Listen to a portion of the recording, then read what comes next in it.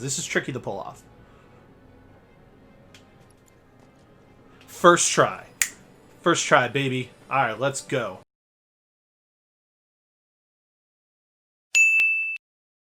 What's going on, everyone? Welcome. Today we're going to be doing a speed run of Final Fantasy VII Remake, 80%, on easy. But don't let that fool you, because easy mode, while it might be easy, because we're doing glitches, we are going to be under-leveled. So some of the late game content will be slightly harder than you think. The last time this run was featured at an event, there are several new glitches that I'm going to display here today, and see how much time we can save doing them in the span of a long run. So with that said, let's not dally too long. Let's jump right into it. Timer begins when we hit the difficulty. So, without further ado, buckle in, everyone. It's going to be a bit of a long run. We're estimated at around 7 hours, maybe 6 hours, 6 to 7 hours, give or take, barring any RNG and weird oddities with the glitches. But don't worry, we'll have safety saves throughout. Alright, though.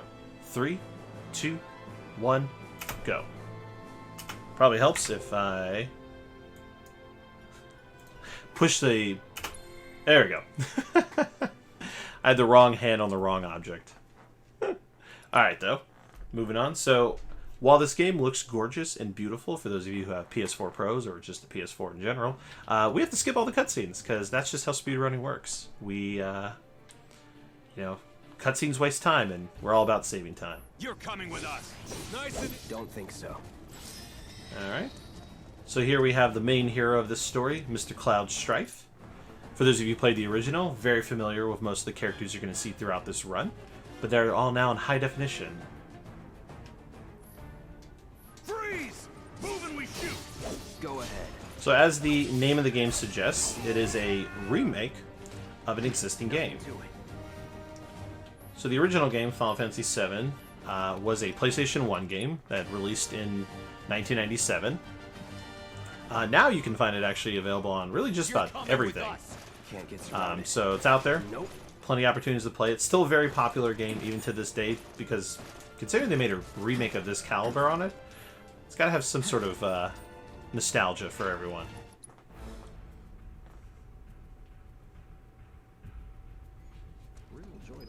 Yeah, I'm going to do my best to also guide everyone along throughout what's going on here. So one of the things we rely on a lot are shortcuts, and I'm going to be setting a few shortcuts right now to help speed up some of the combat. Get him, boy! Guess you're first. Let's do this. No, it's this won't take long. That's that. Alright, and then you're going to see your first instance of a little minor technical glitch here. If we run over to that chest or near that chest, we can actually skip the animation of this elevator coming down as it normally would if you just go straight into this room after that battle. Saves about, a second or so, and hey, all that adds up at the end of the run.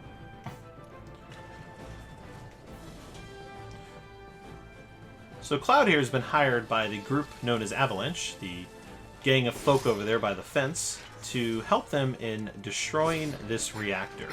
Avalanche is a group of what one may call eco-terrorists who are basically trying to stop Shinra from harming the planet by sucking the life energy or the Mako out of it. And Cloud used to actually work for Shinra.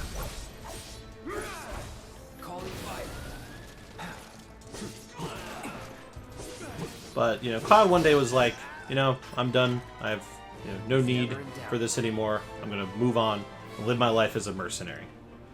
He just so happens to get hired by a group of people attacking the old company he works for. So Cloud has information that will help them accomplish what they're trying to do. Not bad. He knows how to access the reactors. He knows the detonation, the trigger points, basically everything he needs to know to help them destroy these reactors. Come on, Cloud. Also, that point there earlier, if anybody was wondering, even though I beat that battle pretty early on, there's actually an invisible wall there, so I actually couldn't, even if I got done like really quickly and tried to just run through it, you'll know that it wouldn't have worked. In 3, 2. Damn, I'm good. Because believe it or not, we don't fight every battle we come across. So some battles are not forced, so we can actually...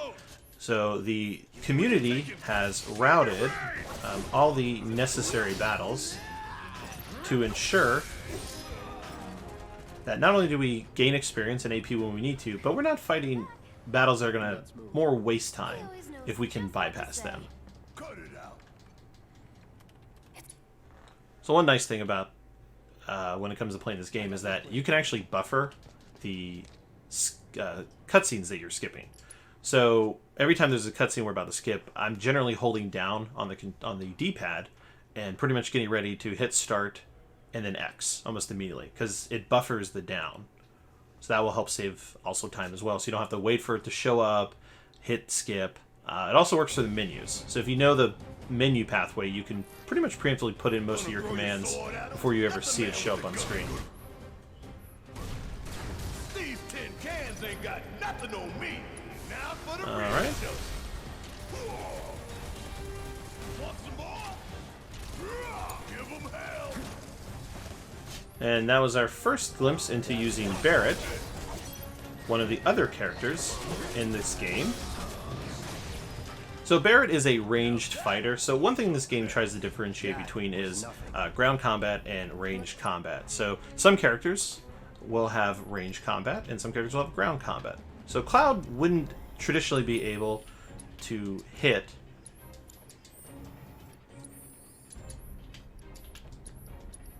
give me 1 second. Alright.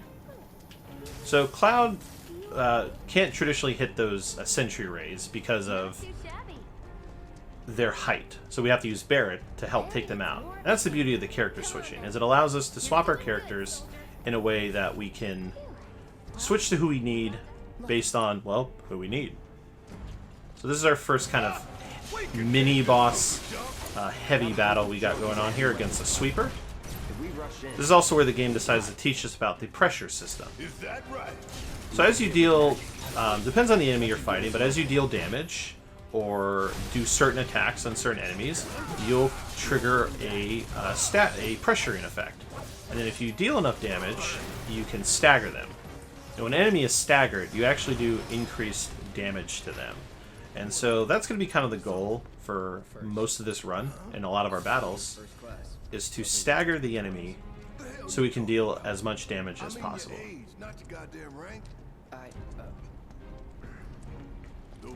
Now, one cool little thing that is still being tested in the community is right there, that sequence of events that just happened with Jesse running to the door.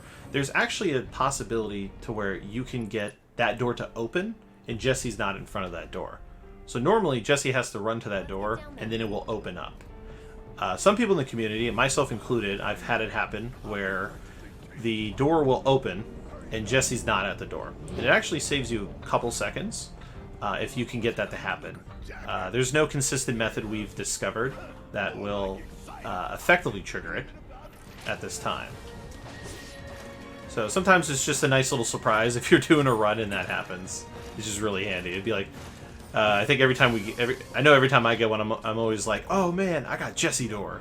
The pump would suck us back up. And coming up here, we have our first boss battle against a very notorious enemy in the Final Fantasy VII universe, the Guard Scorpion. Now this battle's going to be a little bit different than what everyone might be used to, but still pretty cool. And there's actually a demo released for the game that incorporated this battle, and so a lot of people got to experience it and just kind of see what the rest of the game was going to show off.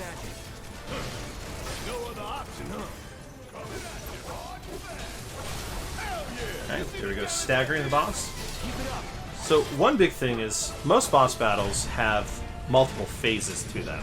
So this is an example of one of those phase shifts. So some boss battles, there'll be a cutscene that plays, which is unskippable, of course, because it's in the middle of combat. Never seen this defense system. Alright, there we go. We broke his shield, so now we can pressure him. So what's your brilliant plan, genius? It's my time to shine. Or go down in flames. My turn. Alright. We're going to try and... Perfect. So what we try to do there is, as the Guard Scorpion lands, we try to catch him as he lands. Because what will happen there is if he jumps off the wall and lands, and we waste too much time, he'll put the shield back up, and it's going to waste a huge chunk of time. So we can time where he's going to land and switch to Punisher mode. Cloud will counter him, and pretty much stop that from happening. Watch the tail. You don't want to be hit by that laser. Huh? So, what do we do? Don't get hit. Alright, and then in a moment here, we're going to have Cloud. This is gonna sting. You got this. So traditionally, we would want to avoid that attack because it hurts. In this case, though, we're going to actually have Cloud Before it fires again. take the hit. No escape.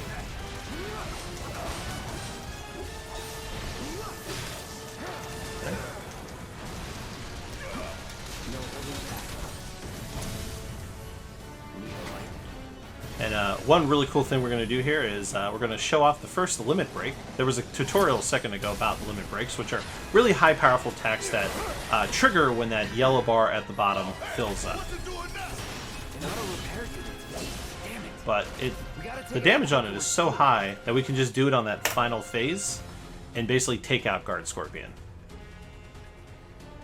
So we lost a little bit of time there. There were a couple moments leading up to that the battle against those sentry guns, we did lose a little time there, but you know, there's still plenty of opportunities to save time, so we're not going to be too worried about it right now. So this is our first example of a timer in this game. Well, the reactor's blowing up and we got to get out of here. Tough, but doable. This won't take long. Alright, good, good, good. Was never in doubt.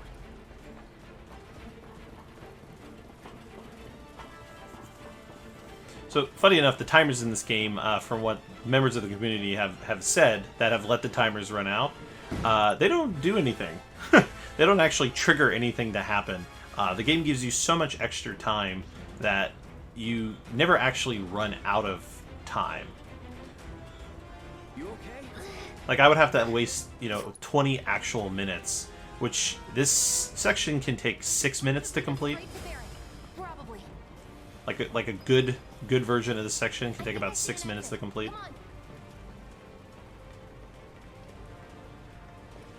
So this is Jessie. She is one of the members of Avalanche. She's the one who's kind of in charge of the bombs that we use to blow up these reactors.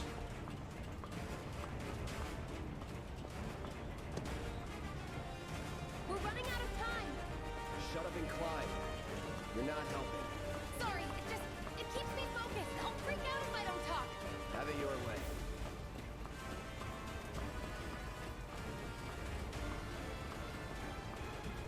Alright.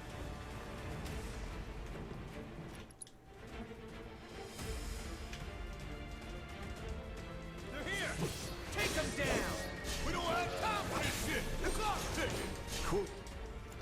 5 seconds is all we need. About damn time. Give them hell. Alright. Alright, so coming up here is going to be kind of our first example of what I was saying earlier about running away from battles and not fighting all of them. So we don't actually need to fight against this sweeper, because these battles, a battle against a sweeper is not a short battle, and you end up losing a lot of time. Instead, we can just roll away.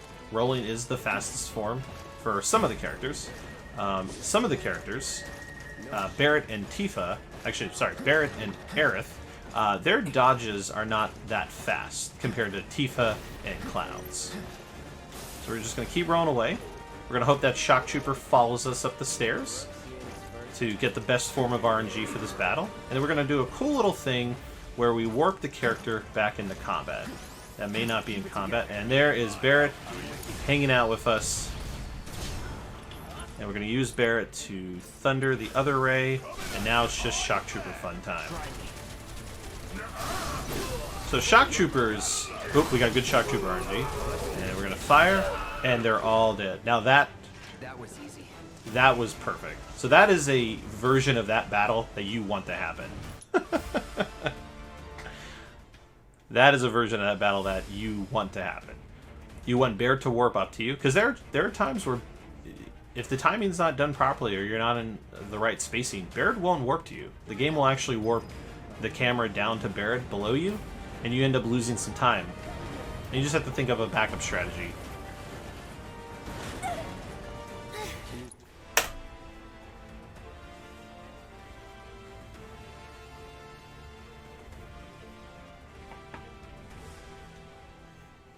So we have escaped, so now we're going to get a little bit of a slower moment here in the beginning of Chapter 2. We've taken out the reactor. We've gotten out of our lives. And now we need to, well, get back home because they're looking for us. But yeah, that battle, talk a little more about that battle before. That battle can definitely heavily change based on how RNG goes for you. So I got a version of that battle, which I would say is a perfect form of it, which was super handy. Basically, you know, I rolled to the corner, as you saw there, and you switch to Barret. He should warp up to you. You overcharge the first sentry ray, and then you thunder the other one, and then all you have left are the shock troopers. Now, the shock troopers, those enemies will dodge a lot of your basic attacks, so the best method of fighting them is to use Cloud's counter in his Punisher mode. Because it pretty much not only does a lot of damage to him, but it almost guarantees that you're going to stagger him on easy. For people who run normal, they don't get staggered from one counter. You usually have to counter them 2 times. I'm running on empty here. You can refuel at the base. Next time I'll have to bring a little pick-me-up. That's about as good a place as any. Stand back then. I'll set the bomb. One thing I didn't touch on is, so right here, if you noticed on the ground, it might have been hard to see at first, but there'll be plenty of more times where you'll see it. There was an arrow on the bottom of the ground that kind of signifies, like, this is a transition point. Like, you can walk through this area, and it kind of triggers, like, a little mini, like, cutscene, or, like a movement progression. The trick with some of those are, if a character is programmed to go before you, then they have to go before you before the arrow will show up. We've found that if you try to just run into it, like if you just force yourself into the arrow, then Cloud will be forced to actually back up before the arrow will show up and trigger. And of course that will, in time, lose you seconds if you continue to do that throughout the run. So you want to be near where the arrow is supposed to appear, but not on top of it, so it doesn't make you walk backwards. Alright. And then in a moment here, so Jessie is going to give us some things. She also wants to teach us about materia, but we're like, you know what? We're speedrunners. We already know how this works, so let's ignore it. Now, Jessie gave us a bottle of ether and some high potions, and that's because we picked 20 minutes for the timer. So if you actually pick the 30-minute timer, you don't get those extra items. And for this run, we're going to need those items, because money's going to be tight. Because to do some of these glitches, we need to buy a specific item, in addition to buying what we already need to finish the game. So anything we can sell is going to be beneficial. Station's intact. Now, this part that's about to happen here is new for the remake. For those of you who played the original, when you escape out of the reactor, things happen a little bit different, where you kind of just, you break apart, you're like, hey, we'll meet back up on the train, and then you just kind of run and get out. What this game does instead is it tries to introduce a character who traditionally did not actually show up in this part of the game. And that's the big bad guy, Sephiroth. So in the original game, Sephiroth is actually not really seen, or actually not even seen, but not really referenced to or brought up until kind of the end of where this game gets us to. So instead, the developers decided to, you know, do a little bit more world building and add a little more context by introducing Sephiroth now. Kind of bring him to the fold. And so Cloud's kind of having these, like, hallucinations of his hometown, Nibelheim, burning down. Because that's when Sephiroth, you know, kind of first showed his evidence of going mad. So all we can kind of do is slow walk through here until we get a cutscene trigger point. There's a couple ways to identify when you can skip a cutscene. Sometimes your mini-map is a great version of it. If you're mini-map, your guidance tool disappears off screen, like if like commands menu in the bottom left there, or the little map that I have here in the upper right corner, if those disappear, chances are you're probably in a cutscene. Another method is you can, as you're learning the route, you can also spam triangle to know if a cutscene's skippable, and then you can kind of work out the timing from there.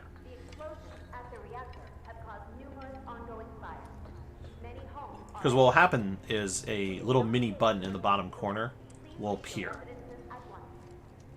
that says, well, hold to skip.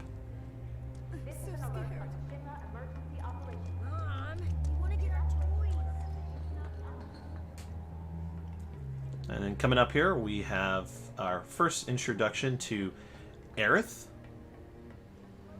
Won't quite get to hang out with her too much here in the beginning part of the game. We see a lot more of her in Chapter 8. But this is our kind of first interaction with her. Unfortunately, in the speedrun route, a lot of Aerith's scenes are cut out. So you don't get to enjoy the voice acting and her character as much as you would in a casual run. Alright, here we're going to escape. So we're being chased. Shinra has found me, so now they're going to chase us. But before we escape, we're going to make a little detour over here to pick up an item. To, well, one, save a little money later, but also to help build up a little bit more experience. Let's finish this. Calling fire. You're done. Enough. Alright, there we go. So this item is Power Wrist Guard. So this is a accessory item that is going to give us a little bit more attack power. So that's going to help kind of offset some of the low levelness by letting us do a little bit more damage. Normally we'd buy those, but because of how tight money gets in this route, the few seconds it would take to pick those up in that chest ends up making it worth it in this case. Burn. Going in. So here we have a kind of forced gauntlet battle. Basically, you just fight wave after wave of enemies to be able to move on. Because one thing you can't do in this game is you can't interact with objects in the middle of combat. And the only way to leave this area is a ladder that's in the corner that you'll see me use at some point.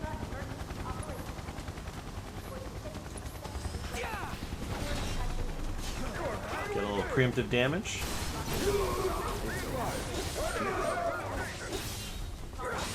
So one thing I'm keeping track of in the back of my head is I'm keeping track of how many times I'm staggering an enemy. And in a moment here, I'll get into why that is the case.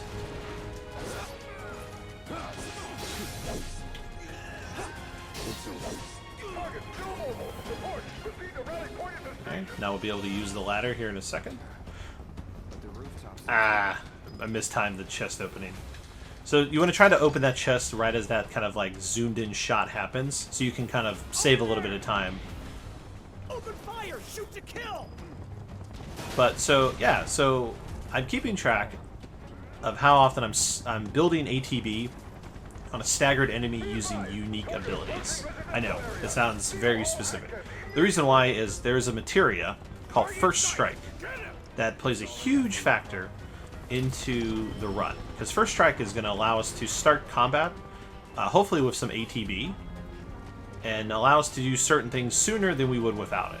But the only way to get it is we have to basically build ATB on 10 enemies using unique abilities. And so unique abilities are your triangle moves. So the goal is to stagger an enemy, and then with Cloud, I need to switch to Punisher mode, and then build that ATB bar underneath his health, using the attack from there, and that will, well, that will count as one. We won't know how many we actually have, other than what I'm counting in my head, or what we will find out in Chapter 3. So these are all battles we flee, except for the one with the Grenadiers, because Grenadiers are weak, so one kind of charged attack with the little spinning blade is all you need.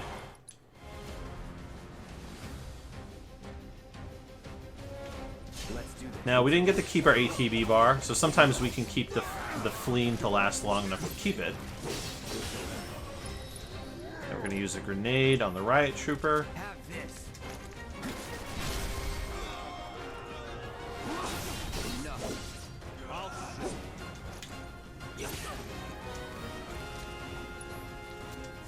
We got the huntsman here. Here we go.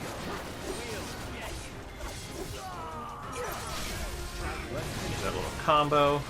Now we got to be careful of the other riot shield guy. There we go. Alright, so the big thing about guys with shields, as you saw as being a little evasive at times, is if a character has a shield, you can't just attack through them.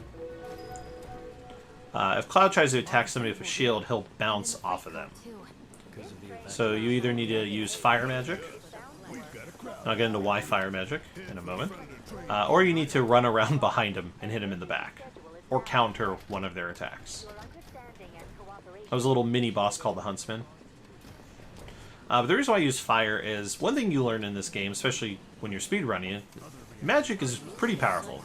Magic sometimes is actually overpowered, especially when you're under-leveled. And so we use magic a lot, and enemies are weak to certain types of magic. Humanoid enemies are traditionally weak to fire, and then you have aerial enemies are usually weak to wind, and machines are usually weak to thunder.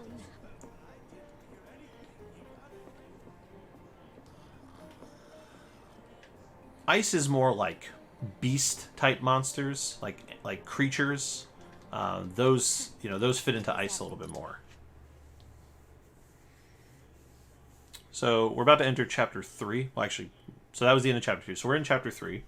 Most of chapter 3 is pretty chill. So this is one of the slower parts of the run, where you kind of become an errand boy. You're kind of running around town, and you are just collecting money because you're trying to get paid for the service you provided. So this is a little bit of a slower period, a little bit more of a chill moment. Before we get into chapter 4, which is basically just all battle. That is almost over.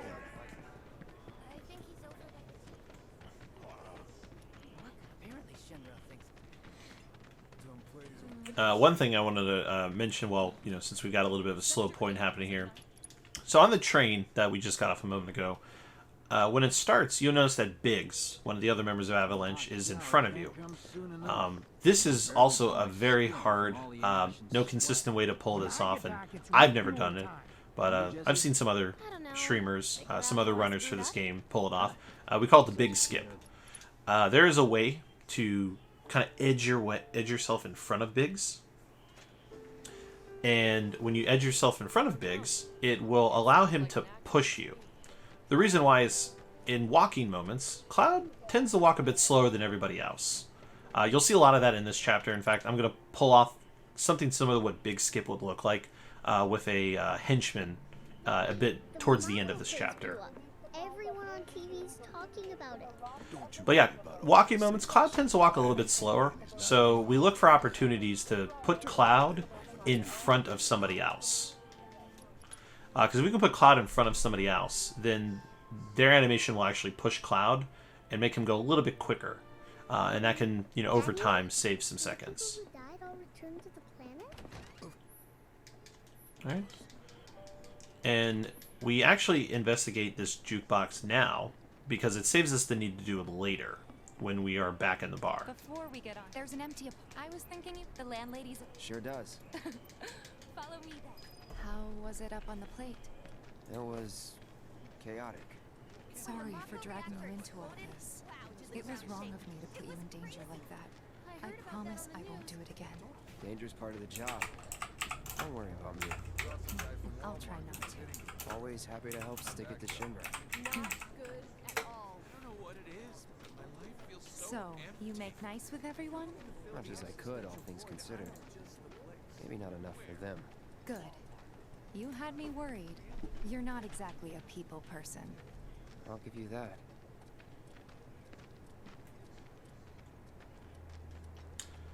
So yeah, so a lot of chapter 3 kind of involves what's going on here. We just kind of follow The news and walk, so it's a little bit slower. But this is Tifa. Spread whatever lies Shinra So tells Tifa is actually Cloud's childhood friend from Nibelheim, It was. their hometown.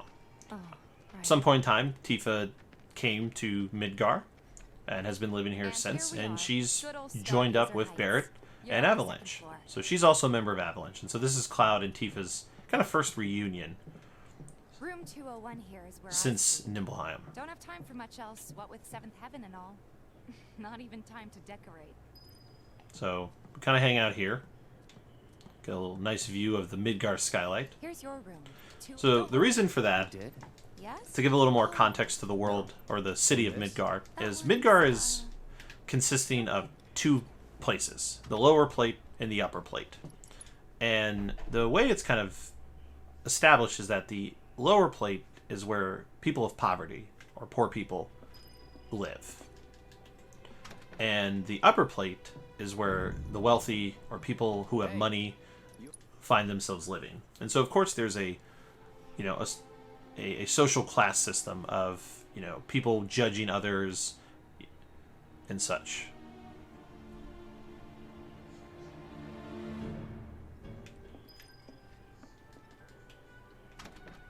So now we get to run around with Tifa and collect some money so I can get paid for my job Well, of helping them blow up the reactor. I'm Marl. You from up on? I've been around. I'll bet. If you ever need any, What's she to you? the granddaughter I... Loud and clear. Good. Now you'd best get a move on to Seventh Heaven. She's got So a big thing with this route is that we're going to be using 2 new glitches, and we're going to be using updated versions of existing ones for some of the chapters, and I'll point those out as they perform them. We'll be creating safety saves along the way, just so if something does go south, we would hopefully not lose too much time as a result. But hey, with this game, there's always plenty of time save moments where battles can go better than you expect. And don't worry, we'll pay the difference out. Barrett's out making his rounds too. As long as I We're get going to kind of hold here to let Tifa pass, just to make sure her AI pathing doesn't mess up. You can kind of manipulate the AI with how you walk behind them or next to them. Cloud's in charge. in your dreams. So one thing I do in my route is normally we wouldn't buy anything here. I'm actually going to preemptively buy a lightning materia here. Reason being is because in my practice runs, I found that because of where we would normally get thunder, He's a regular. the Well, chances of getting Thundara, which in Chapter 7's boss battle, is pretty big. It's remember, super needed. It's very helpful for Chapter 7. And if we don't get it there and equipped it early, then we will not have Thundara by the time we reach the end of Chapter 7. Working? be nice. Not the biggest deal, but it can definitely affect the progress of that battle. I'm doing my best. You're looking a good long rest. So this cutscene is pretty notorious in the speedrun community for Final Fantasy VII. Everyone calls it the "Be Nice" because we skip dialogue. We basically button mash to skip the dialogue because you can't skip it with just pushing start and skip. So you only hear parts of most dialogue throughout the conversation. So Eric's "Be Nice" always gets through because of it. So instead of a fragmented sentence, it's just "Be nice, be nice," and so it's just kind of become a thing in the community. Every time we get to that moment, everyone's always like, "Get your Be Nice is ready." Some of the runners have emotes that are "Be Nice." Well, don't really know. In that case, if you're serious, it's not what you know. Yep. How do I start? Yeah, okay. Didn't see anybody at the office. So let's head up. No better way Alright. to keep you and your family safe than with a weapon of your Continuing on our errands here. So traditionally what kind of happens around this part of this chapter is, we're slowly going to get introduced to the idea of side questing. It's a nice little diversion in the game for people who want to, side quest, do some other things, not just do all the story content. Obviously, as a speed run, We don't do side quests in this category. Sure thing. I know these streets better than... There's actually Scrap Boulevard is a out. category called Platinum Percent, where you will do the side quest, because the entire goal of that category is to, well, get the Platinum Trophy. So the routing on that obviously is very different. Plus that runs 19 to 22 hours long. Alright, we're going to go to the right here. We're going to pick up our ice materia. And then we're going to do a quick little menu where we equipped just the lightning materia for now. And there's our first challenger. Show me what you got. Whew, that was close. So right there, the Gorgers use an ability called Feast. And Feast is a no-no in speedrunning. If you get Feasted, you will lose time. Because what happens is Cloud gets bound. So some enemies have abilities that will bound you. And if Cloud gets bound, it means you have to spend time switching to another character. And that's going to lose a couple seconds. And we haven't used Tifa yet. And if we switch to Tifa, the game's going to give us a tutorial. And we also get a tutorial for getting bound. So it's just tutorial after tutorial. It's just, it's ugly.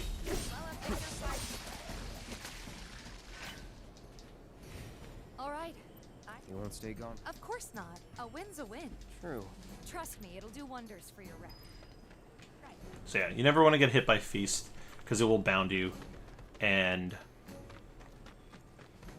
that is bad.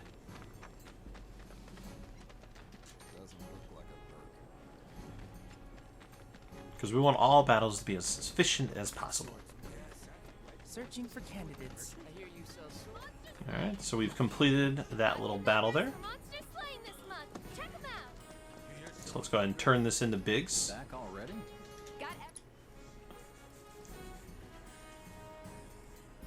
Hey, before we get back to it, No need. come on, the dude. I don't know about that. Alright, so now we're going to go get our first weapon. One of the big things is there's multiple weapons the characters can get throughout the game, but with the speedrun route, some characters only have maybe 1 to 2 weapons, because some of them require you to complete side quests, some involve going to shops that we never see because we skip them, or involve using some of the like combat simulations or the Coliseum stuff. But the Iron Blade is a huge weapon for us, because it gives us access to an ability called the Triple Slash, or as we call it in the community, Tripolowski. Basically, the move is a 3-hit attack. We use it as much as possible, because it does a wide range, so it can hit multiple people at once, which is can be a big deal. I'm not interested. You should know that I'm sure you have. And if you later decide. And then Chadley here is going to be the source of some very specific materia that we're going to need throughout the run. So Chadley has tasked us with assessing, or basically scanning, an enemy data for 2 different monsters. So right here we're going to have a menu. We're going to upgrade, not the Iron Sword yet, but the Buster Sword, the gloves. Going to have Cloud equip this, as well as equip the Iron Blade, reslot the materia, have him add Ice, and have him add Assess. And then we're going to add Triple Slash and Assess. And another thing we're going to do is, on the Easy Cat, we're allowed to switch our difficulty to normal, because enemies die a little quick, and we don't want them to die, because we need to assess them.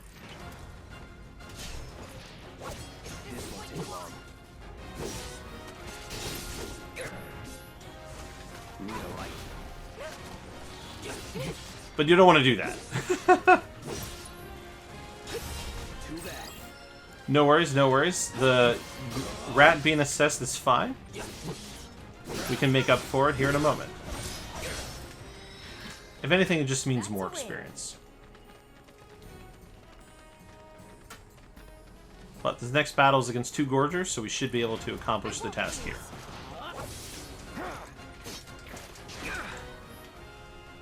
And that is what happens when you get bound. I got this. Bring it.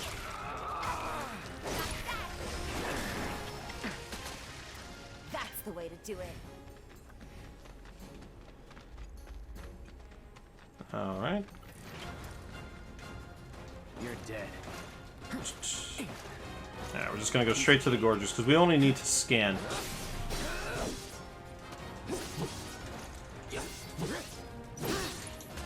Allow me. There we go. Got our second to stand. It's over. That's that. Okay. Would kill for There we go. sure. So, That should be enough. not quite the most efficient method, but you know what? It may pay off in the long run because what will happen there is we've honestly gotten more AP and more experience. So if anything, now we're just going to look for time saves later in the run. I have developed new. I plan to develop. I'll keep preparing more battle intel reports, which I hope. Yeah. So even though that went longer, ideally you want to complete that in the first area. Think of each job. It's not what you. But even if you don't, it's not that hard to go to the other areas and, you know, take out the enemies. Plus, you get more experience. So here's where we finally get to see how our staggering went. So it looks like I got an 8 out of 10, which is great. Because you need 10 to get the first strike materia. And we have to do it by the end of Chapter 4.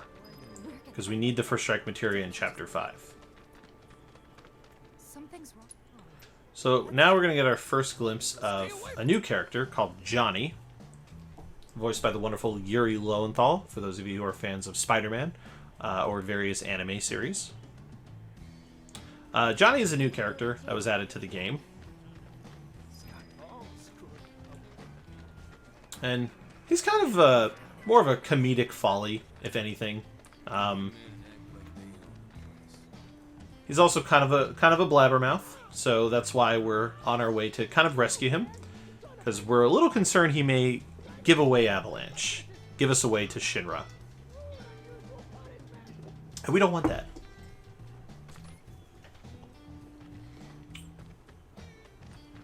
Oh, and then before, actually, the next thing happens, we want to make sure we switch back to easy. Come on, let's get a closer look. So that's a big thing we have to remember when we do that in this game. AMANO citizens don't steal blasting agent.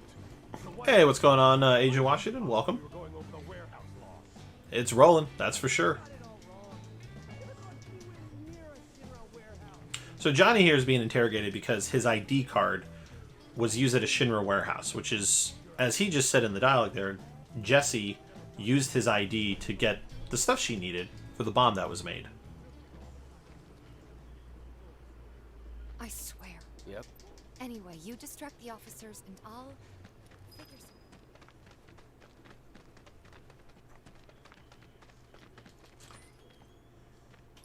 something. Alright. Hey, what's going on, Pojo? Yep, it's going to be a full run. We're going to the end.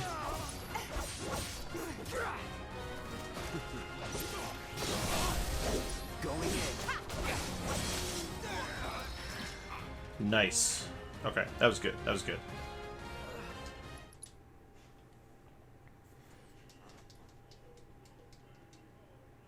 We need to go before they wake up. Yes, Washington, I did switch back to easy. So, one of the big things that you have to do is, because we have to damage down for a lot of the glitches, because unfortunately the enemy damage output on easy is very small. And so damaging down would take a lot longer if we don't switch our difficulty, which we are allowed to in the easy cat. But the big thing is you have to remember to switch back to easy when you go to normal.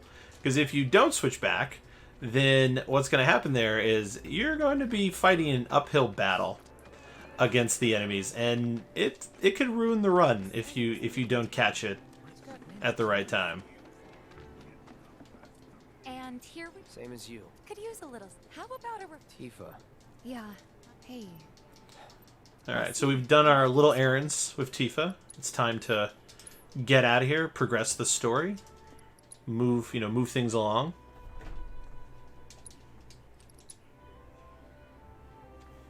So right now we're just kind of hanging out. They're conversing in their little underground base. I thought that was a little interesting. So in the original game, you actually go down into the little secret hideout for Avalanche and everything. But in this one, we don't actually get to see it. So it's a little unfortunate. All right, baby mage, catch you later, man. Thank you for stopping in, man. All right. Maybe just chill. So we don't need to actually play darts. And so this is the point I was referring earlier, why we look at the jukebox when we did.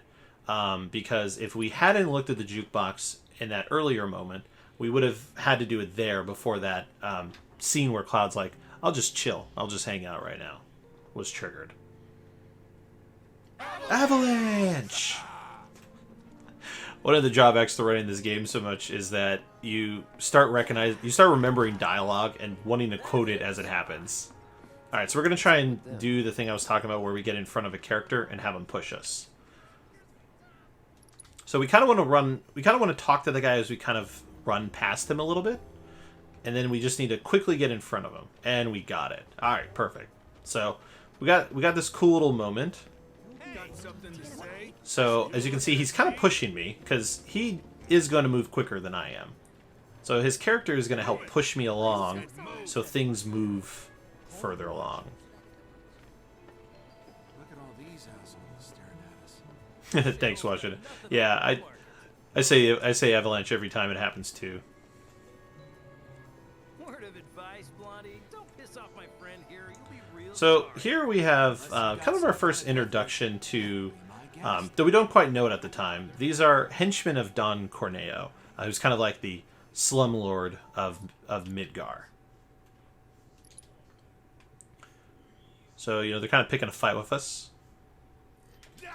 So we're going to put them in their place. So these guys can be a little tricky at times. See ya. Big man with a big gun for an arm, right? Why do you want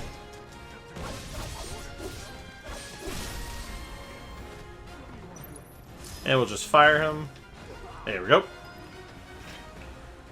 Alright. Not too bad, not too bad. So if they weren't Shinra, then Okay.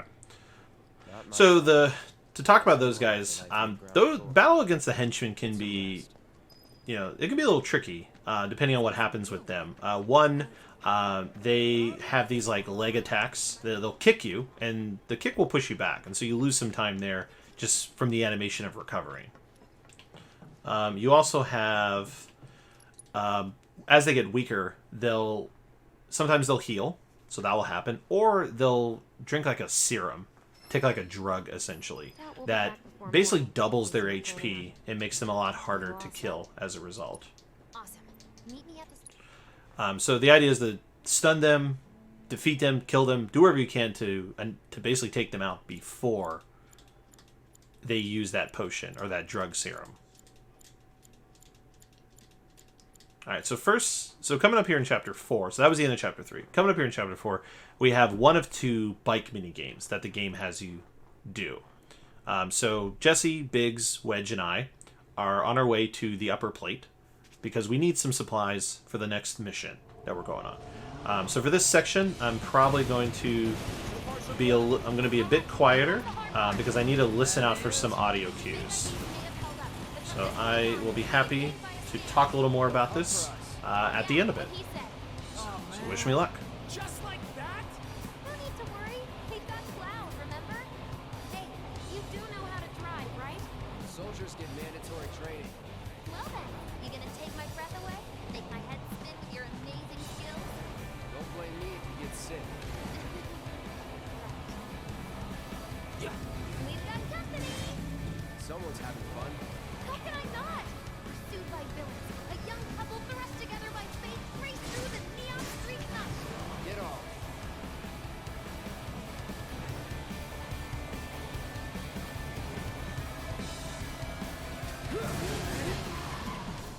That's some super secret technique? You got a fancy name for it? Of course not.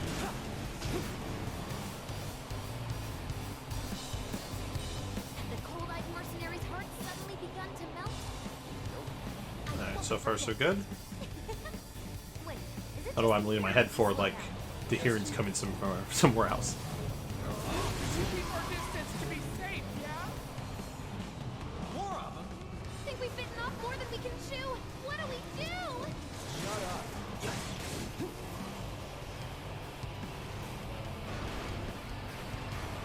Not much of a challenge, huh? Alright, so far so good.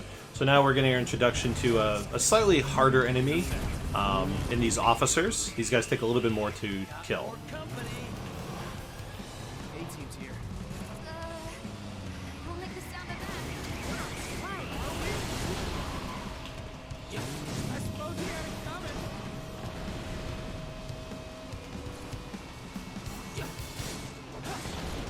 So we have to avoid getting hit by the fire because it will basically stun us, pretty much like that.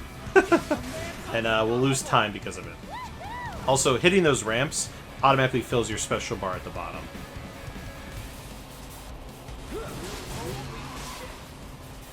Heads up! Drones! One thing after another. Come on, Wes, gun it. I am gunning it. We're good. Nothing about this is good. You got me. Perfect. Fair enough. Alright, that was a really good first section. So the reason why I say that, I have a little bit of time here before I have to listen again, is if you can kill all those enemies before going down that tunnel, when you get to the jump here, there is going to be a cutscene where we call this Fast Roche. So Roche is a new character that was added to this game. Kind of looks like a version of Sephiroth in a way. But you have to kill these enemies really fast to get Roche to show up right after that jump. That is the earliest version of that cutscene that you can trigger, and it will save you the most time if you can pull it off. Feeling good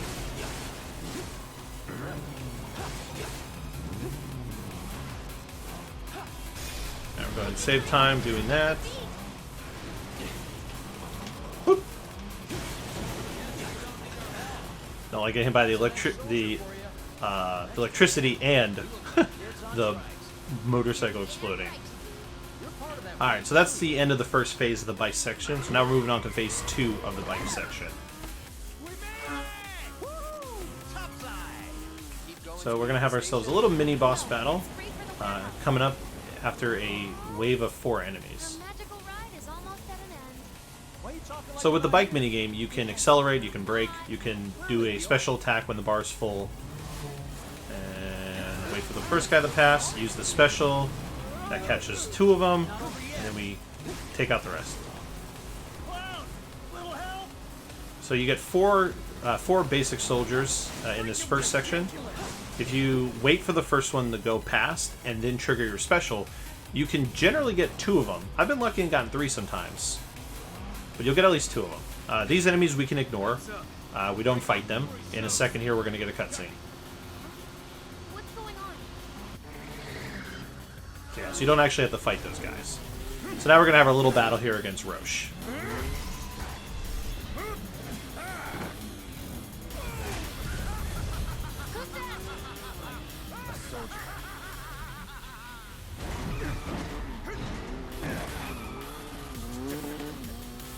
So Roche is also a first-class soldier like Cloud was. There we go. Alright, so if you time it right, you can actually hit him with the special as he's passing to get a little bit of damage in-wise. Because what we're going to try to do here is we're going to try and beat Roche before he triggers a very specific attack at some point in this battle. talking to me? So terribly sorry. Your words still twitch my ears. Sluggish. And we want to try to get hit while blocking to build up the special bar. The lady's curiosity has been piqued. My name is Rose. You may address me by the more accurate appellation. Speed Demon. Heard that, Mom? My ears are attuned to the present voice. Save the worst. So the spinning slash has invincibility frames, so we can actually use it to our advantage if we have it to protect ourselves from certain attacks Roche does.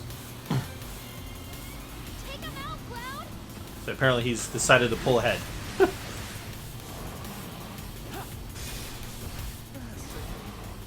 What is he up to now? Same shit. Not bad. You have promise and an abiding affection for your mount. But one cannot simply ride or fight. One must unlock its true potential. Alright, Become one. so because Roche had pulled ahead earlier, you know, it's RNG at work here. But because Rush had pulled ahead earlier, we weren't able to prevent this attack from happening. And then as he lands, we're going to do this. Try using those brakes if you And go ahead and end the battle. There we go. And that should take care of that. So we can actually trigger that battle to end a lot sooner.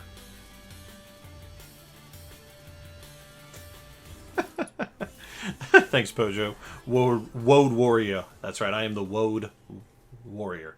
Too many W's. So if you actually do that minigame with a specific amount of health remaining, you'll get an achievement where Jesse gives you a kiss on the cheek, essentially. So for people doing plat percent, that's one of those opportunities that you want to make sure you pull that off. Because in New Game Plus, you can actually skip the bike mini games. You don't actually have to do them, which can save a huge chunk of time. just beyond this gate. Mind doing the honors? So here we have another moment where game kind of slows down a little bit. Nothing too crazy happens here. This is, more story. This was more added content that wasn't in the original. This is the developer's way of trying to introduce more characters or give you more backstory to specifically Jesse in this case. We learn more things about Jesse that we maybe didn't know before, or you would have had to read like a side story or a side book or something on to learn about. And this is also probably a rare glimpse we get of what the upper plate looks like. So as you can see here, nicely built houses, cars, things look nice and clean. Your standard suburban area. Whereas when we were in Sector 7 slums, things are broken down, there's trash mounds, there's just junk everywhere, houses on top of houses, just all kinds of stuff. So this shows you the difference in the people who live in one area versus the other. Cloud, you know what to do. Why don't you wait around the corner over there? Okay. It's a shame you won't get to try the Midgar special. You would have really liked it. With you? So what's happening here is Jesse, Biggs, and Wedge are having dinner at Jesse's house to distract her mom. The reason why is because we need a key card that her father possesses, because her father actually works for Shinra. But as we're going to see in a little bit here, her father is not in the healthiest of conditions.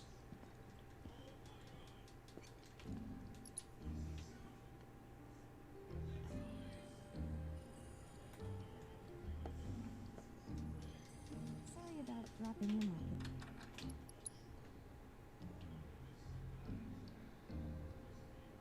So he's been bedridden. There was an incident at the Mako reactor, and he basically has Mako poisoning. He was a maintenance supervisor at the reactor. I'll let Jesse tell you about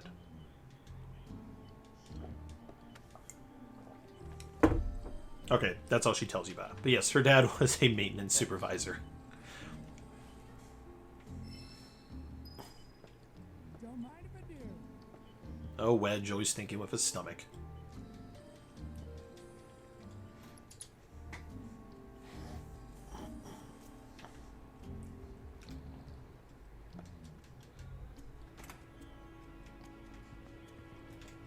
Alright, let's keep moving. So coming up soon, we're going to have ourselves a nice little gauntlet battle. Mission accomplished. Little big brawl here.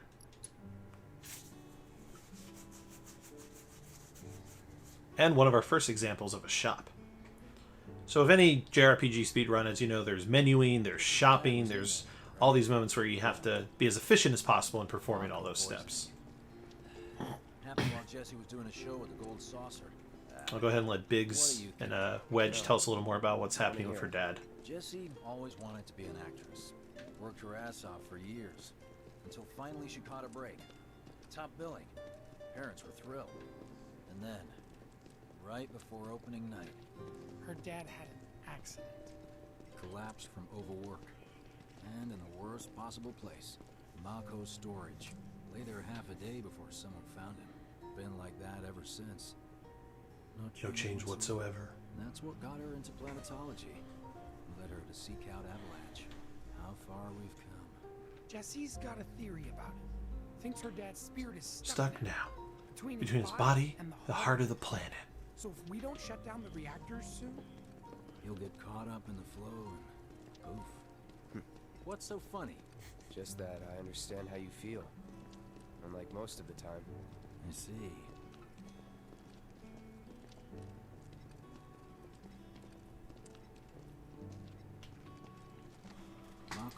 Another thing we try to manipulate with the run is when characters have to, most characters have to turn and look at you to trigger dialogue. And you want to try to position yourself to kind of be like at the earliest point of when they turn around that would trigger that line of dialogue. Because if you position yourself awkwardly, the character will like turn and then turn again. And then as any few second delay can do, you'll lose time. Alright, so we're going to buy ourselves 3 high potions, 1 ether, we have a phoenix down, we need a revival earring for our first skip coming up soon, and then we need to make sure we buy, let's see, 2 more of these, and 2 of these, actually we only need 1 of these and 1 of these.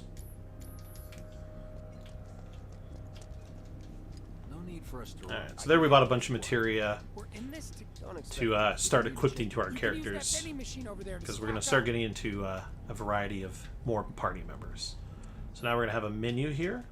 Guess there's a training center too. Oh. Equip that. Go ahead and remove that. So we actually don't need any materia there. Given that. Oh. Get Tifa. So we're going to equip some stuff on Tifa now, just to save time later, and allow her to start building up materia now. Put Thunder there for Tifa. We're going to put Thunder and Fire. 2 rounds before the main event. man, I get really hungry when I'm nervous. And menu done. Okay, let's go. Alright. So now let the fun begin. So we need to cause a distraction, so we can acquire the items that we need. So what better way to cause a distraction than to just go right through the front door and, well, challenge everybody to a battle, as Cloud's going to do here in a second. That's the signal. All according to plan. Let's go. Right. Yeah.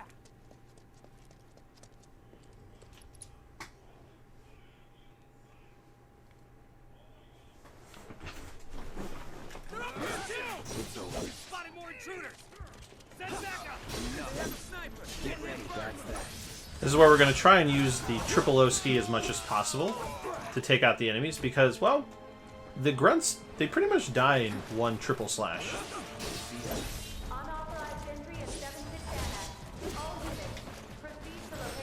And then one thing I don't think I touched on is that Cloud's basic attack will actually close distance. So sometimes we use that as a method of helping us traverse across the land a lot quicker. So here we're going to actually, make sure we have 1 ATB for this next battle. We got a riot shield guy. Sometimes they'll group up and we can kill them at the same time. And if they don't, not the end of the world. We'll just have to attack him. Yeah, you want to have 1 ATB before that battle starts, because you want to fire the riot shield guy, since you can't basic attack him in the front. We're going to run over here, get ready for these guys to show up. There we go.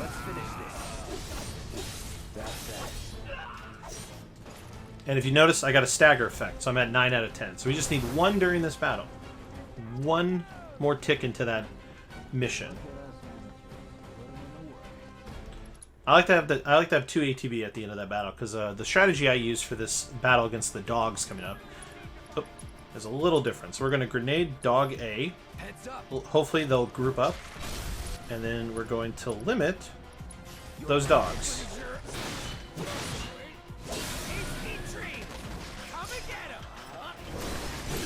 Alright, that takes care. And we got our stagger effect. There we go. Dogs are dead. Alright, dogs are down. And now we're going to take on 2 sweepers. Now, because I've got my stagger effects, I can just go ham on these guys. So we're going to use Thunder to help pressure. Here it comes. We're going to limit break again, hitting both of them. So that will kill the first one. And then we're going to take out the other one. Let's do this. And that is it for those guys.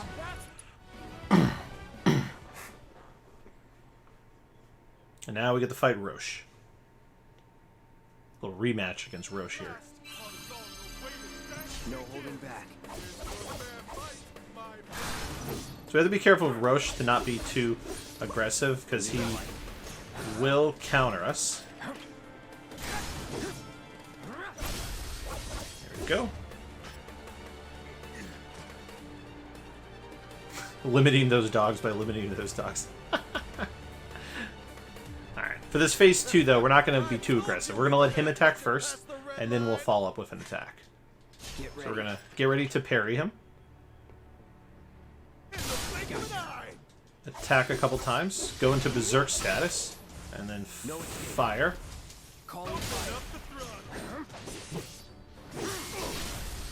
You're done. Go ahead and fire to end the battle. And thankfully, we got the level 12. So the other thing, because we try to go into the menu as little as possible, we want to make sure that we keep an eye out on the side stuff that pops up. And so we're level 12, which is perfect. You don't want to upgrade the stats in the Iron Blade until you hit level 12. The other runners in the community, before I joined, found that if you upgrade the Iron Blade early, the automatic upgrade system will affect how it upgrades, and it doesn't become as powerful as it could if you wait till level 12 to do it. So that was a really good Roche. So now we got to get out of here.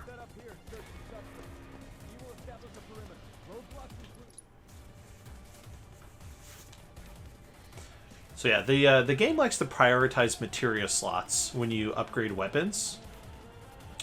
Does that apply to all categories? Agent Washington asks. Yes, for the Iron Blade it does, but I do notice that people who run normal, there are parts in the run where they will reset weapon upgrades and then do some manual stuff for some of the weapons.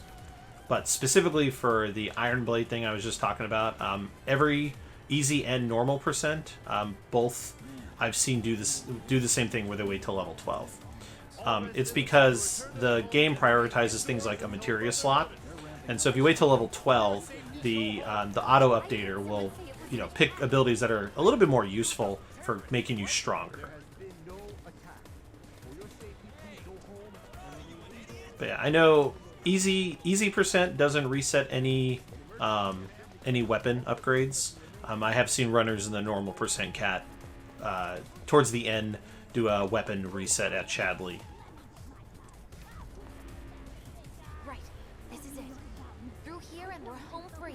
Where exactly are we going? When we get there, you'll know. Now that I've got my blasting agent, we should have everything we need for our next Alright. mission. Sure hope so. It's time to head back to Sector 7. Me too.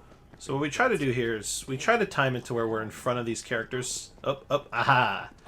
So like that. We remember, they're running faster than me. Cloud is forced to run slower. So I'm trying to get in front of them and have them push me for a little while.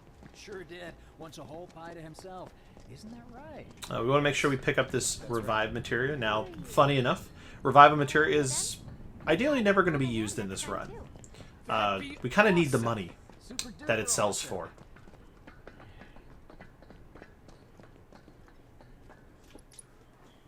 Kind of need that money.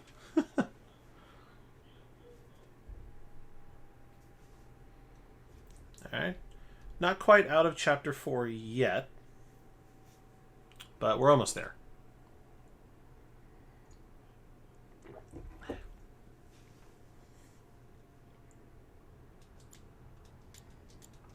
So when you get loading screens like this, sometimes I like the buffer. Like I'm sitting here spamming start and X to try and catch the cutscene like the moment you can.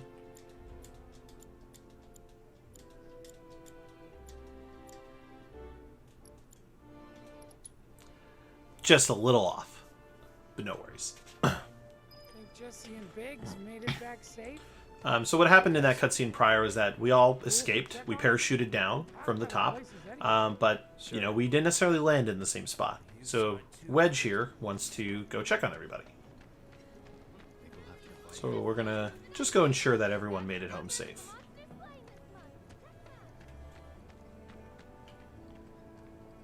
So this is where the positioning I was talking about starts to come into play for these conversations. I try to put myself in a way that the minute Wedge turns around to talk to me, he should shortly afterwards trigger the dialogue. And then we actually want to get tripped by that guy, because it will not only move you forward a little bit quicker, but kind of change Cloud's slow walk animation.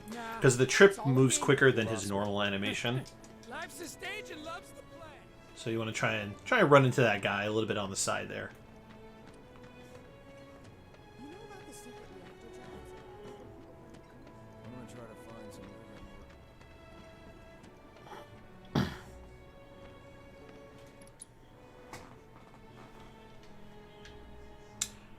Wedge is a huge fan of cats. I kind of feel bad. I feel bad for Biggs. Wedge named a cat pretty much after him by calling him Bigums. Oh, poor Jesse.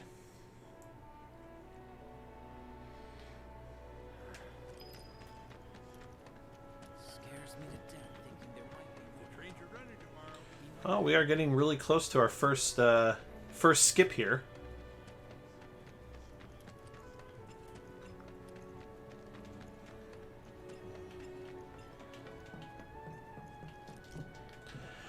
Guess it's time we turn in for the night and go to bed.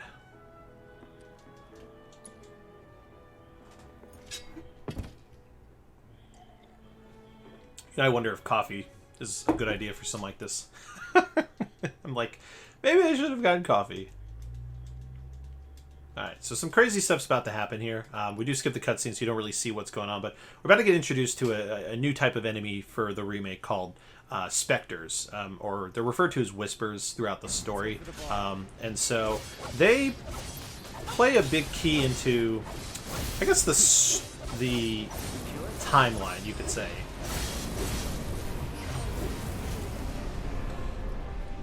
Because they seem to be gatekeepers of time to make sure, well, history goes down the path that it's supposed to. And so they're basically trying to make sure certain things happen that should happen.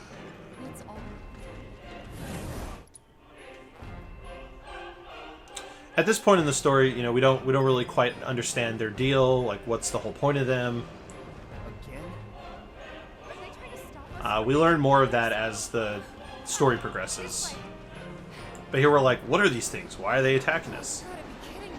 Let's get away from them. It's like trying to fight a hurricane. Stay on your feet. You don't have to tell me that.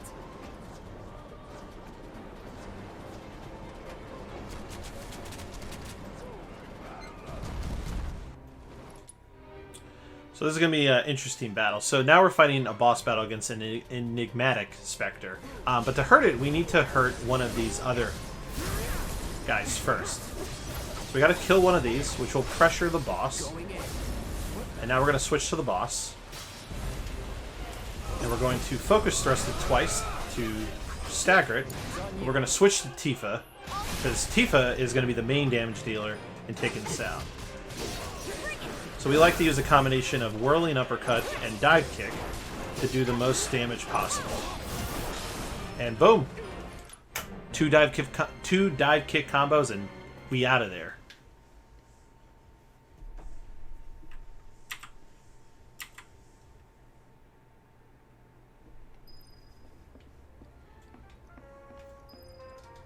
Yeah, one of the big things you'll see with Tifa that we do a lot is the dive kick, the whirling uppercut into dive kick combo. Sure.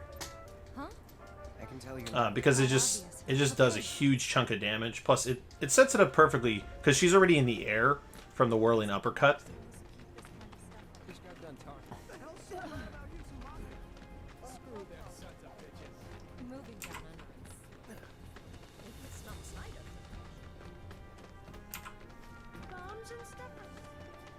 under. All right, so we coming up here. We got a menu. We beat this. So this is the part where if you don't get first strike, you may want to reset because it's going to heavily affect you because we can't get it again until Chapter 8, and it's going to be a big deal in Chapter 7. So first, we're going to need to make sure we have about at least 5,100. So we're going to sell some stuff.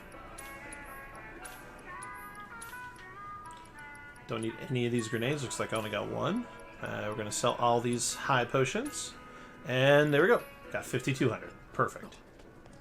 Cloud, you've exceeded my expectations. I have to tell you that I'm grateful for all of your help. And then before we end the chapter, we got to get set up. Alright, so first strike. Boom, boom, boom. There we go. Alright, so now we got to set up. Partly set up for the first skip. So first thing we need to do is remove everyone's armor. Make sure Cloud... Yep, that's fine. Alright. And then we need to switch the difficulty to normal. Because the skip setup pretty much happens the minute the next chapter begins. You sure you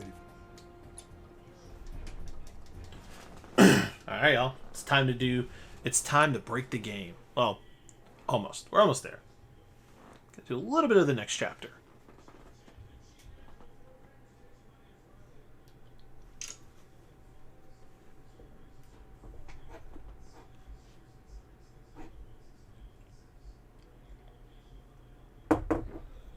So now we're 5 chapters in of 18.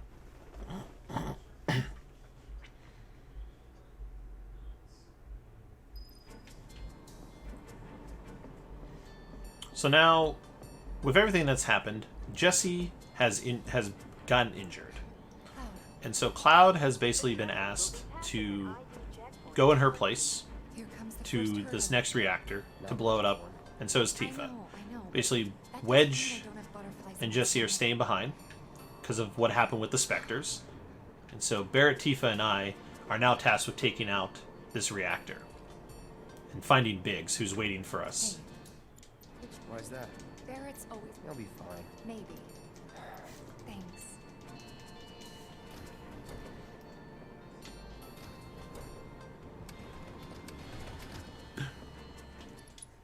All right.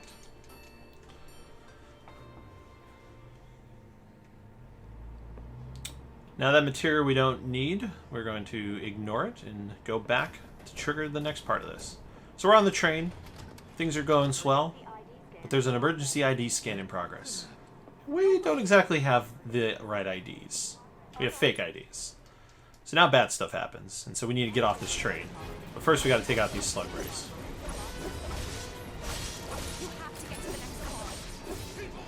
Now, I'm going to fight them.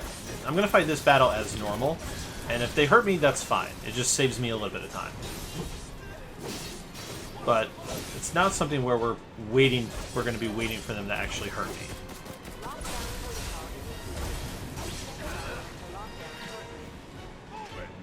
Alright. We're actually going to be damaging down within this next battle and the battle afterwards. So for this first battle, it's going to look like I'm getting my butt kicked in, but that's purely intentional. So we want to actually get Cloud probably as weak as we can, and potentially kill him too. But we also have to make sure we kill these guys. So we don't want to get too weak. We want to make sure we still kill them. And then the next battle was where we'll get Tifa weaker. So I'll go ahead and start killing them. That's one. Alright, perfect. The slug rays are not always the most aggressive of mobs, so sometimes it can take a little bit to get them to weaken you down. Also going to use Tifa to learn her dive kick. Since we're skipping 2 chapters, we need Tifa to learn dive kick a lot sooner. let's go ahead and start.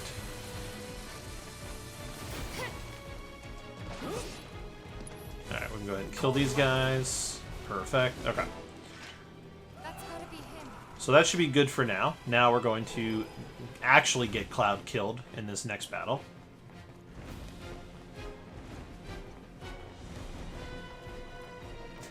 Thanks for when we jumped on the train. No biggie. And map disappears. Alright. So this next battle, there's 3 security guards, and I want to say 2 slug rays, 2 or 3 slug rays. So there's a lot more damage being output here, and the guards are a bit more aggressive, so they're a lot better for damaging down. So we want to get Cloud killed, so that Tifa doesn't go ham and kill everybody else. Alright. So now the goal is to not fully get Tifa killed. So we gotta be very careful here.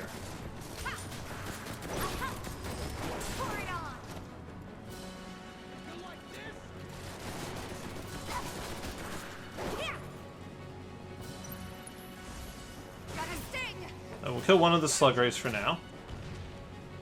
Alright, that should be enough damage. Oh, actually... Oh, let's get out of here. Alright, so that's perfect, but it's also a little dangerous. It's a little dangerous. End the battle. End the battle. Woo! Alright, I was cutting a little close there. Alright, we'll go ahead and safety save for marathon needs.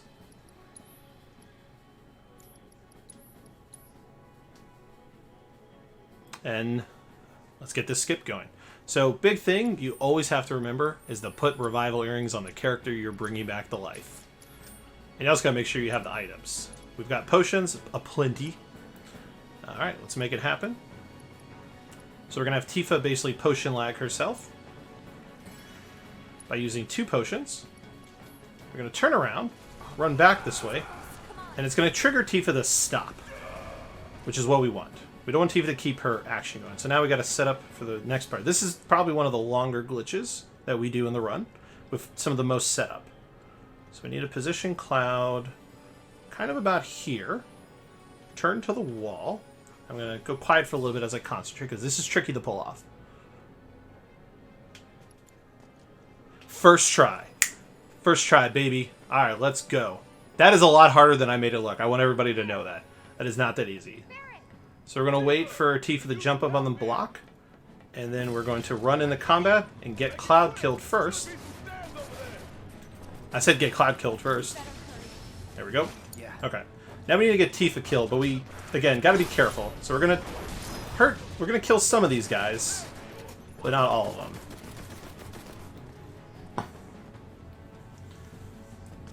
Because the tricky thing is when you come back from dying, the enemies may get aggressive and kill you again.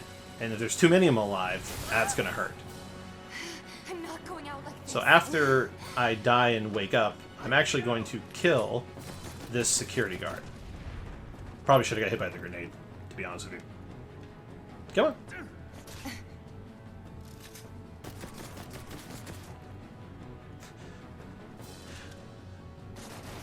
There we go. I know I did. So what's going to happen here? So this is the next piece of glitch tech that's happening. Okay, so let's get out of here. Alright, so what happens here is we're about to trigger... so the first thing I did earlier with Cloud is called a warning bypass skip.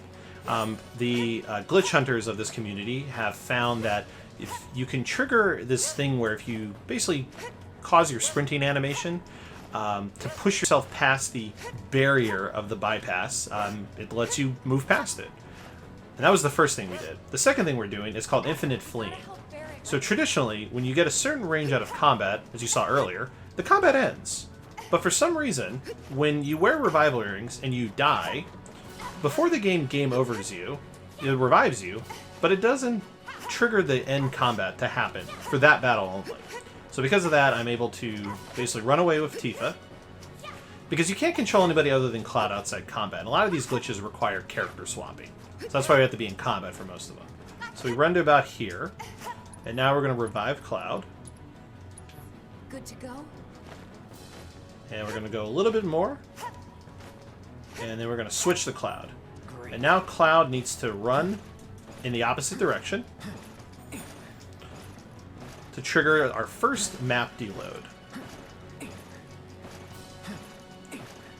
So we're going to get to about the light source here. Switch to Tifa, and look at that. We're now running through the map. So we've got a little bit of distance to cover here. So I'd be happy to talk more about some of how that glitch works. So let's start from the beginning to kind of talk about, because there's a lot of glitch tech that has happened that if you don't know what it is, then you wouldn't know what you're looking for. So the first thing we did was we did something called potion lag. Basically, the game seems to have a system in place where characters can only perform actions in a sequence, essentially. And so with that sequence, what we do is we basically stall that sequence by having the character do something else. So we have Tifa heal herself 2 times while Cloud keeps running. And he triggers what would normally be Tifa running to talk to Barrett. So instead what happens is she gets lagged, and we run backwards to the warning bypass, and she can't complete that action. She's now kind of like, well, wait, what are we doing here? But she's like mid-action as it's happening. And so we then set up the character, and we use Cloud to basically push ourselves. We basically set up for the warning bypass, where we use Cloud's sprinting animation to basically push him through the barrier. And when we push ourselves through the barrier, it actually allows Tifa to continue her motion. And so what we do then is we wait for Tifa to get onto a piece of concrete. It's a little hard to see from the distance, but there's a piece of gray concrete that she jumps onto to talk to Barrett. The reason why we wait for that is because we need to break Tifa's ability to detect collision. And so we trigger something called null space disable by doing that. Because we're warping the character out of something like being on a ladder or being,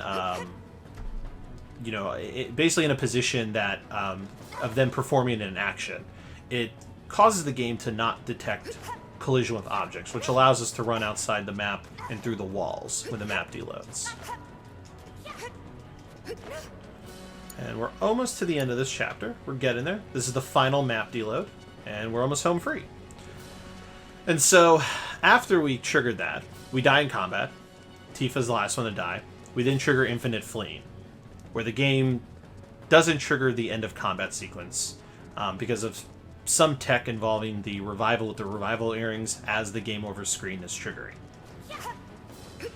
And then we get a huge distance away from Cloud. We basically put ourselves in a non-combat zone, and we switch, and we cause a map deload. And then we just run through the map. And here we're going to kill the enemy. And everybody warps to me. And that is the Chapter 5 skip. Now, with skipping Chapter 5, well, we missed a lot of things. We missed a lot of experience. We missed a lot of AP. Thankfully, we had a bad rat assess, so I did maybe counterbalance some of that. We also skipped the Crab Warden. Now, skipping the Crab Warden is kind of a big deal, because it means we don't get one of Tifa's most powerful weapons, and has what really made a lot of the speedrun the way it is.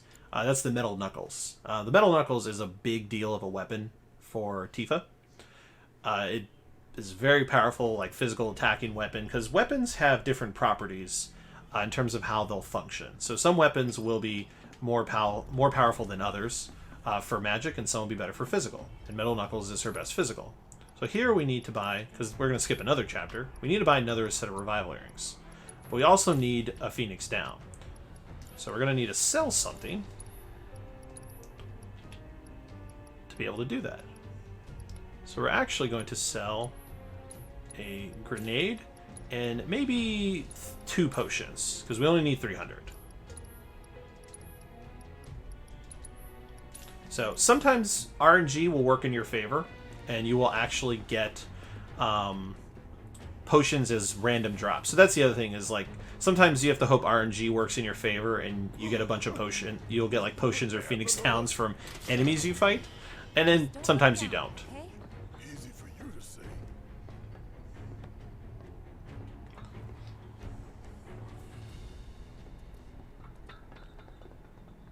And we're going to leave the difficulty on normal because this glitch happens pretty early in this chapter as well. So there's no need to menu back to easy, since we'll be triggering this pretty early on. But before that, we should do a menu for Barrett.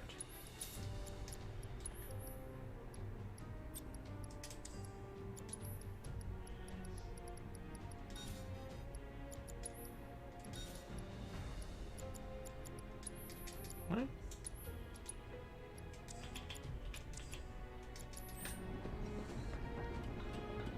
Maybe the gate didn't budge because there's not enough power to spare. Gotta figure this out.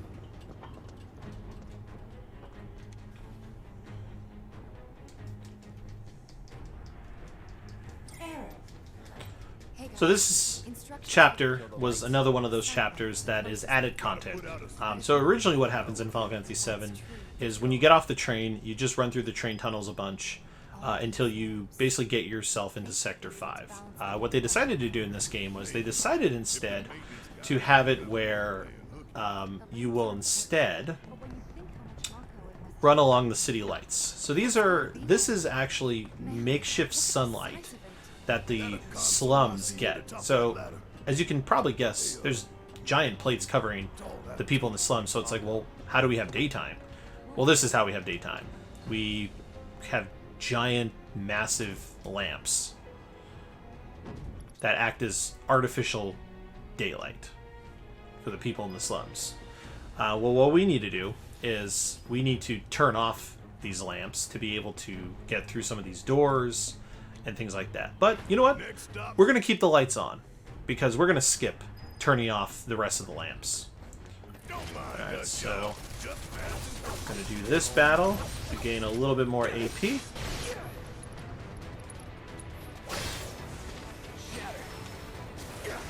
We're also going to make sure we hit an enemy with Blizzard here so we can get that Chadley request complete. Alright. Not so fast. Alright, in the next battle here. Powered down is my guess. Lucky us, am I right? One less thing for us to worry about. Pojo and his puns in chat. Just when I thought Woody was going lights out in this run. Nope, we're going lights in for this run. Monsters sure seem to like it. So this glitch is one of the newest ones that have just been discovered. This glitch, at the time of this recording, is not even a month old. It's barely 3 weeks old. Hey, let's take a moment to get our bearings. So we're going to be doing a little bit of damage downing in this next battle, because the glitch is happening real soon. We're still in. Yeah, and Okay, unfortunately, Well, go for 10. the only other route that I can think of would be Along the wall. up for giving it. so we're shooting for those giant fans way over there. Those ventilation. Alright, so we're going to damage down in this battle. This battle is really good for damaging down because of these fish. So the fish will put you to sleep, and so we basically aim to put everybody asleep, because then they'll just stand there and get beaten up.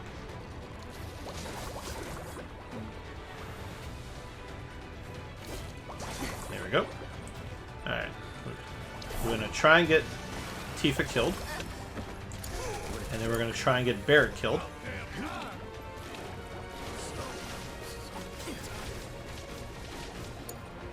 Let's do this.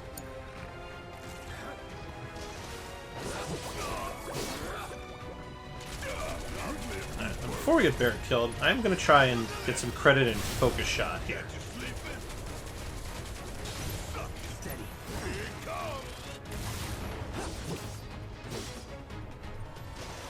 Come on, kill Barrett. There we go. Now we just need Cloud to be a lot weaker. Quick. Calling lightning.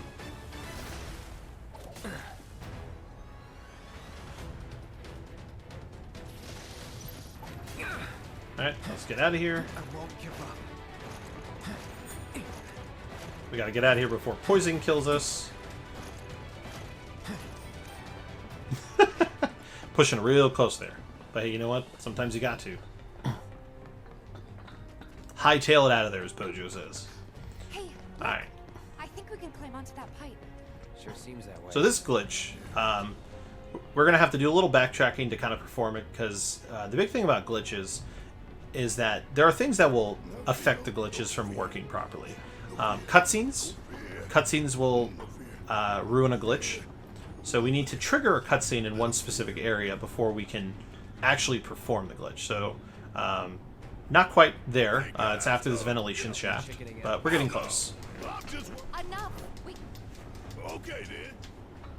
Follow me. No worse than a windy day, huh? One with a tornado warning, maybe? Don't look at the fan. Whatever you do. But I want to look at the fan now. You've egged me on. I now want to look at the fan.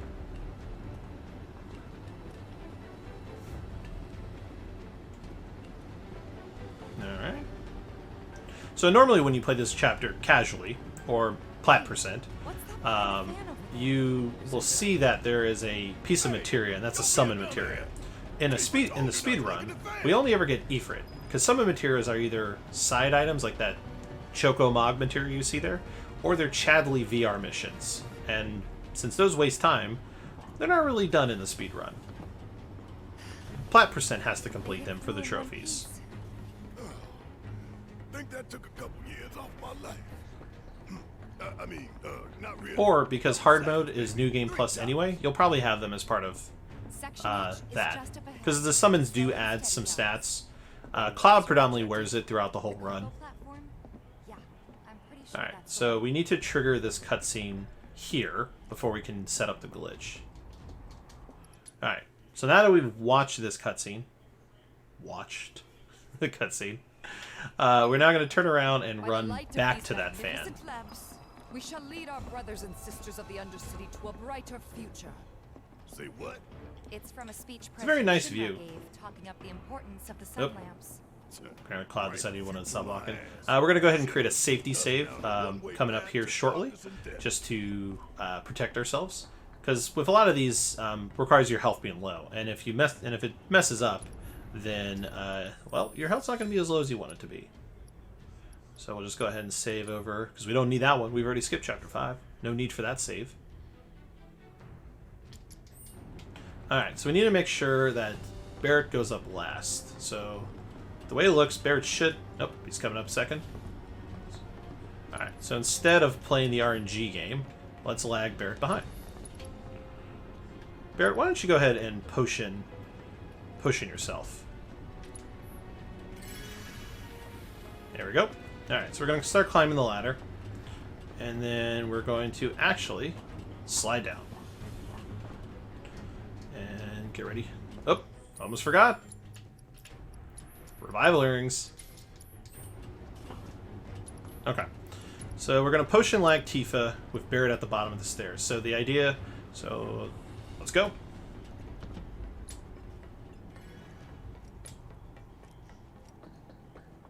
And I'll explain in a moment what happens. Alright, perfect.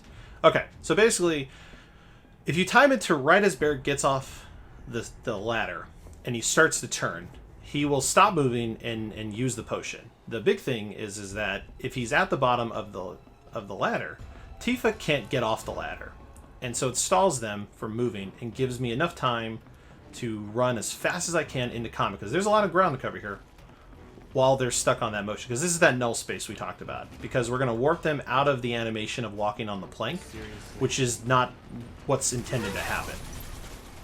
So now, same thing, we're going to get everyone killed, preferably Tifa last. I don't know why everyone's focusing Tifa. Come on, come on, Cloud only has like 53 health, people. Take him out. There you go. Ain't you supposed to be a professional? No. Perfect. Can't afford to be reckless.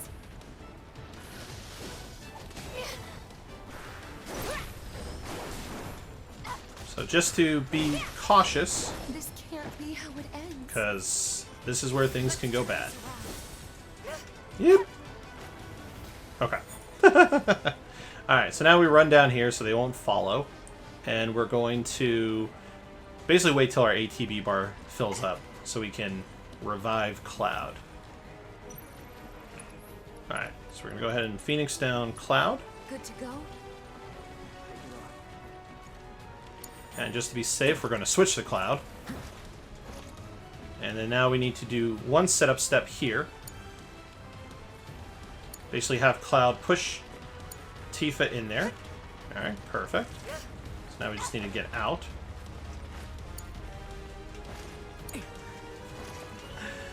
There we go. Okay. So once we get out of there, we run over here. Kind of push up against this wall, and we're going to hope Cloud pushes Tifa out of bounds. And he does, folks. Perfect. So now we need to get out of a combat zone so they don't switch. So we go here, and there's Tifa. So now we're going to trigger what we call infinite staircase. If you notice that as I rotate in a circle, Tifa's getting higher. She's actually going higher up. Because the game is having trouble detecting the ground for Tifa. And so it thinks she's actually elevating.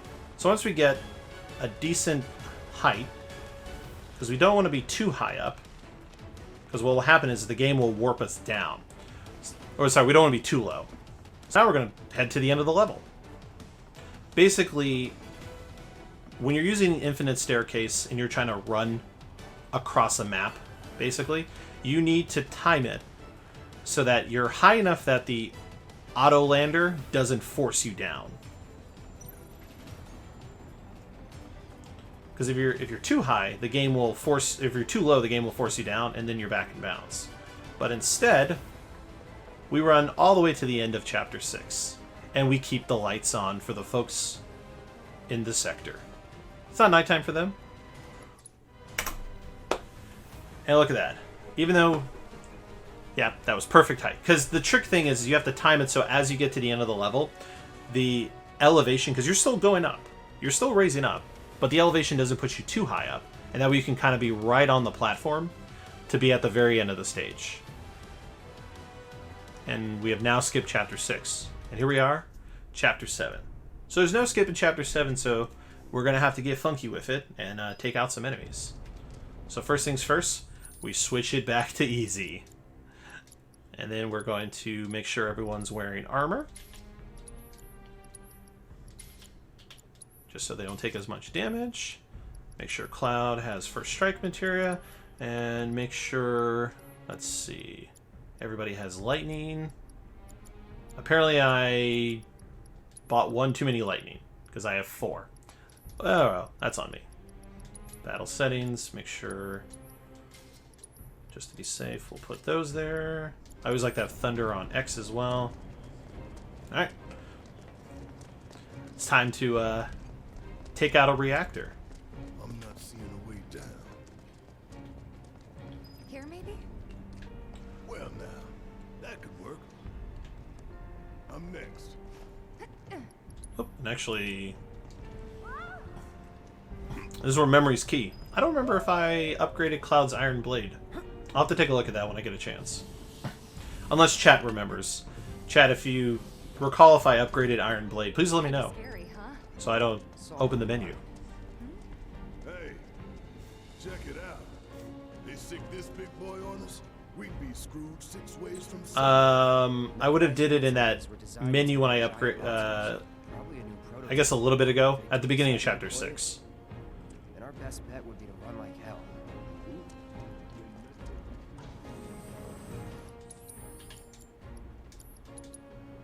Nope, I did not. So let's make sure we get that taken care of. See, when you go from one skip to another, you lose track of some of that.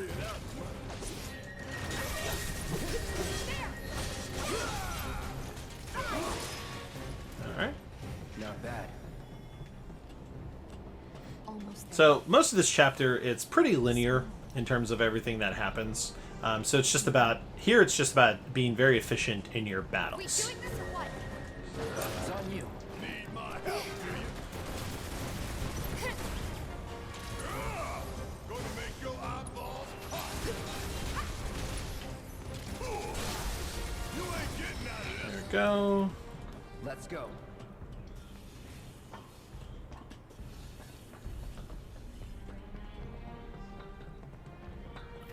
Guys, use Barret to take out of these high guys. That thunder I hear?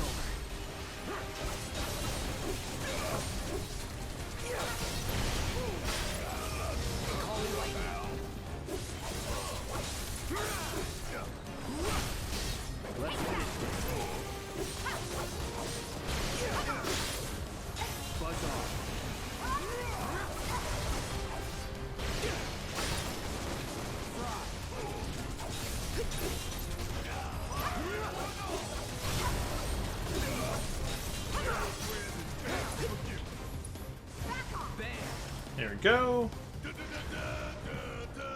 So one of the biggest things with being efficient in the speedrun for this is the shortcuts.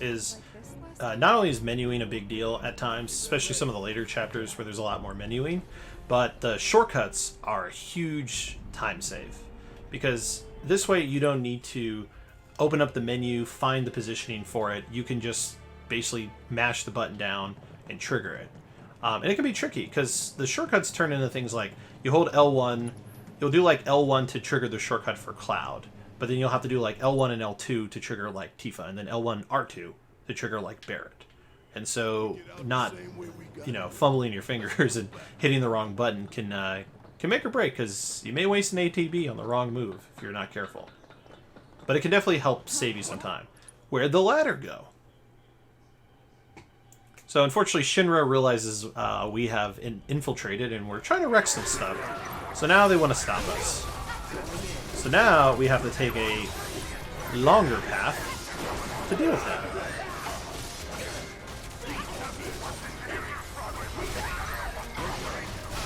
Alright, and one thing I'm going to be looking out for is my lightning materia to level up. So there, fire went up. We now have a fire up, which is great. Like I said, those extra combats in Chapter 3, while considered a time loss and not the ideal method, because we hit the glitches on the first try, both times, which I'm all for, because we hit them on the first try, we've been able to save the max amount of time because we haven't had to reset up any of them. So, that is going to help offset it.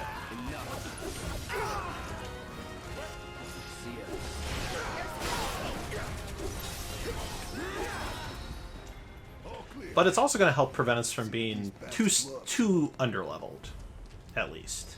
It looks like could tamper a little. And give ourselves. So here we have our first glimpse at Airbuster, another notorious enemy in Final Fantasy VII. Oh, that's right. We actually want to go over here to the key card. Wrong room. But so what they did differently in this game was, so in the original Final Fantasy VII, what actually happens is you plant the bomb and you leave the reactor, and you get ambushed by Airbuster. That's pretty much what happens. But in this game, they do it a little bit differently, as we saw. They're like, hey, we've trapped you. We know what you're doing. We're going to stop you. So now we've got to climb out of the reactor. But along the way, we realized, hey, maybe we can sabotage this thing if they try to send it after us. So playing this game casually, you would actually try to collect key cards and maybe, weaken what he can do. Because he's got a bunch of powerful abilities. And removing his programs with those key cards will help make him weaker. But from what I understand from the community is that doesn't really matter for what we do here. Our strategies, our routing, basically makes it so we don't need to do all that. And we can still do pretty well against the boss.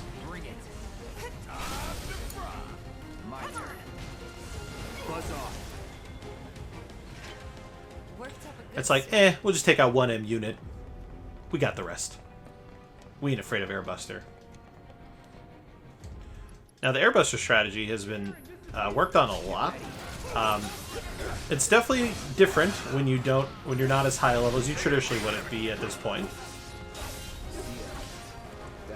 But for the most part, it still works.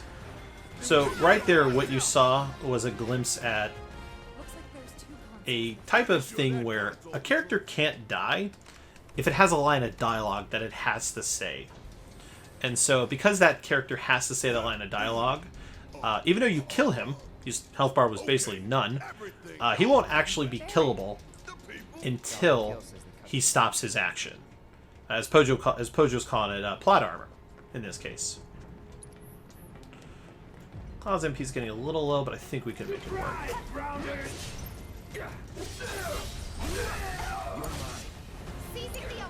Let's kick it up a notch.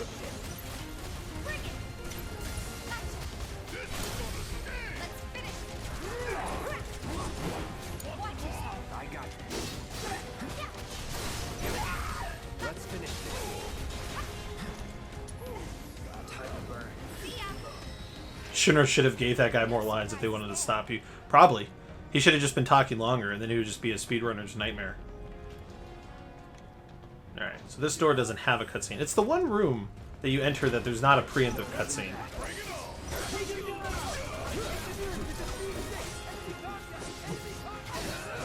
So there's another one of those enemies on that other console.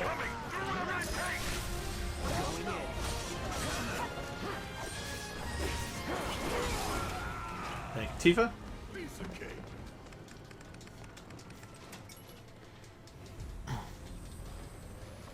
I tell you, You don't? we're about to make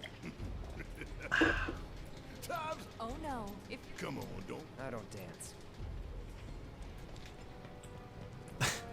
You know, it's funny to hear Cloud say, "I don't dance," because as we'll see, which will be the first break we receive in this run, Cloud does dance, and Cloud has to dance for us to progress at a certain point.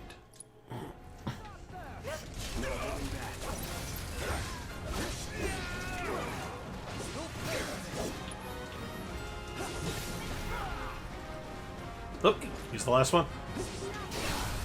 Let's do this. Actually, no, I think there's one more.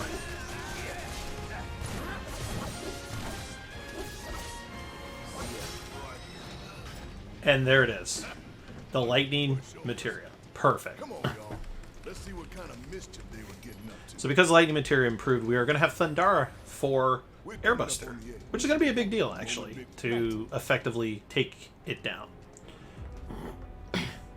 Concentrate.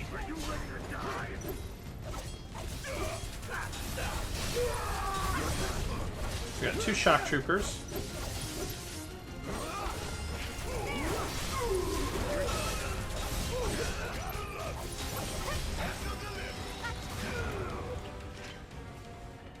Perfect, perfect.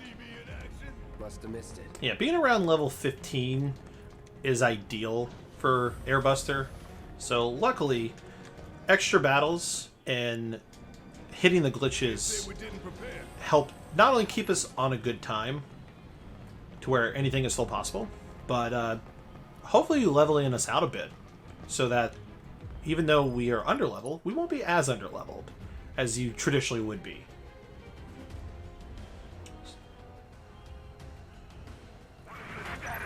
So we got a bunch of shield guys here, so we're going to run around them.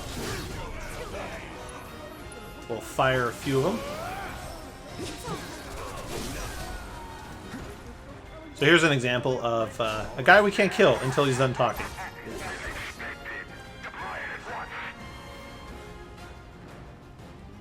But sir, it's not ready yet. I can't do anything. Like, I literally have to stand here and wait for him to do that. In fact, let me ether Cloud, at least. Prepare the airbuster for immediate deployment.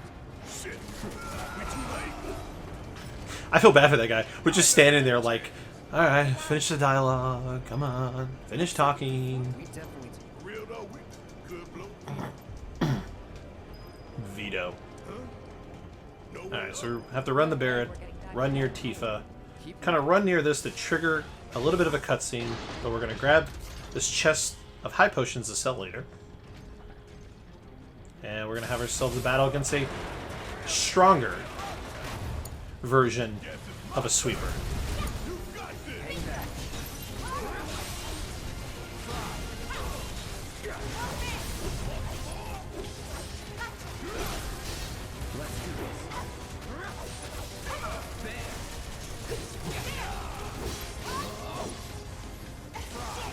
There we go. It is not Pojo. So I know a lot of speedruns will run games in different languages. The community, by the time I joined, had found that there is not a noticeable enough difference to matter. Reason being is because all the dialogue is voiced, and so not only is it voiced, but at the same time you can't. There we go. Tifa's level 15, which is ideal. But the text language. So if the text language would change, like let's say the text language was in Japanese, then there would be a case to say that playing it in Japanese would be better. But because the text language stays in English, even if you change the dialogue language, there's not a noticeable enough difference to where it's recommended to run one over the other, like a lot of Super Nintendo games tend to be. Is there any way we... Yeah, from that.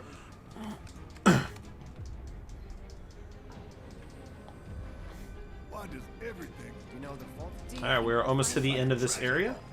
I like the sound of that. Got ourselves a nice little mini game here. So how do we do this? Simple. Remove the left. Got these ones. I'll take left. Which just leaves. And I'll take right. Gotta love the timing on this one. The emergency lockdown is currently in effect. So we need to synchronize our movements? In that case, follow my lead. Nah. Do I have to? Fine, have it your way. Okay, pay attention, All you right. two. 3, 2, 1. Got it. The timing's a little weird because you don't. It's like after she says one, you have to wait like half a second for it to actually work. Because I've gone like the moment she says one and I failed it. So if you wait just like a half a second, then it works. All right. So we've got ourselves a shop. Need to make sure we have Phoenix down. Buy the stuff that's on sale. Gonna need Revival Earring because we got another skip coming up soon. And you know what? We're gonna buy. Actually, we may need the money, so we're not going to. Use the bench here. And the only menuing we need here is we're going to give Cloud Thundara and give Tifa the Power Wrist Guards.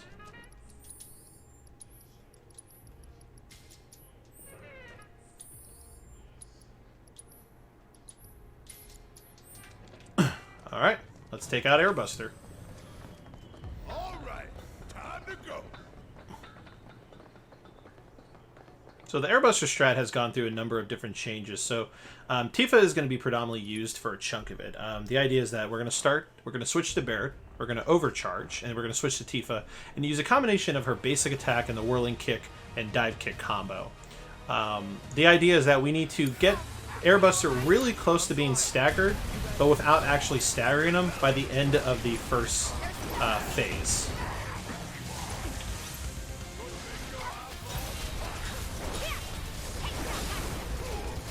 So we have to be careful about our basic attacks because they will raise the stagger bar pretty aggressively.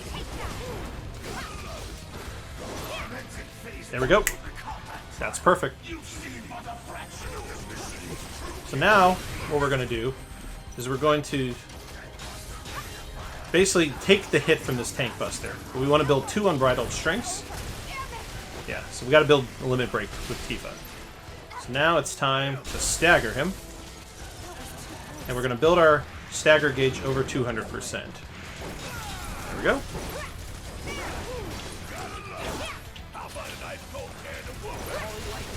And that is the end of phase 2. So the reason why you need to get your stagger gauge to 200%, which Tifa's unique ability will trigger, is because we need the parry material. And the only way to get it is by getting 200% stagger. So we use this battle as the way to get that. So now we're going to switch to Barret for this phase, because he's too far out, range combat. Use Thunder from everybody as we can.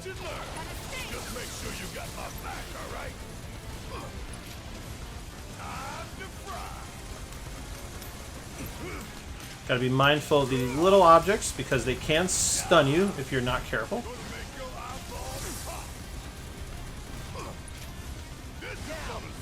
And actually, we're going to...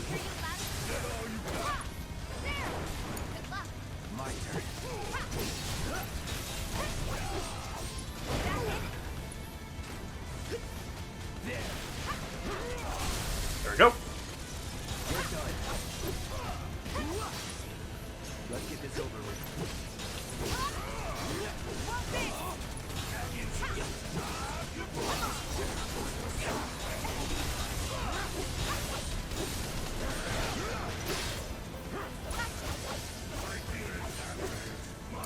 Alright. This is where we're going to use Tifa's somersault.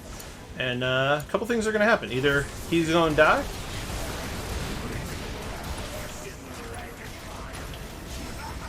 and this should be the end of the battle. Alright. A sub 2 hour first 7 chapters. I'll take it. That's actually a personal PB for myself. Sub 2 hours for the first 7 chapters.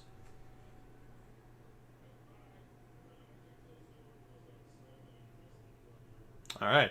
And hey, we're about to have another skip. So the middle of the game has a lot of skips that kind of happen in a row. So we're about to get the Chapter 8 skip. But before that, we're going to meet up with Aerith. Yeah, before that, it's time to meet up with Aerith again, after several chapters of not seeing her. Before that, oh, thank you so much for the follow there, oh, excuse me, I coughed with a wrong too, Bread Gun. Thank you. Okay, so first things first, we have another damage down moment here. So we need to... We're going to actually leave this one on easy to be safe, because we don't want him doing too much damage. So actually, I didn't need to do any of that, so I apologize. Alright, let's get into it with Reno.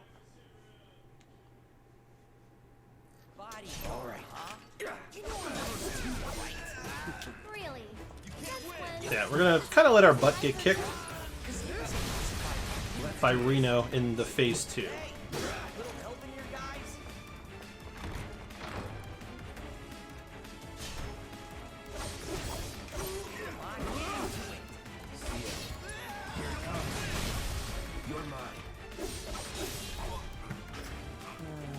Alright, so now Reno's going to come down. Reno is a Turk, kind of a special force, unit force of people for Shinra.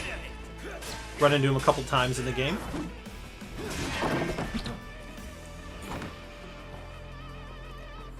He's got a lustrous red hair. Wow, be careful. Alright.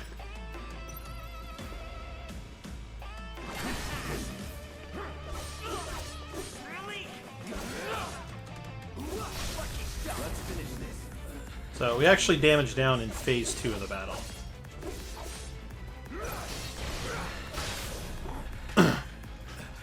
Right, we hit the HP gate. So now the fun part. Making it look like I'm getting my butt kicked. Because, just like Guard Scorpion, one cross slash is going to kill him. So we just need to pretty much get beaten up by these electric bulbs. They do about 200 damage per hit. If I had taken off the Iron Bangle, they probably would have did a little bit more damage, but I'm also trying to make sure First Strike gains some, because we're playing a game of, well, I need to earn AP, but I also need to, die down.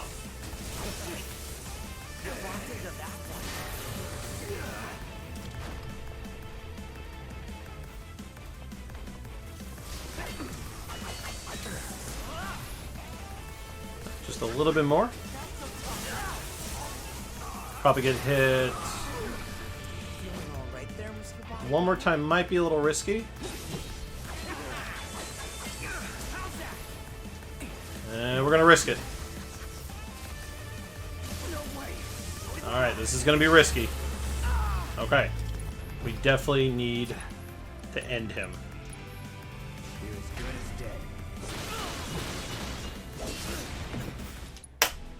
There we go. Perfect. So now we're super weak, which is great because we don't get a whole lot of opportunity to damage down coming up here. Through the attic. Maybe we can get out that way. Right. Through that hole. Alright, so here we have our Whispers, or our Spectres, reappearing as they try to help us get away from Reno. Because the Turks, Come on. they want Aerith. And they want Aerith for a reason we don't quite know yet. For people who maybe have never played the game before. I'll go first.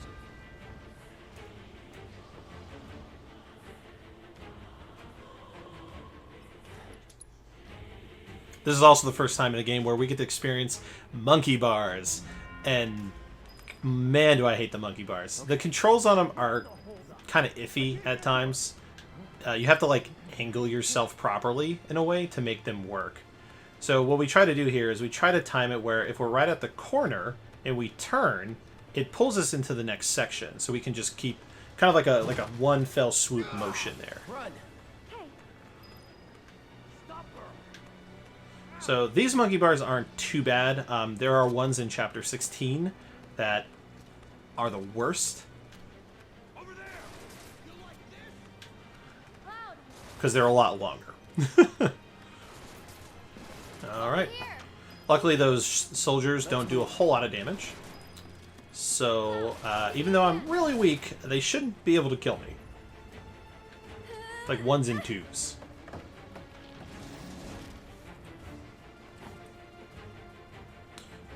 So, I hope everyone's enjoying their time with Aerith, because, to be honest with you, we lose a lot of Aerith because of the skips. Like, we don't get to spend as much time with her, because in a little bit here, we're going to be skipping a huge chunk, pretty much the entire Chapter 8, and like half of Chapter 9. When we get to the skip, since there's some travel time, I'll kind of go over what gets skipped over from that point. That, you know, stuff you miss out on by doing that skip. They gone? Yeah, I think so. What are they? I think... Actually, I don't know. Let's just go. Okay. See that pillar? Shall we mosey on? Let's. So now we get a nice little calm moment. Traveling amongst the rooftops with Aerith here. What's next for you? A little bit of bodyguard work. Right. After that, it's back to the Sector 7 slums. You know how to get there? Yep. Of course you do. That suit from earlier. Caught on a wall. He was one of Shinra's Turks. What's a Turk want with you? So, like most RPG games, there's, you know, sometimes multiple pathways. There's branching pathways, you know, just areas that you can diverge from to find chests, hidden items. So, kind of knowing, obviously knowing the route, as you would with any other speedrun game, is going to be a huge deal with getting out of these areas, especially because this rooftop can get kind of confusing over time. Forget it. You mad? You mad, bro? Actually haven't traveled by rooftop before. Be surprised if you had. It's honestly kind of exciting. Well, first time and all.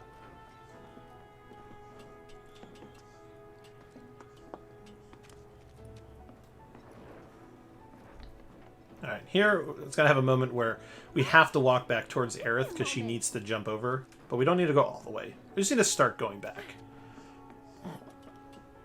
Don't just run off on your own. Excuse me, sorry everyone. Those the words of a soldier candidate? So petty.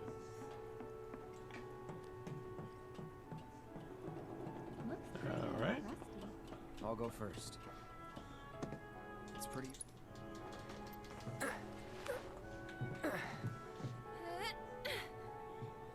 Whew. That was unexpected. Thank you, Cloud. Ah, there it is.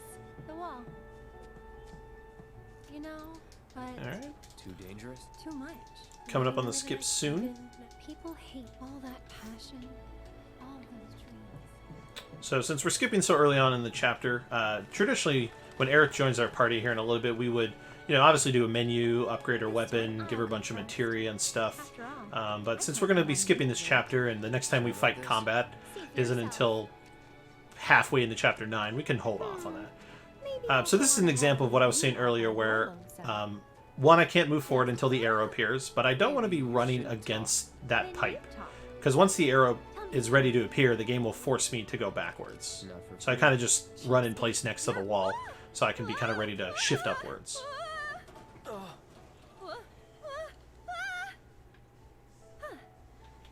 Gotcha. She thinks she's such a good actor. You're killing me here.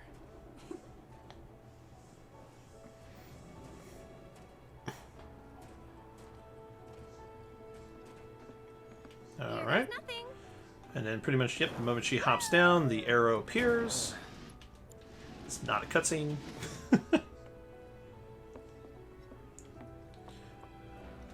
Alright. So now Aerith joins the party. Alright. It's about time we set up another skip. We're getting closer to the station. So this skip is has gone through like a bunch of revisions. Alright, so we want to switch to Aerith so we can get that little pop-up now. We don't necessarily need to kill Cloud here. Gotta be careful. But we do need to kill the hedge pie, because if we left it alive, it would damage the glitch. So this is where we're going to get Aerith weaker. So we can let Cloud die, just so we don't have to control him. Let's switch it up. So it's my turn? Come on. Why don't you lead the way? Not looking good. I'll show you what I can do. You've got this. Fight through it. So for some reason, the enemies don't want to attack It's Cloud your turn. and kill him. I'll For take some care of reason. them. Why don't you lead the way? Fight through it. Need a breather. I'm coming. Which I think is funny, because he has like 5 HP, but they don't want to attack him. There we go. Because I also did forget to switch to normal to make the damage more effective. So it was a little dangerous, because the enemies are a lot weaker, but I'm not going to attack them. Kinda hurt. Gotta dig deep for So this this would be... This is kind of the example as to why we switched to normal and easy. Because you can see the enemies are doing maybe half the damage output we would be traditionally used to. So I think the fire is going to be enough. We don't want to get too weak. Alright, so we escape. And we're going to set up the next glitch.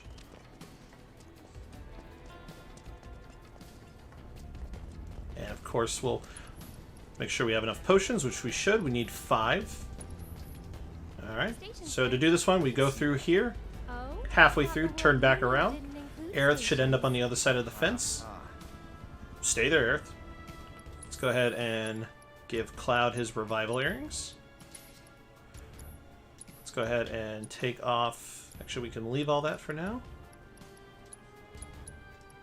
Switch to normal. Let's create that safety save. And let's make it happen. So this glitch has gone through like 10 revisions. It's kind of a running gag in the community. Alright, so same thing. We're going to potion lag Aerith by healing Cloud 5 times. 1, 2, 3, 4, 5. And potion disappears, run into combat, and now we're going to get Aerith killed. Probably heal up first. So we want Aerith to die about here. So we just kind of run into the wall. Might be I really did. Thought I had you covered. Alright, perfect. Now we get Cloud killed. So obviously that was a little risky because one of the rats was really weak and Cloud was attacking. And because we've gotten some extra AP, the enemies aren't as weak. Or, sorry, we're not as weak as you might be if you don't get those extra battles we got because of the Assess quest. So that's sometimes the tricky thing with these glitches is you have to rely on your teammate AI to not be overly aggressive, but you also need the enemy AI to be fairly aggressive. You gotta risk it for the biscuit, as Washington just said. Alright. So much for being a mercenary. So what we're gonna do is we're gonna kill the rat and only leave the hedge pie alive. And we're gonna get out of here. So just as we've been doing with pretty much all these glitches, we're triggering infinite fleeing. With the exception of, I guess Chapter 6's skip doesn't... I mean, it uses infinite flee, so we stay in combat, but there's no map deloading for that one. So the goal here is we're going to go all the way back to the church. And sometimes RNG will make this door be closed. Let's hope that this time the door is open still. And it's open. Alright, so now we have the ATB. We're going to Phoenix down Aerith. You okay? Gonna give her a moment. Run over here. Switch to her and then quickly jump out of bounds. And we need to make sure Aerith is not elevated, because if we trigger... Yep, she's on the ground, and we are off to the races, y'all. So we have to be careful of Infinite Staircase, because if we hit Infinite Staircase, which will trigger because we're going in at an angle, it's going to pretty much mess up the entire skip. And so you want to take a second to make sure she warps to the ground, and then head for the end of the chapter. So now, we're skipping Chapter 8. So normally what would happen when you do Chapter 8 is you'd go to the train station, you'd see some Shinra helicopters, you'd be like, oh no, we gotta take a detour. We can't go this way. This is bad. So you would go through, like, you know, the slums, you go through, like, just this junky area, fighting enemies along the way until you get to Sector 5. And then we get to Sector 5. Aerith takes you to her house, you meet her mother. You guys kind of hang out for a bit. You meet the orphanage. You just kind of, you know, see some of the life here in Sector 5. And then Cloud decides to leave in the middle of the night without Aerith. So yeah, normally we'd be watching this cutscene you see here, which is like a 94-second unskippable moment. But we're going to skip it. So Cloud leaves without Aerith, but Aerith catches up to him somehow as you enter this part of the next sector. Now, the reason why I'm running this way is because the glitch hunters have found that you have to hear this line of dialogue where Aerith talks about building Midgar, or you cannot get the parry materia, which will make the chapter 10 and 11 skips faster. Because the parry materia will allow Tifa to run really fast, and so you can get through those glitches really fast because of it. So the minute you hear that line of dialogue, you can book it for the lights you see in the distance. So now we're in Chapter 9. Normally what would happen here is you would be asked to take a detour through a collapsed, broken down highway. Fight a bunch of enemies, new type of monsters show up there, and you also meet some more of Don Corneo's men, who we're going to get a little bit of an introduction to here shortly. And so, well, we don't want to do that. There's also a robot arm, so there's a little bit of a mini game where you have to move boxes with a crane. That takes a lot of time, but you know, we don't want to do that. We're like, yeah, we don't need a crane game. We're just going to move forward without it. So we basically need to get Aerith to warp down. And the way we do that is by getting over here to Don Corneo's mansion, because it's got the right elevation to warp her down. Check it out. Just like that. And then we hear this line of dialogue now, so we don't have to hear it later. But we got to do one more thing before we can finish this. So we've got to switch the Cloud, switch back to Aerith, and run this way. So we kind of want to run underneath this guy. We're just going to keep heading this way. And we're going to act as if we did go through the collapsed highway.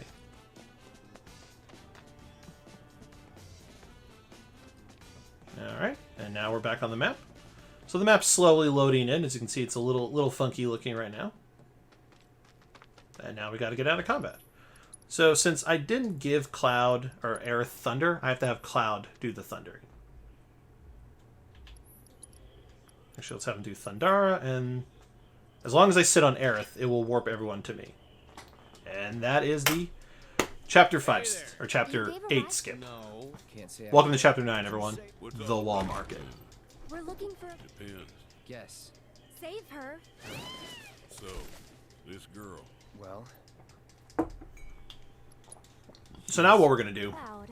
Wait a minute. is we're going to manipulate Hey, conversation to get the shortest quest line to get us to the end of this chapter. So we're trying to find Tifa. So if you traditionally play this chapter, you get through the collapsed highway, you end up at a playground, Cloud's about to leave, and you see Tifa on a chocobo wagon coming to the wall market, and you're like, well, why is Tifa here? Let's go find Tifa. And so that's what we're doing. So Chocobo Sam there tells us that Tifa is going to see Don Corneo, who looks for women. And so we're like, well, crap. We gotta go find out why she's doing this, and we gotta go save her. But as we're gonna find in a moment here, Don Corneo, we can't quite get into Corneo's mansion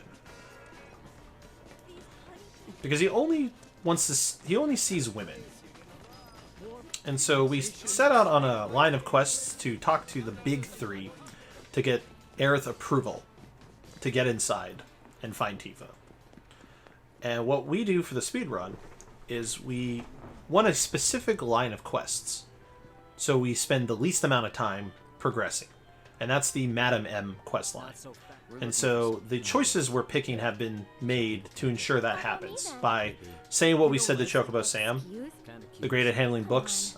In a moment here, we're going to talk to him again and not make a deal with him. You know, that also helps affect it. So we can get Madam M's quest line. And then there's Madam, last but not least, they're an eccentric. Because with Madam M's quest line, we can literally leave her place of operation, turn around, and continue on with the quest line. There's literally no quest we actually have to do. Now, this is the part where money starts to get a little tight. So what we're going to do is there's a chest here to the left. Traditionally, people on normal any percent pick this up. Easy would normally not, but because we've got new glitches and we don't have as much money as we usually would, the 1,200 we get from this is kind of a big deal. So we're going to get 1,200 from here. We're also going to do one thing real quick with Aerith. Get rid of the prayer materia so we can sell. We're going to also sell that ice materia. Because now we need to get Cloud one of his best weapons for the game. So we've got about 3 grand. We need a little bit more. So let's sell this. Let's sell this. Let's sell this. We don't really need it. And let's sell any grenades, sedatives, and high potions. So now we can buy the hard edge. And I'm not going to buy this. Normally we'd get this, but with the low amount of money and the money we need to buy a couple pieces of materia here in a moment, we're not going to go ahead and get that yet. So now we're going to talk to Chadley and get some stuff from Chadley. Cloud, I will go where your assistance would be much appreciated. I should probably check if I'm... Alright, so we actually got to talk to him twice to get the pyramid here. Does anyone know if I'm on normal or easy? I sense that you... Please let me know when you have made your preparations. I have to tell you that I'm grateful for all of the help. Well, when we menu in a little bit, we'll check the difficulty.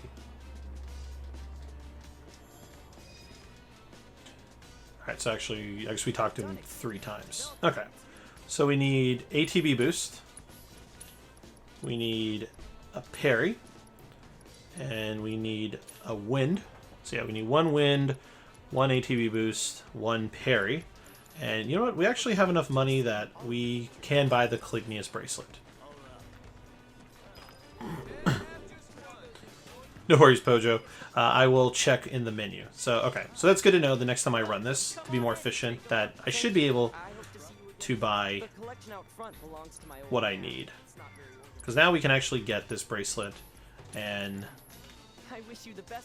make sure Aerith has all the materia that she needs for the Hell House battle that's coming up. Alright, that should take care of a lot of the shopping that we need to do. Alright, so let's move forward and talk to the big 3. So now we're going to go talk to Andrea. Just wanted to see Andrea. Let me handle it. Why would I do I'm not really sure. You're a man of many. So, in the original game, you know, the Honeybee Inn was a little different. You know, it was painted in a different picture. It was, you know, kind of a house for special needs, or a place of special needs. Here, they've kind of turned it more into maybe like a burlesque show in a way, kind of like just like a more kind of like upscale dance, like stage production.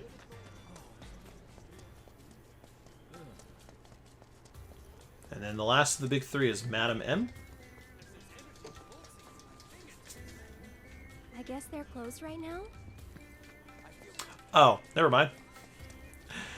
So this is where I did things a little bit out of order. So normally you'd go talk to Chocobo Sam first, but I ended up talking to Andrea first. So now we'll talk to Chocobo Sam, which will then lead to Madam M. Pretty please. No worries, no worries. We're still... Next Doing time good. I'll be- You want in there? How can you be so? Damn, you really... Sure do. Okay, skip. Gonna tell him no deal. Skip again.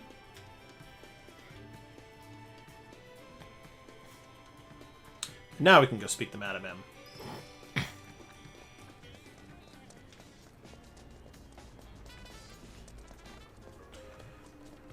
I'll say I kind of prefer the original wall market music. I don't know, there's some charm to the original wall market music. I definitely get the change they made and why they made it, but definitely bigger fan of the original. So Madam M here, we have to buy a massage.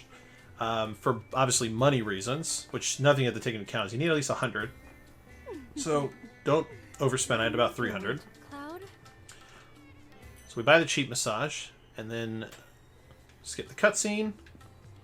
And here's one of those moments where we can't really do anything until characters move into place. So this is an opportunity we would use to heal ourselves.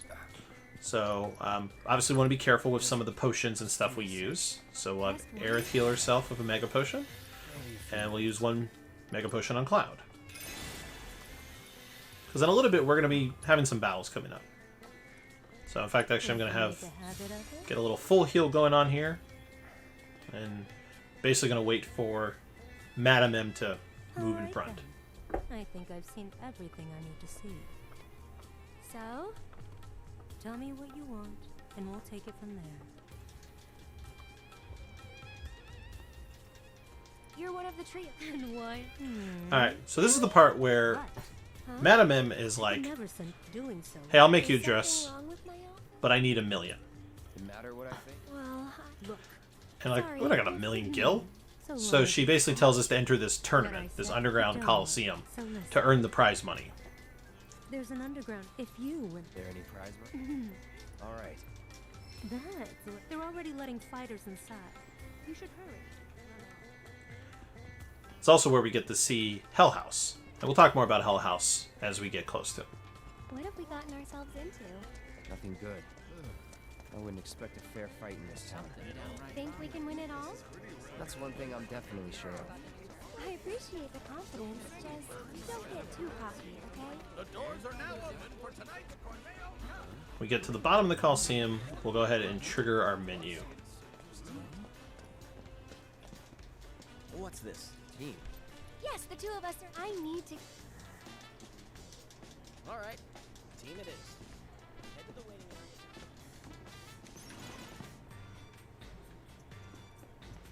So the elevator here is kind of like half a loading screen, half not a loading screen. So they kind of mask the loading screen in the elevator. So right now, we're pretty much in a loading screen, because it will, if I pause, it actually pauses. But in a little bit here, the command menu shows up, which means now I can actually pause and do stuff. If I wanted the menu now, that is. Really? You're even more quiet than usual. Just trying to focus, like you should.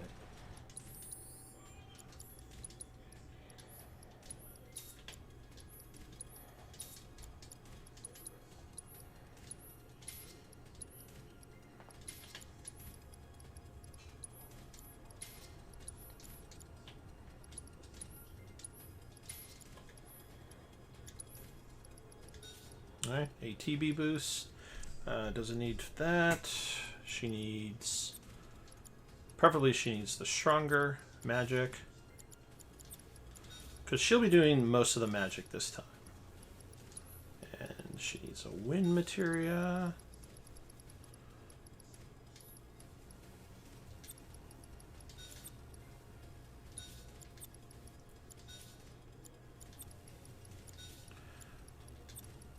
This is just to ensure things are getting...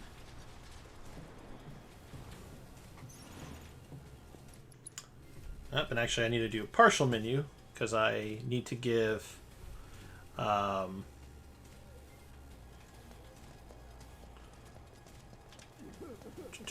is that? I need to give... She needs battle settings, is what it is. Oh, Ouch, what? I just needed a... I hope... I don't want to skip. Cloud and Aerith, please make your way. We're in way too deep to back out now.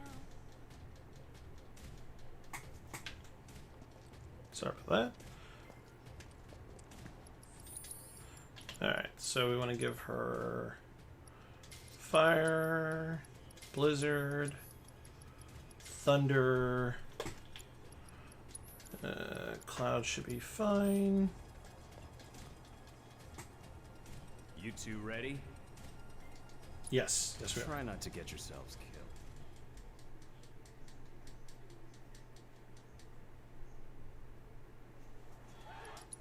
Alright, let's see how this goes. So we gotta fight a bunch of grunt battles against enemies.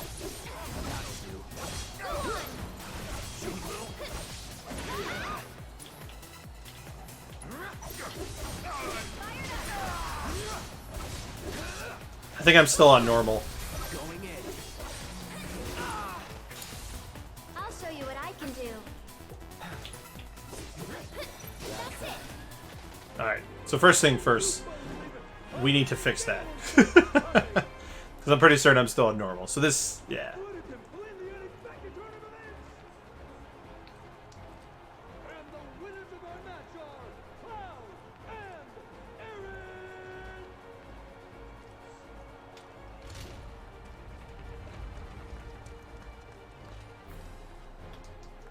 Alright, and then we have to wait for them to call our name, so what we're going to do is we're going to run quickly over to the vending machine so we can buy some stuff on sale. Nah, wouldn't bet on it. But first,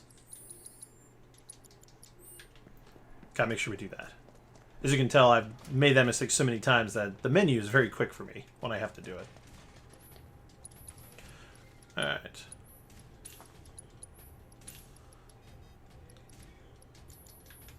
Thankfully, we had enough money to buy a couple things. No worries, Washington. I need to remember myself. That's what they call ready to rock. Just remember, try not to die. You try not to die.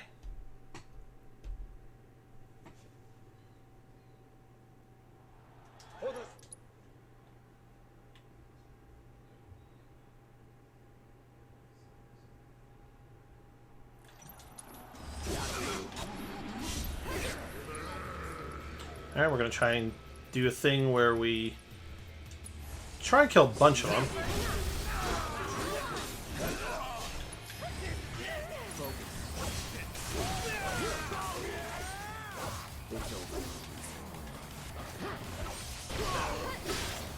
There we go. Perfect. No worries, Pojo. So the idea, if you're wondering where the changes are to help remind me, though I should know them, is whenever we complete a skip. When we complete a skip, I should be switching it back to easy, is the idea there.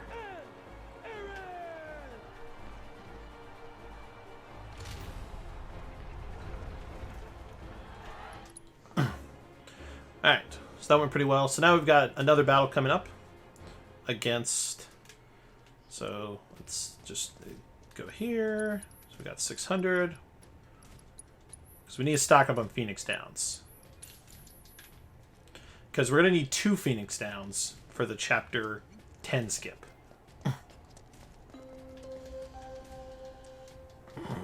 It's the final match. Alright, so this is the final match. But it's not the Hell House battle. The Hell House battle I'll probably be quiet on. Because I want to make sure the strat goes well. So that one I may revert to a focus state on.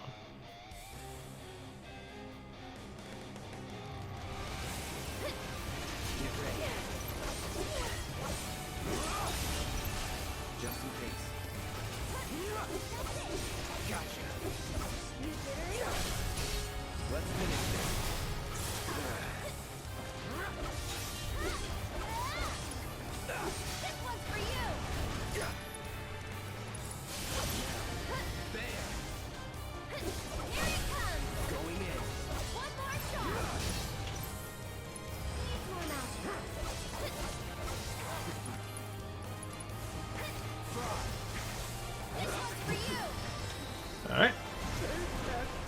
So what I did there a moment ago is I used one of Aerith's abilities called Arcane Ward. Arcane Ward is a huge thing for a lot of the moments when you have Aerith, because what it does is it allows you to cast the spell in the ward and actually cast it twice without spending double MP. So you end up saving some MP, but also hitting attacks double. And you're going to see it again used pretty heavily in the Hell House battle.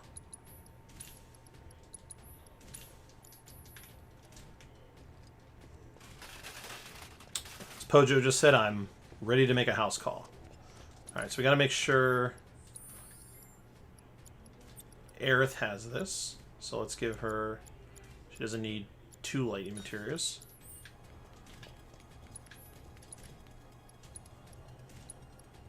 A little bit weaker than we want because of the first battle. But let's make it happen, y'all. Alright, so before I focus, Hell House was originally just a super mob you would run into randomly. In this game, they turned him into a boss. And a pretty intense boss. This boss can actually kill a lot of people's runs if it goes really bad. Especially on the heart percent. But let's get into it.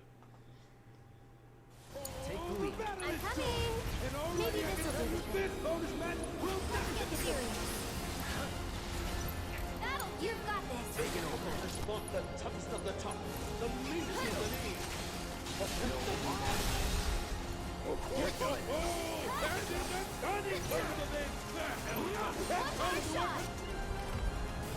Alright, that's phase 1.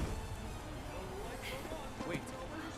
Phase 2, we're going to do a little bit of parrying in the beginning to help pressure Hell House. Phase 3 is where things can get a little iffy if you're not careful. Ladies and gentlemen. Oh my god, it's a house turning into a robot mechanical thing. Alright, so we're going to run a little bit to the side here. Parry 1. Parry 2. Attack. Pressure.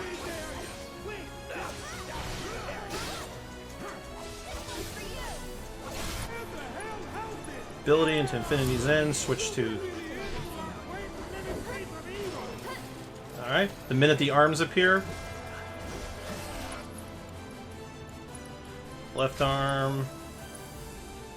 arm, switch back to Cloud, attack the left arm. There we go. Limit break into the house. Deal with that. Build up some ATB.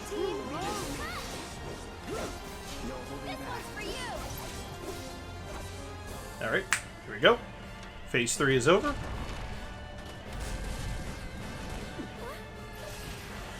Now the fun part.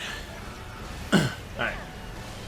So, we're going to ideally have Aerith just kind of stay. Actually, her MP is low, so we need to Ether.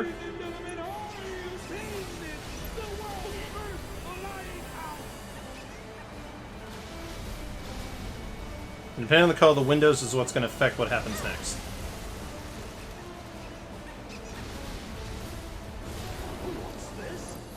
Alright, we've got red windows, so it is blizzard time. And bringing the house down.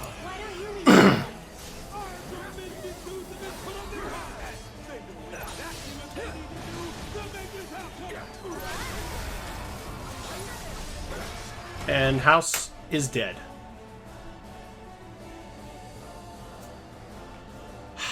That was a good Hell House.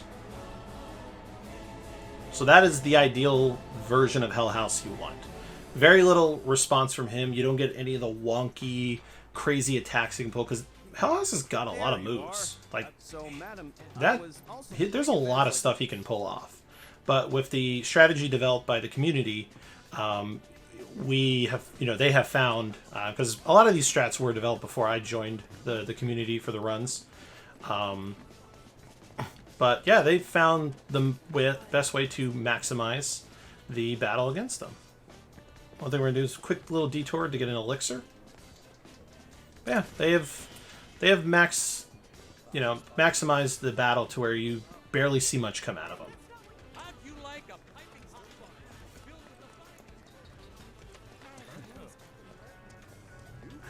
Promised kangaroos. Though unrelated, I feel like I've lost... Wait. Y'all, I think I'm losing my time. Who was I supposed to talk to? Oh my god. Well, this is just embarrassing.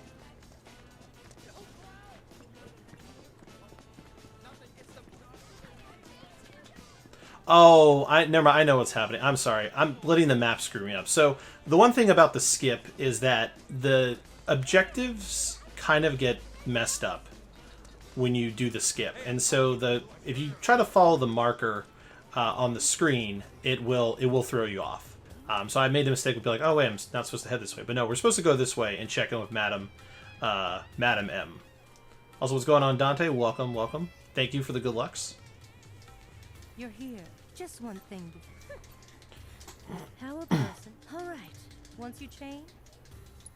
All right then. And so this is why we were going down the Madam N pathway for stuff, because what's going to happen here is I'm going to leave, and then I'm going to turn around,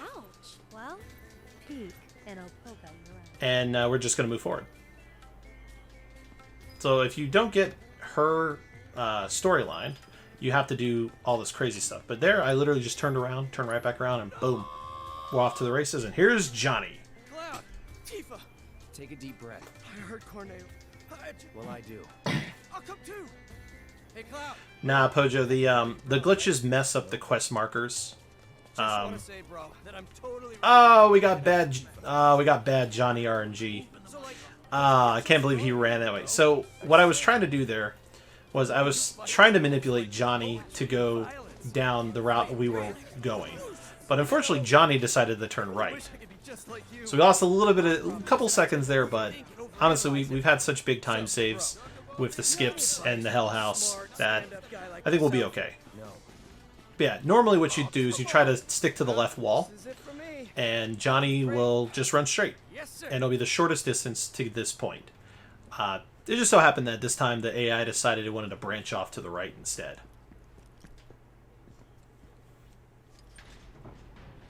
But we're getting real close to a nice little 3-minute break, which is perfect timing.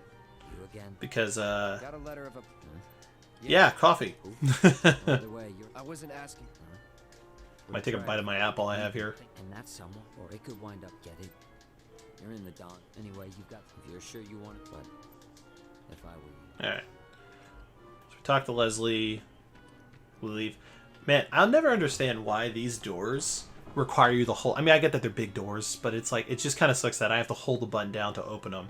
Because at one point I have to like walk through like 3 of them in a row, and it's just like this is really tedious after a while. All right, so Aerith has caught up to us. She has changed into her outfit. But now we need to go see Andrea. And if you're wondering, I'm not too worried about my... Oh, you know, that's a good point. They're probably loading screens. Yeah, you know, I didn't even think about it like that. So now we need to get Cloud into Don Corneo's mansion. He only wants to see women.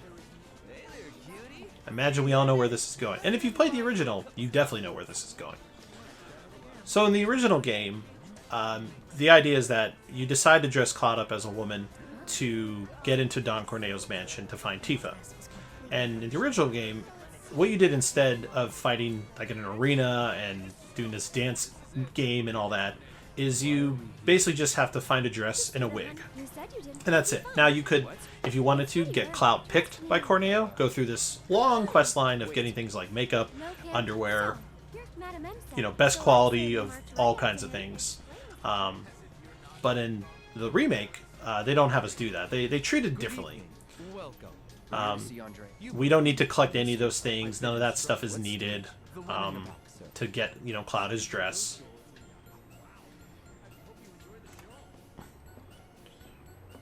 Instead, we just need to get the approval of the trio. Sam approved Tifa. We got Madam N to approve Aerith.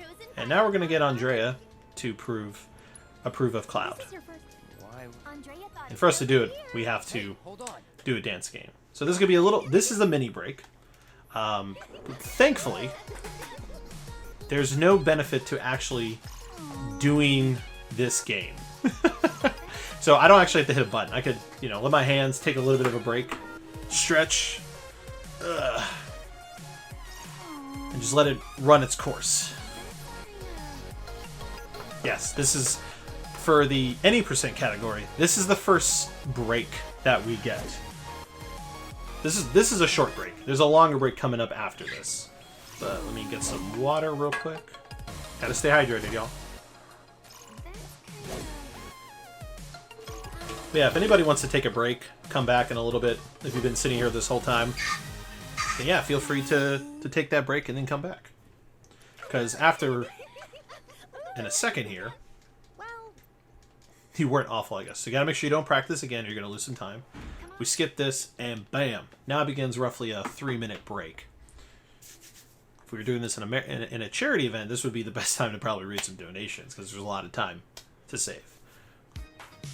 So what I'm going to do, without pausing it by accident, is I'm going to take a moment to get up, stretch my legs a little bit, use the bathroom, and then I will come back before it's over. So I will see y'all in just a moment to get things rolling.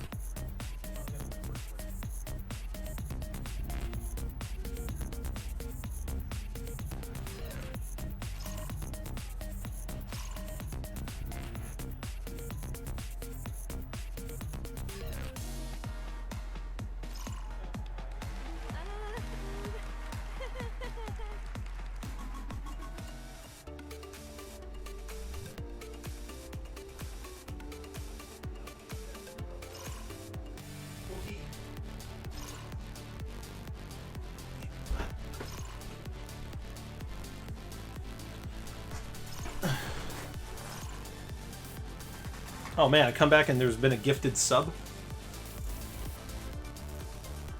Hey, what's going on, Nudis?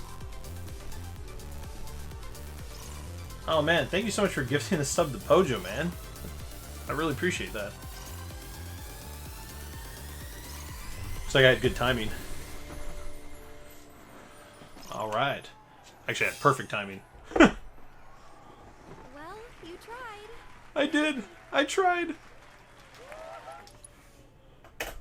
Alright.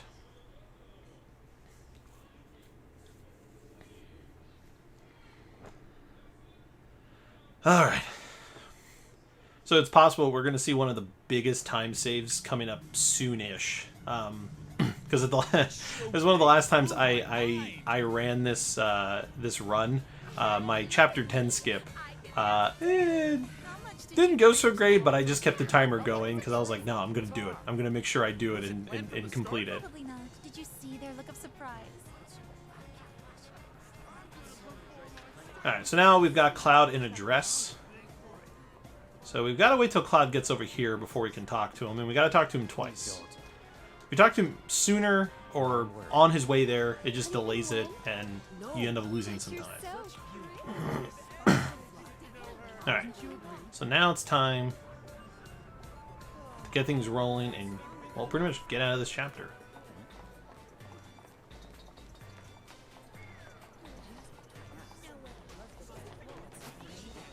So we're about to wrap up Chapter 9, which means it's almost time for some more skips.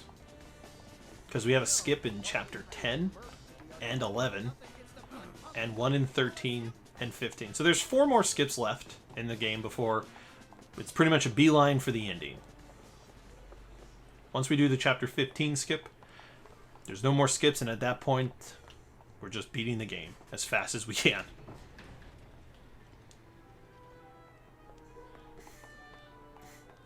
Chapter 10 skip also has some, a lot more setup, and there's a lot more risk to performing it, as in addition to some of the other ones we've done. So we're gonna see how that goes. Now for Chapter 10 skip, I'm actually not going to switch difficulties. The reason being is because we damage down on the boss battle at the very beginning of the chapter.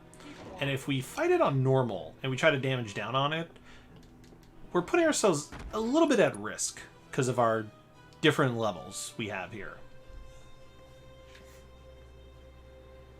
So we're just going to stay on easy, and we'll just damage down as much as we can, and then if we have to, we'll damage down along the way, because we've got a couple battles along the way.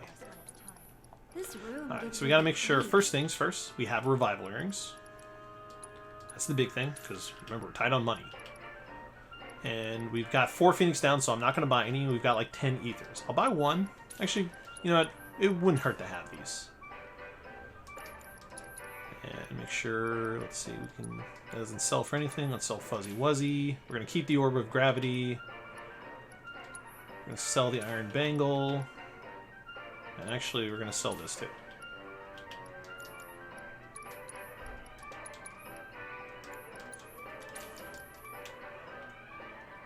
Yeah, definitely need the sale prices. And then we're going to pick up the ether here.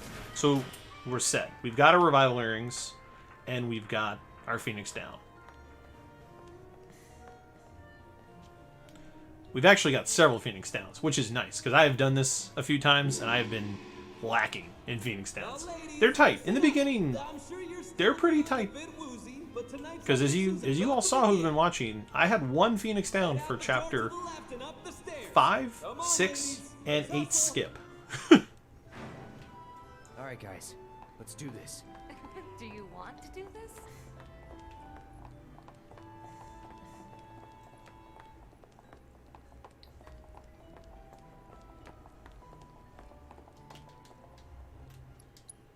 Alright. So in a moment here, we're going to be taking control of Aerith and Tifa.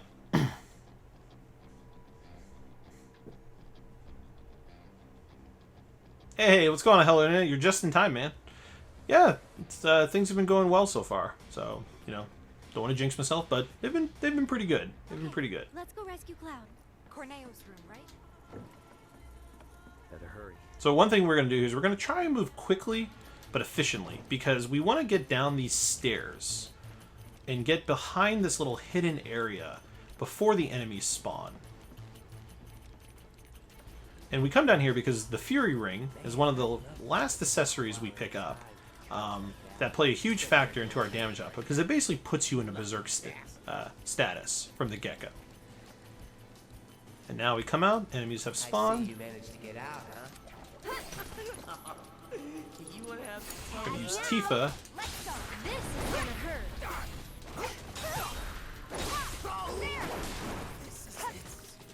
Really? It's gonna hang out in the corner?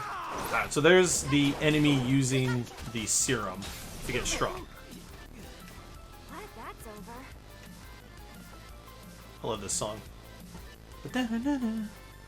Alright.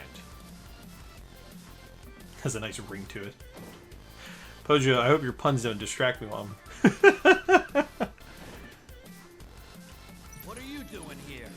Hey, And if we're lucky, we'll kill both of them. There you go. That's what you want to see. That's a win. So the second level spells all have an area of effect to them. So, well, Fire does and Blizzard does. I actually don't remember if Thunder does, because Thunder's more of a direct shot, but I believe it does too. So that's the end of Chapter 10. Well, actually, in a moment here. I have one more scene to skip.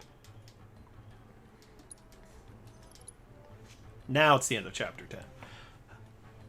Alright, congratulations, y'all. We are halfway through this game. Just under 3 hours in. A game that was quoted 18 hours if you just play the story. I'm halfway through in under 3. It's amazing how speedrunning works, guys. Amazing how it works. Alright, so we're going to end up in the sewers here. So, we... Basically, Corneo tripped us up. He threw us into the ground. And so now we need... Oh, that's not what we want. We want to give her a Fury Ring. Give Cloud that. Alright, so actually Tifa needs, give her the thing from Barrett. Alright, materia we should be good. She just needs that. Okay, just doing a quick couple checks. And yep, everything else should be good. Oh, actually, should probably give Tifa some stuff. Alright, give her parry. Let's see, and one of the ice materias, and the other lightning materia. Just to have. Alright, let's get Abzu going. Aerith. Oh, this should be fun. Luckily I remember how to do this battle, because my notes are missing it. It's on you. Every little bit helps. Let's get serious. Bring it. You're burning up. Let's do this.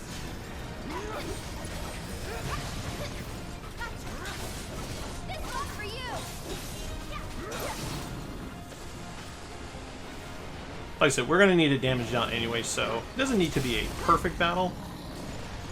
Let's finish this. Here he comes. One more shot. Just don't keep it up. Time to end this.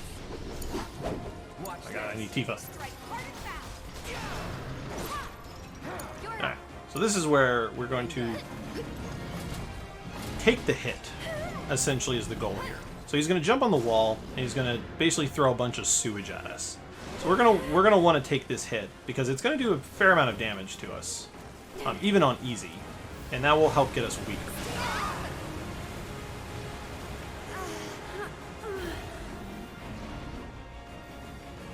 Okay. Now I can basically, I'm going to hold for a bit, because all I need to do is basically hit him one time with fire. And that should be enough. In fact, let's do that now on his horn. There it is. Here we go.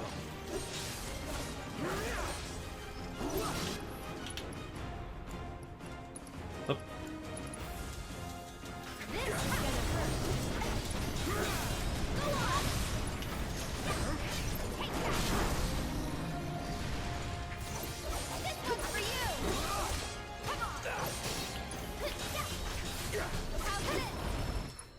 There we go. Perfect. Now we're substantially weaker. I knew it. These tunnels are all connected. What is it? So now we just need to get through a couple battles here in the beginning. Another one of those. An avalanche in emergencies.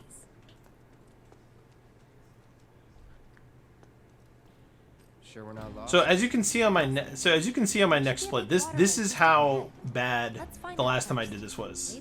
3 hours and 45 minutes, and I'm almost an hour ahead of that time. Shit. Time to burn. You're done. So obviously things are going to be a little dangerous here because Aerith is really weak. In fact, we may want to potion her just to keep her from dying in some of these other battles. So let's go ahead and do that. Yeah, one potion should be enough. Oh my god. It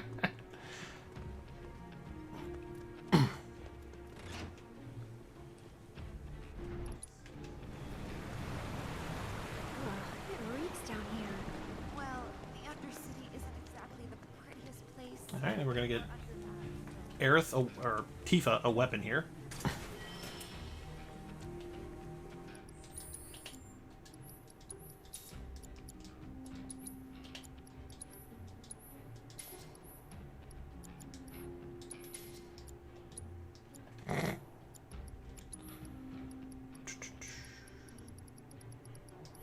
Alright, that's all good.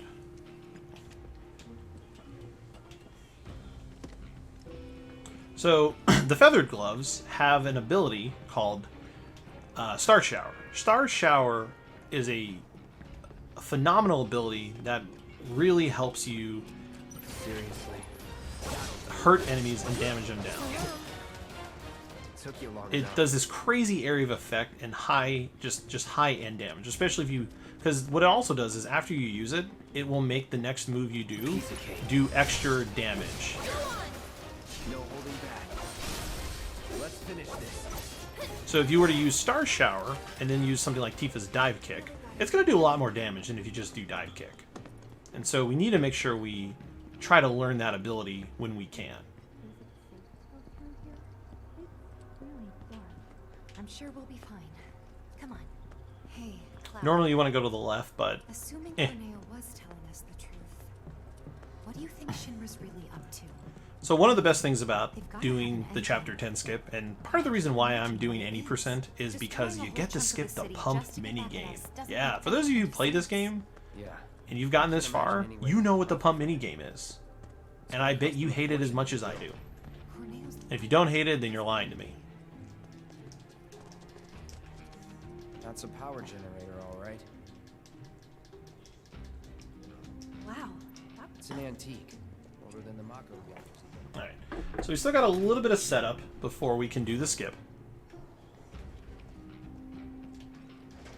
Hey, would you look at that?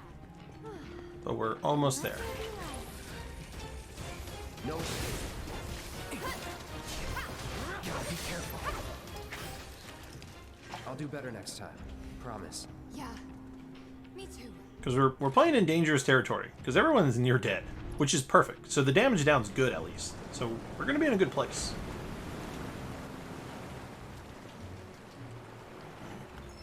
Excuse me. Alright. So now we open this door. Alright, so we're just about ready to start. So for the Chapter 10 skip, we need to first see this cutscene. And then we're going to turn around and go back to that tunnel we were just in a moment ago.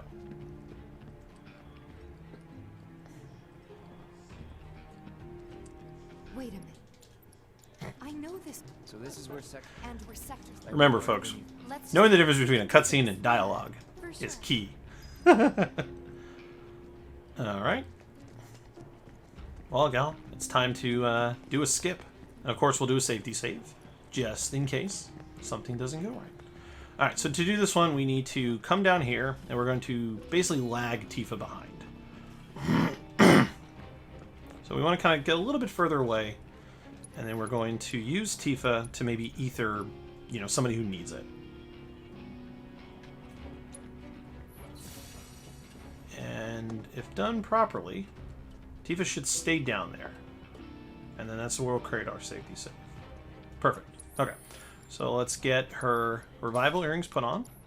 Let's create our safety save. And I guess it's time to get funky with it. So just like most of these, it's a potion lag. Tifa's basically going to start healing herself since she's the one that needs to die last. And we're going to run really fast to battle.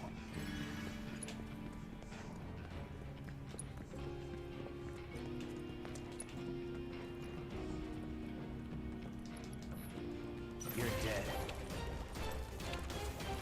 Alright, so we're going to try and get Cloud. Now I am still on easy, so this might be bad, now that I think about it. Because I did forget to put it on normal, and Aerith kind of goes ham. You might be able to salvage it, but it's going to be risky.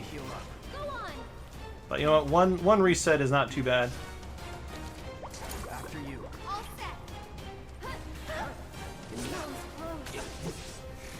In fact, you know what, just to save time, we're going to go ahead and do that.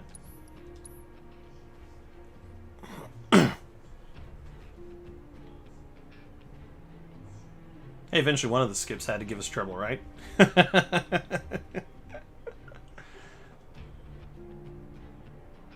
I blame my my notes on that one. I apparently have incomplete Chapter 10 notes, so I'm going off memory on this one. Alright, let's try that again. Okay, like I said, it shouldn't be too much of a time loss. Very minor time loss. And that's why we make safety saves. Alright.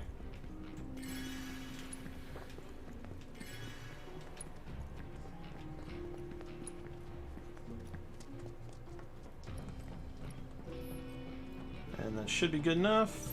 There we go. Now everybody should die a lot better. Actually, get put to sleep.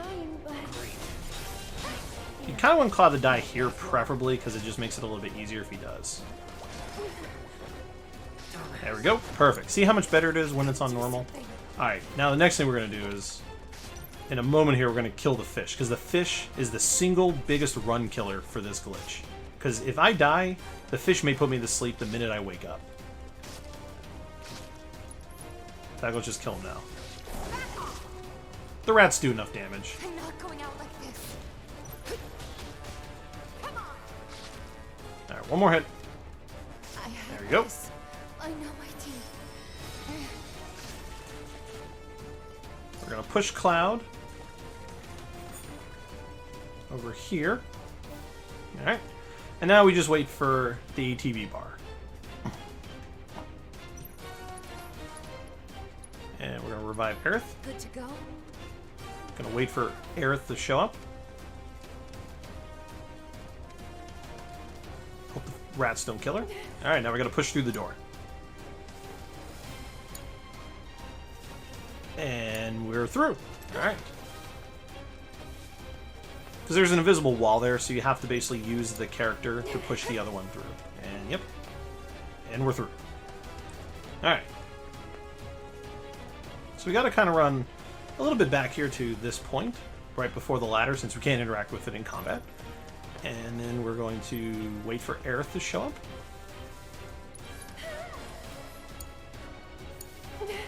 Not quite do that. Phoenix down Cloud. Shake it off, okay? Switch to Cloud. Kind of run him into the hallway. Or try to run the hallway, but that should be enough to deload the map. And we are off. And because we have parry, we can do this the whole time. So I hope you enjoy this sound. And we are skipping that pump minigame. It is the worst. I hate it. I seriously hate it. It's like one of those things where, like, you shouldn't mess up on the first one, but I still find a way to mess up on the first one. Alright, so we're pretty much going to go to the end. Weirdly enough, these monsters will not attack us. Alright, so we're here. This is a combat zone, so we're going to go ahead and warp everybody to us. And then we're going to basically thunder them. Too bright? Okay, we're going to actually thunder the mobs, I should say. Too jittery? Got a sting. And Cloud. that's the skip. It is now chapter 11. 39-minute time save.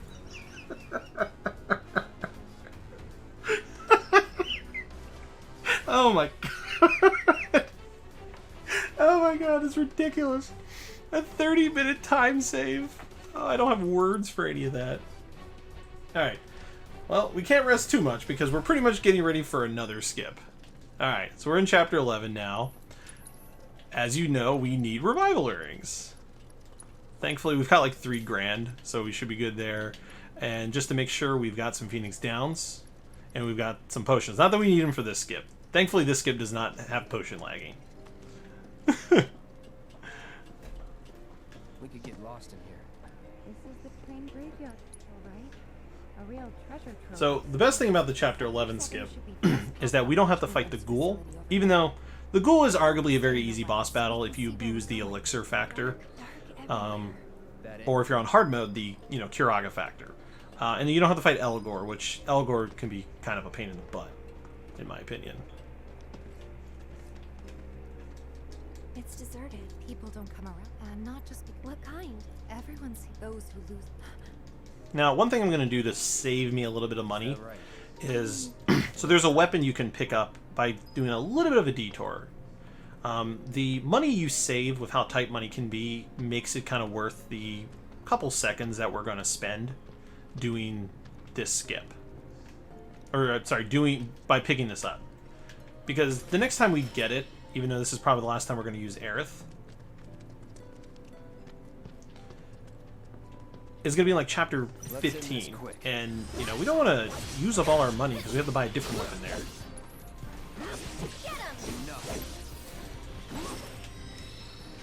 Alright, and one of the best things is because of the extra battles and other factors, we're thankfully probably on par with the level you'd want to be without some of the original glitches.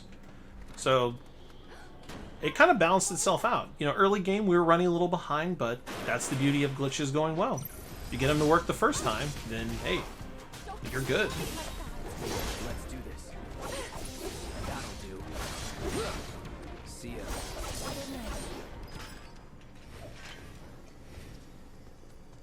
I think I just heard.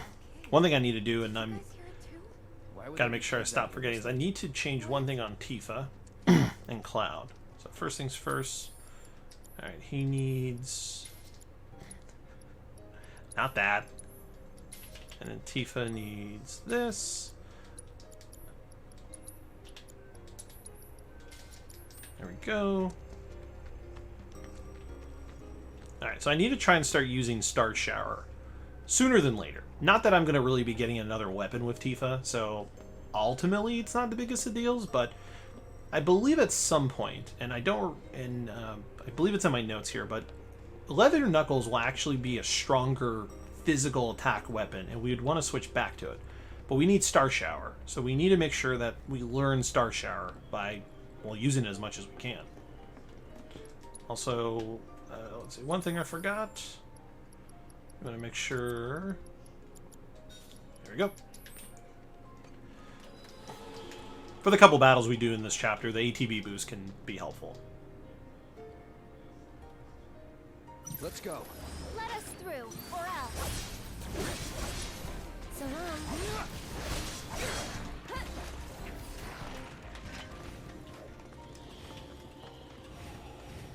Go up the ladder. Go up the ladder.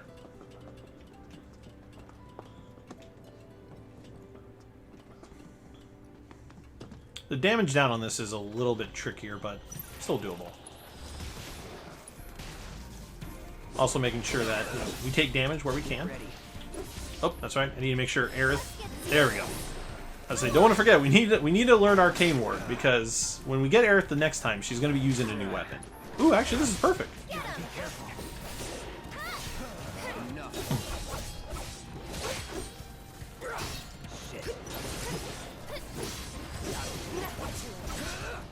Wait a minute.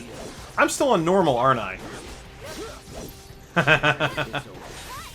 You know what? That's not the biggest of deals in this case. I guess it kind of works out. Yeah, I'm still on normal. That's fine. I mean, I needed the damage down anyway, so why don't we temporarily go back to easy. But hey, Cloud's already weak, so it kind of worked out in the end. Cripshays are dangerous. Those mobs, man, they'll put a hurting on you.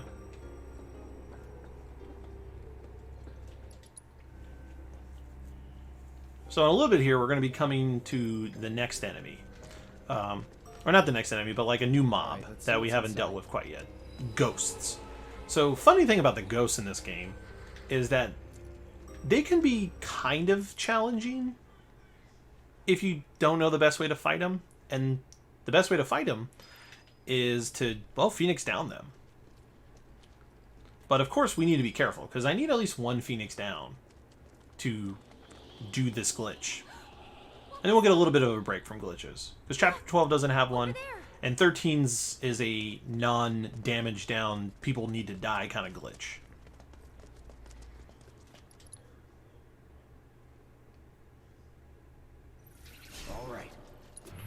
Hey, what am I doing? Actually, I've got 4 Phoenix downs. Why not? Let's Phoenix down. And dead. It's you. So if you run the no major glitches category of this run, what you would actually do is, by the time you get to Chapter 11, you would want to make sure you have 6. Specifically 6 Phoenix downs. Because there are 6 ghosts in total you fight in the no major glitches category.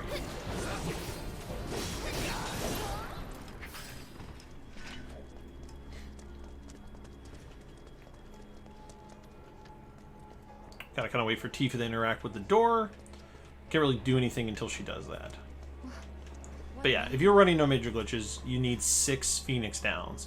Because you would basically just start the battle against a ghost and then throw a Phoenix down at it, and then battle's over, essentially. Alright, so coming up here in a little bit, we're gonna be dealing with some ghosts. So the remaining battles before the glitch are going to be 3 ghosts. Yeah, 3 ghosts. And so we need to damage down on them. So we're gonna be switching to normal here. And the idea is to hopefully the ghost will cast Reflect. Or some sort of a Reflect. We're gonna hope they cast Reflect on themselves.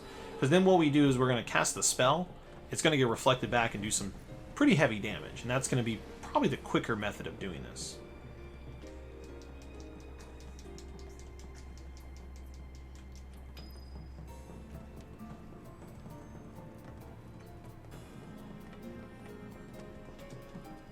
So I'm not going to switch to normal yet, because I need a safety net in case I have to kill them with a Phoenix down, and I don't want to use, and I only have 3 left. Because there's 2 here. So I'm going to let these 2 maybe kill Cloud, and then hopefully we can at least Aerith some, because Aerith still got full health.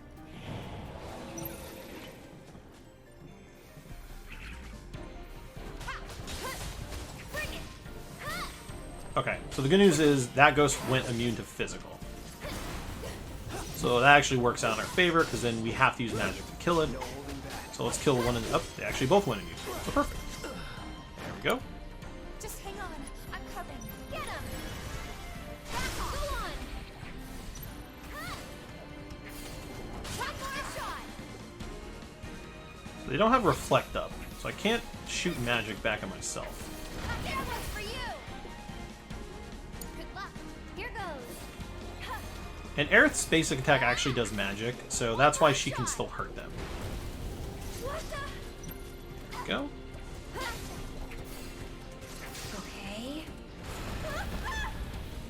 Perfect, perfect. Sorry, Alright, we'll go ahead and kill one of the guys off. He is still immune to physical. There we go. And we've got more materia upgrades. Perfect.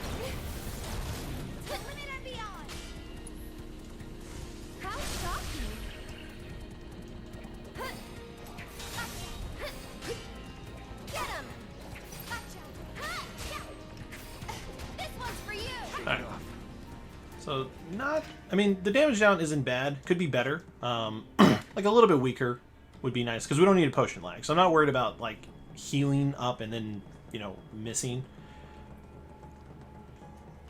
But I will say, this one's dangerous, because the enemies we have to die to hurt. The Cripshays, they hurt. More in here? Looks like. Alright, so there's one ghost in here. We're going to try and do the same thing.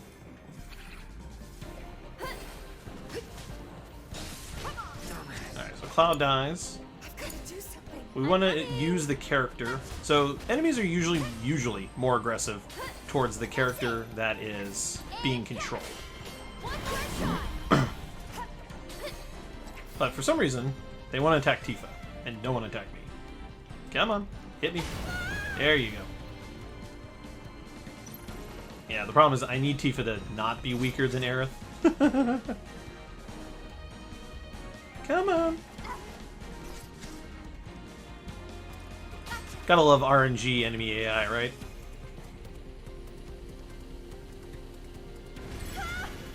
Perfect. Everything's spinning. Get him. Kinda hurt. Gotta go for it now. Probably a good time to just take him out. Get him. Fine, I'll throw fire at him. Alright. I can make this work. I can make this work.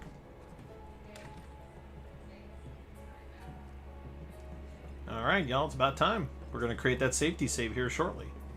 Alright, so for this skip, this one uses a lot of the same tech, but luckily the null space disable is fairly easy, because we just need Tifa to be climbing down the ladder the moment we enter combat. So let's go ahead and get it set up. Oh my god. Yo. Apparently she had it on the whole time. Oh, that could have went bad. I'm so glad I didn't get Aerith killed. That could have went bad. Alright. Safety save time. When did I put revival rings on Earth? Like, what is that? Okay. So we run over here. Now, ideally, so we're going to do the same thing. We need Tifa to kind of go down second. So I'm going to have her heal herself, which should hopefully put Aerith in front. Yep, it does. And so the goal here is the minute we see Tifa on the ladder... Oh, God. Focus. Okay. That almost didn't go well, but thankfully we recovered pretty quickly. Thanks to positioning. That almost did not go well. As that janky RNG you never want to see. I'm feeling pretty weak. And just to be safe, I might kill one of these Cripshays. Or in this case, kill two of them. But you know what? That's fine. That makes it a little bit safer.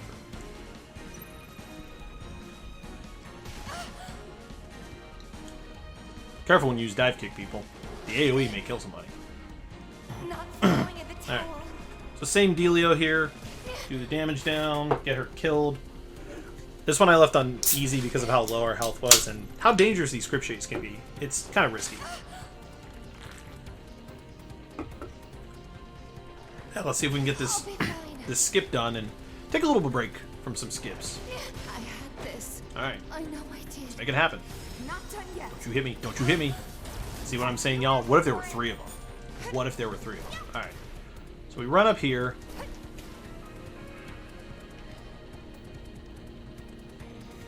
Wait for some ATB. Waiting on some ATB. We don't want a limit break. Alright, so we do Cloud. And then we give it a moment. We want to wait till we see Cloud running up those stairs. And then we're going to switch to Cloud. Put him outside. Do this. Switch to Tifa. And start parrying into this door. And then we're going to hold tight, because we need to lower Tifa down. So we got to wait for the map to load back in. There we go.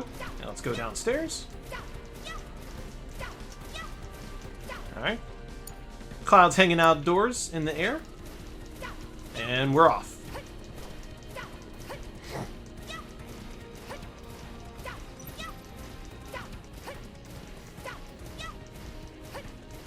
So we want to make sure we angle it properly so we get to the end, but we don't put ourselves back in bounds at a different part of the train. But I also want to make sure we don't... I had it happen one time. I accidentally elevated myself at one point, and it, like, botched the whole thing. So we're passing the Elgor battle now. And we're almost to the end. We don't need to kill the enemies to climb anything. We just get to this point. Boom. Oh my god. Oh, I got a 52-minute time save. People, what is happening? Alright, so now we get a nice little break from... we get a chapter break from some skips here. But I will say the boss battle at the end of this chapter is, in my opinion, from my personal experience running this game, the most RNG painful one. Because you have to... You'll see. We're going to have to fight two enemies at the top at the end of this chapter. And we can't quite predict some of the stuff that they're going to do at the end of the day. Alright.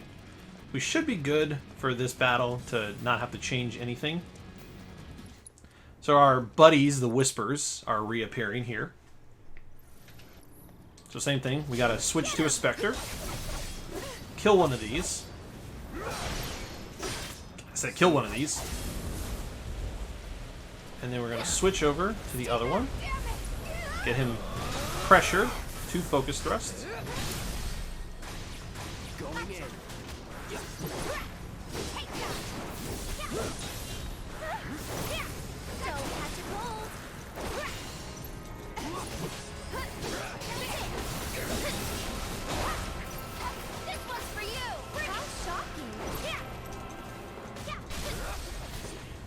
Let's say just die, Spirit. There we go.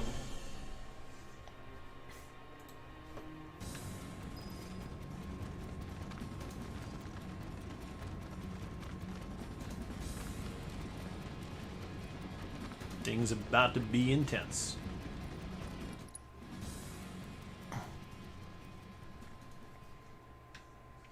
Alright. So we skipped the cutscene. So basically, Shinra has decided to drop the plate on Sector 7 because they know that Avalanche is here. So because of that, we need to deal with it. We need to stop them, essentially. Alright, so I need fire. Okay, he needs a fire materia. Preferably the one that has fire. Okay. First strike ATB boost, that's fine. Tifa needs first strike fire. She needs fire as well. Who has the other? The hell's the other fire material? Oh, apparently Cloud had both of them. Never mind. Let's see. Barrett's gonna get some stuff. Alright, we can actually. Menuing! Alright. Ice. Let's see. Barrett needs wind. He does have it. And I want him to have lightning. We can put that away, and that should be good. Quick double check to make sure, and yeah, we're good. Battle settings. We're gonna put Fire here. We're gonna put Thunder here. We're gonna put Arrow here. Tifa's good, and actually Barrett needs Thundara there, and we're off to the races. Alright.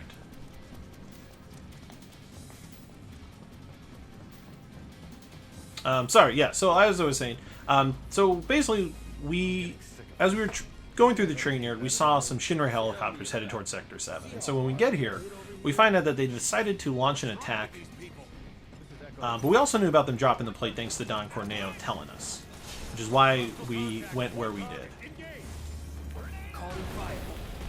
Alright, so I was trying to group them up. Didn't work out quite, but that's fine. Get ready. You're done. Enough.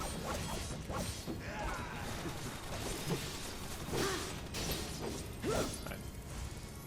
Time to burn. Remember, Thunder's on triangle. Is that it?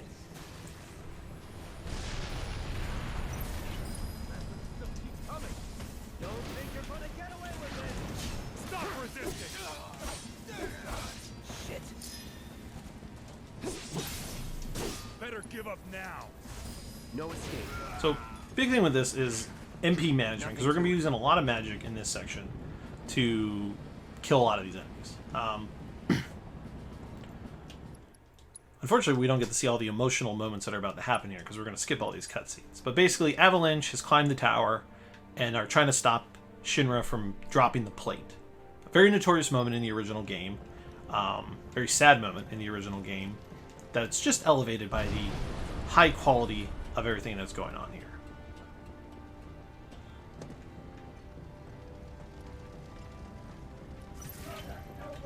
So we got ourselves a new enemy here. These guys suck. Plain and simple. The Helio Troopers. Yeah, so as you can see, my MP's getting low, so we're going to need to heal that up here in a second.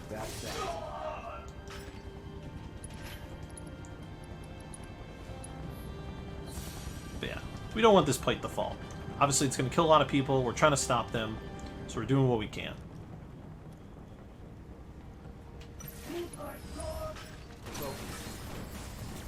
If I'm lucky, the splash damage may grab some others.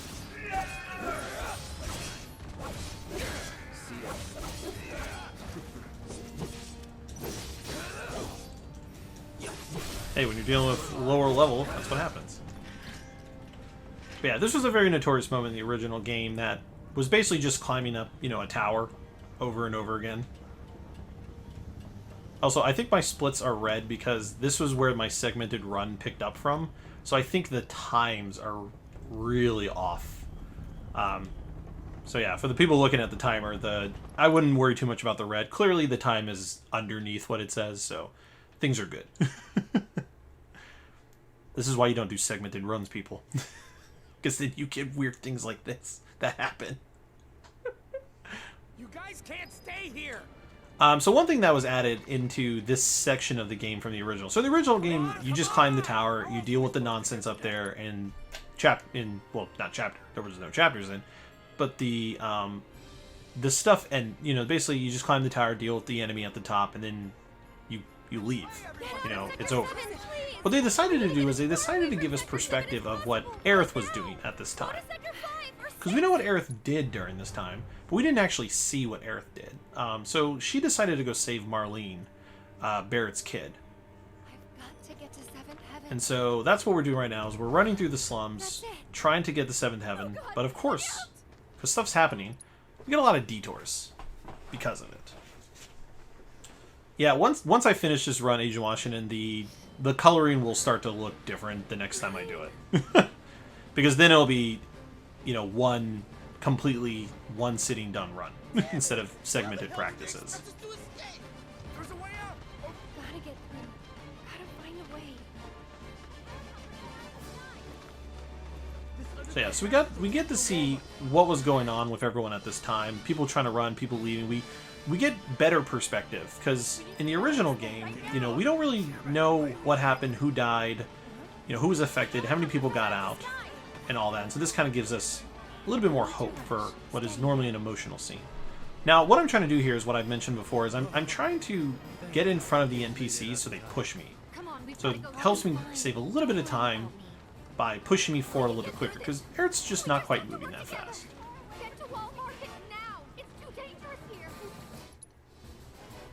So we've saved one little girl, but we still need to find Marlene. Stop! That way's already. Please, I need to get through. This is it, isn't it? Almost there. I have to go back. There's still... No, it's not working. Right. The moment we see the Turks, we hit the cutscene.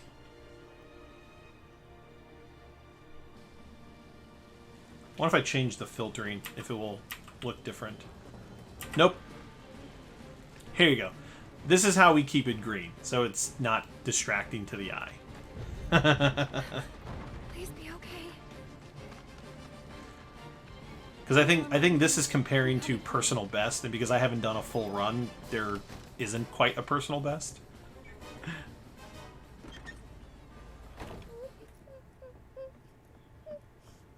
Alright, so we finally made it to the seventh heaven, and we're going to talk to Marlene here. You're Marlene, right? You know, rescuer. Though it would be nice to kind of compare it to my previous time, so I'm gonna have to keep it red for chunks of this so I can know how much ahead I am. Tell you what, we'll grow lots of flowers at your new house. Do you think that I could help too? Of course. So this is gonna be the last time we see Aerith for a very long time. So say bye bye to Aerith, everyone. But now Tifa has joined us on the tower. So now we're going to get a little bit more backup.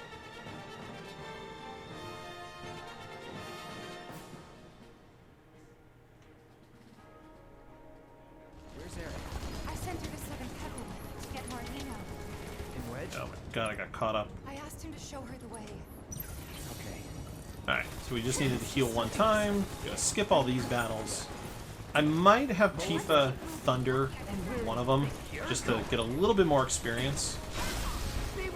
You know, just kind of helps. Even if it's not a whole lot. Tough, but doable. Come on!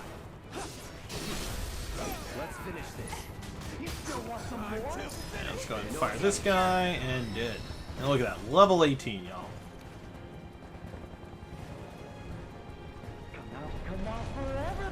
Oh, apparently... Oh, I guess I need to...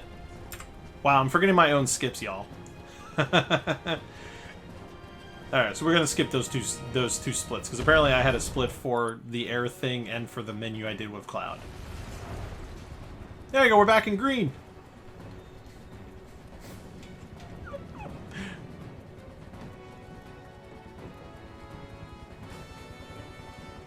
Mow him down. Lucky I stretched.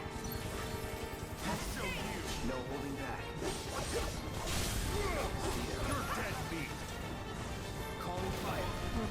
Right. So now, this is kind of a scripted moment. We have to kind of wait. But we want to wait kind of out of view of the helicopter. Because then the helicopter is like, oh, what's going on here? What's like? Where are they? Seems we've lost control of the top floor. And we're gonna have ourselves another instance of plot armor coming up soon. But let's deal with this hella trooper that's gonna show up here shortly. And we're gonna go ahead and fire him. Probably kill him. Ah, not quite. We're almost there on the damage. So this is fun. So this is a plot armor mob. I'm gonna hit him. And I can't kill him until now. I always love doing that. I love just killing him and then letting Tifa do the final blow. Because she basically just goes up and punches him. Thunder the turrets.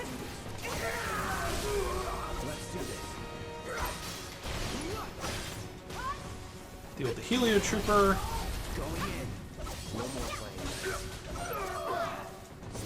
And there's actually one more Helio Trooper. But we're going to hit him with fire. And actually, let's hit him with thunder. Call it a day. I will say we do try to avoid air combat as much as possible because air combat's kind of trash. Let's be real, everybody. Air combat's kind of trash. So at the top here, because we're almost at the top actually. In fact, that should have been the final battle before the boss battle. So the top here, we have to fight Reno and Rude. And unfortunately, Reno is pretty random with what he wants to do, and so is Rude. And when you have to fight him together, sometimes stuff doesn't go well, and RNG takes hold and kicks you in the butt. Right here was one of the sadder moments. R.I.P. Jesse. Unfortunately, Jesse, the Avalanche members just don't quite make it. Except Wedge, because Wedge is not on the tower. The other ones are still on the tower. So we use the bench here to heal up, because we went pretty magic heavy there. We want to conserve our items where we can, or conserve. I'm not able to say words. Alright, use this. I like to get these to be safe, as well as these. But we should be good on everything else. Alright, just need to change my weapon. Make sure, let's see.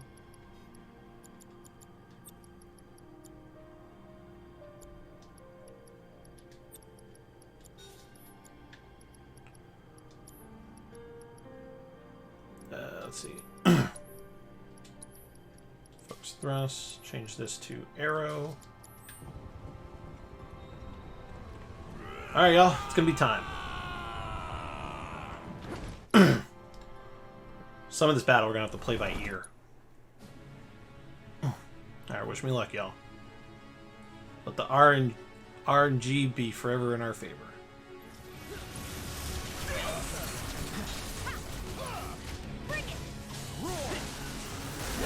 So right there is where the RNG was not in our favor.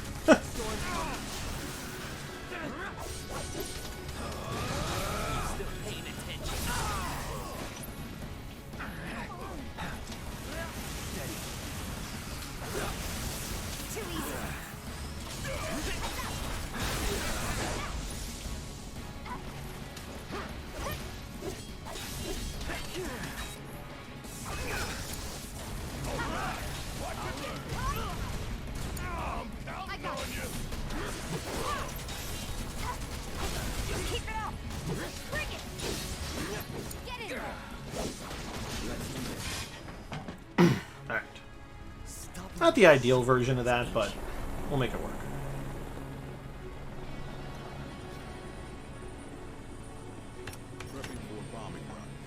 Say what? I see you're doing whatever the hell you want. Guess I'm rubbing off on you. Guess it's my turn.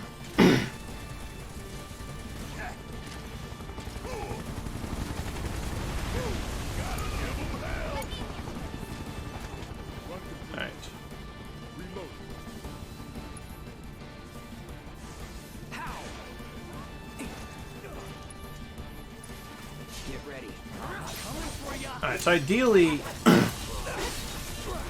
this is where you'd want to have a second, because Pyramid is about to wreck Barrett.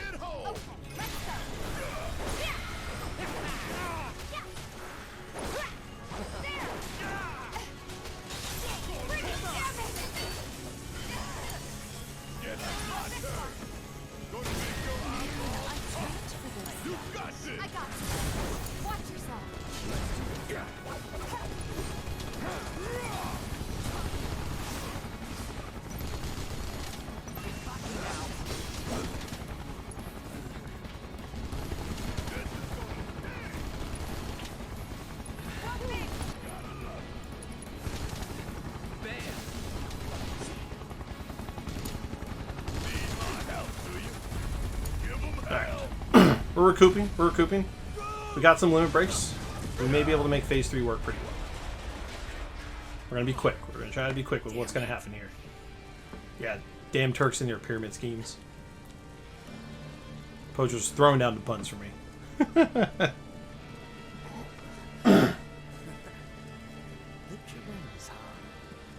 Man's got a million sunglasses. Never runs out.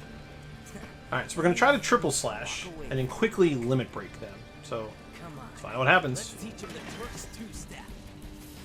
Still paying attention. Time for you to learn.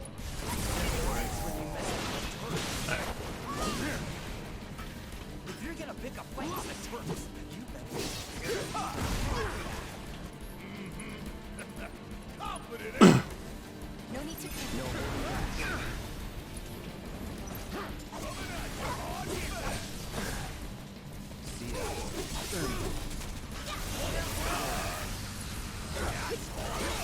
Get ready. Get on, would ya?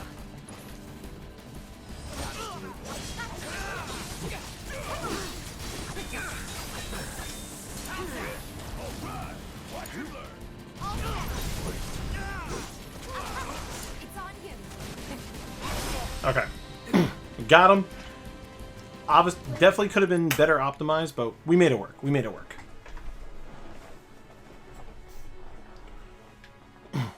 So, a couple things I can point out that could have went better there is, so the staggering of Reno in the beginning there. So, catching him with the arrow and then hitting him with focus thrust will basically stagger him and get you through phase 1 a lot quicker.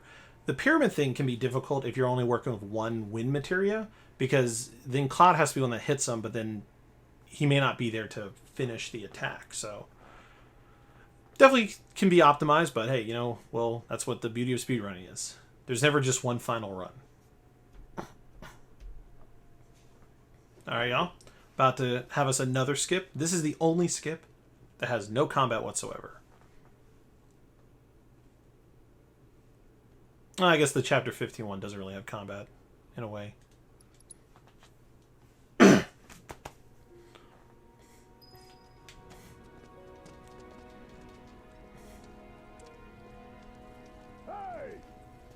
Anybody out there? So now, the plate has fallen. Sector 7, devastated. Destroyed. Absolutely wrecked. As we can see here.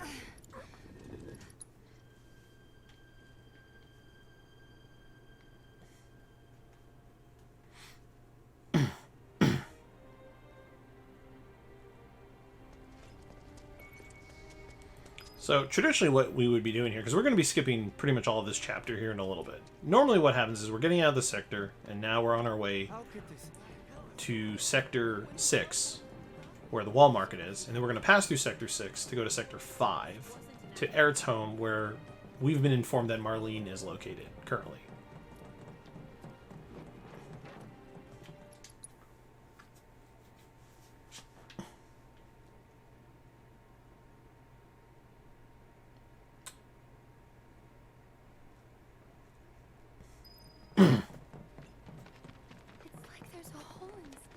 So the skip's actually about to happen shortly after this little dialogue scene. Over there. So normally what happens here is, you know, we have to get out of here because there's like Shinra guards in the way. So because of that, the game triggers those warning bypasses, like the one I did in Chapter 5. So we found, or the community found, that we can do one of those bypasses here Found him? to get to chapter 14. Compound as we speak, sir. So I'm going to go ahead and focus and get this glitch. And we got it. What's going on? They may have escaped.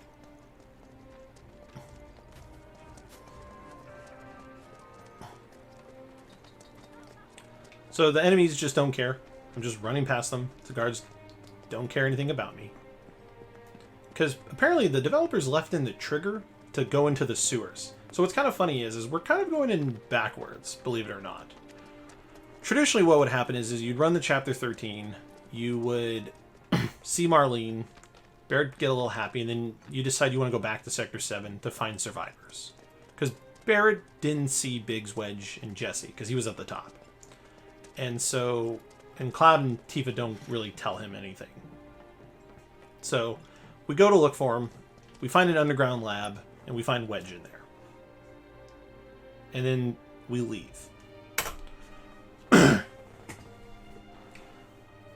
Right, yeah. So, apparently they left in the trigger to go into the sewer. You just walk up, open the gate, open the sewer. But then what's weird is it warps us to the ladder we would normally take. So normally you would go through Don Corneo's mansion and go through the trap door. As you can see, I'm clearly come down a ladder. So yeah, we were back in the Abzu part of this.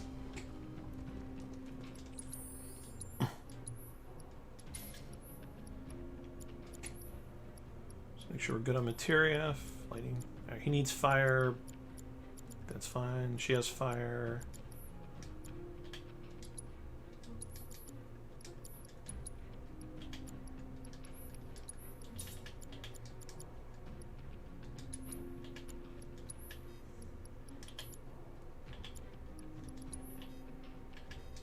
Got it. Ladies and gentlemen, this is why menuing is important.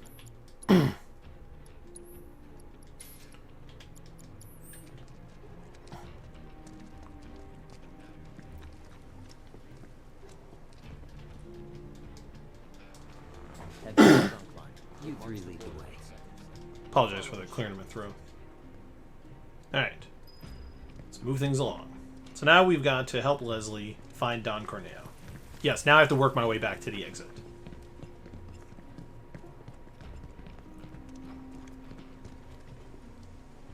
But the sewers are a bit tattered from the last time. We won't hold back. Sucks to be you. You're done.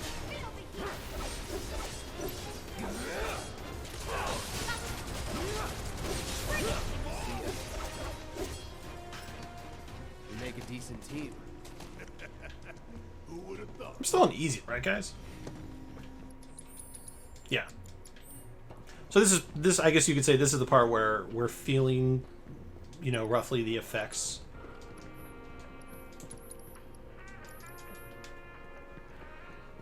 Alright, so one thing I like to do is I want to kill the fish only, because the other guy takes too long. We're going to kill the two fish. And we're going to run. Kill the rats. Let's do this.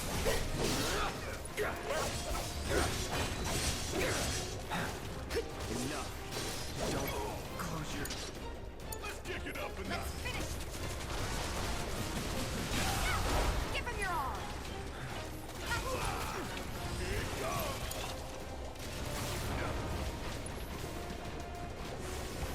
Burn. Alright. This is the part where we need to leave, because bad stuff is happening. This won't take long. And then we skip that battle. So the only point of doing those battles was to get a little bit more experience, essentially. A little bit more experience, a little bit more AP. Alright, y'all, we've gotten through pretty much all the glitches. There's just one left. You're dead. Calling fire. Let's finish this. Alright. Apparently the fish wants to play not nice. Burn.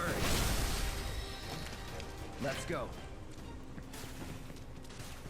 Okay, so we're about level 19. So traditionally for chapter 15, there's a battle in chapter 15 that's a little rough if you're not like 22, 23. So hopefully with the battles we do here, we'll be able to gain enough experience to at least be a little bit closer. We could probably make it happen. It just might be a little bit harder. Last a little bit more time. I never got Tifa. Let's just keep moving. Hate to interrupt. Yeah, we heard you. But yeah, so we're looking for Don Corneo in the sewers here, and so we basically have to go ahead of Leslie to do this because Leslie's not a fighter. So we have to do all the fighting and lead Leslie along the way to find Corneo's little hideout down here. Hey, Your time to shine. can I ask you something? Why did you help Andrea, that really it? that couldn't. Huh? It doesn't matter.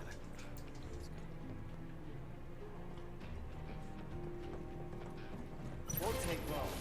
Yeah, not with me here. That's what you want to see. Keep those gloves up. Ah, you gotta love area of effect moves. We're getting close to Corneo's hideout. From here on, I'll take the lead.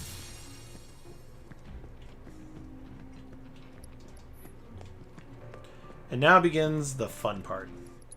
So as we're about to go through the door, this baby Abzu steals the key, and now we have to chase it. I kind of hate this part, to be honest with y'all. Because these enemies, like, they eat hits. Like, they take a lot to hurt them.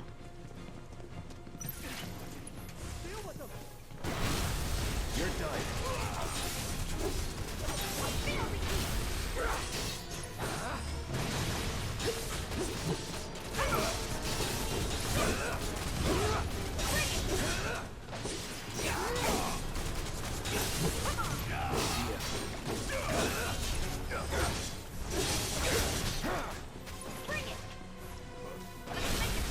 Get ready.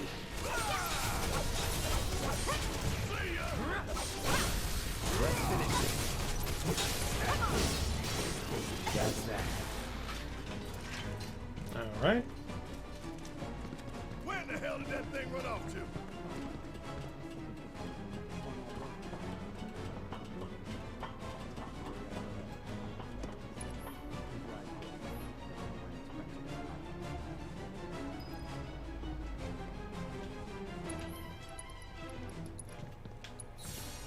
Give it all you got. It'd be my pleasure. Here we go.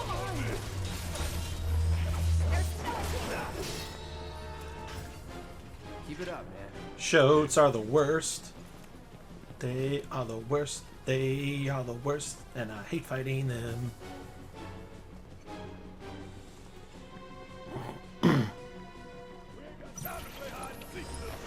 Let's be smart. Enough. No holding back.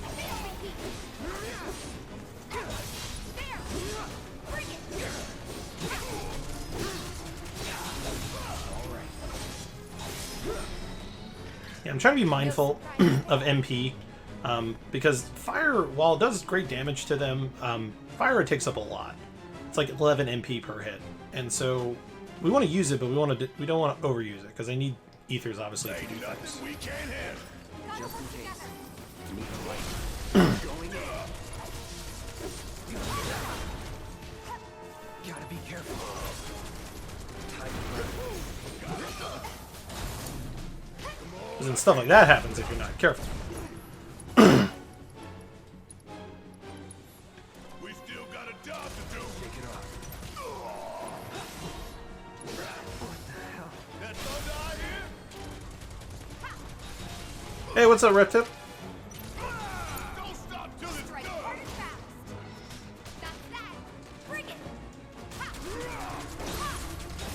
What's going on, man? Welcome to the stream. We're just speedrunning Final Fantasy VII. Alright, so not ideal, but, you know, manageable. What just happened there?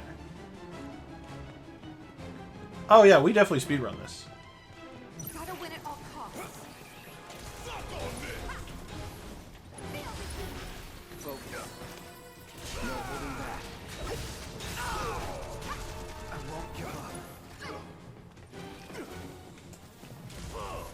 No escape. Let's finish this.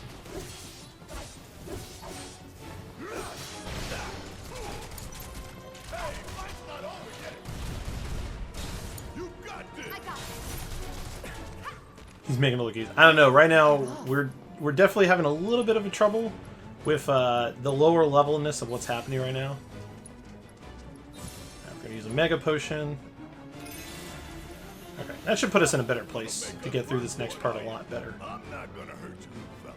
So just stay.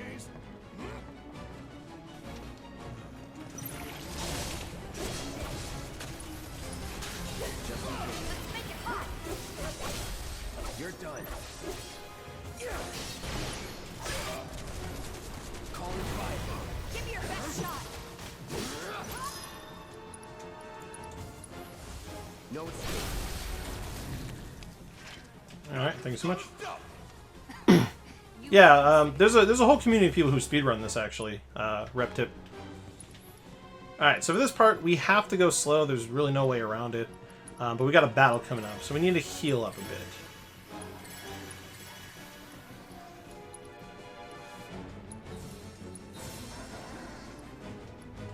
Yeah, for this part, all you can do is walk slow.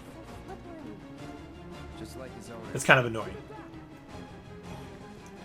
Alright, it's time to put an end to the shout. The shoot.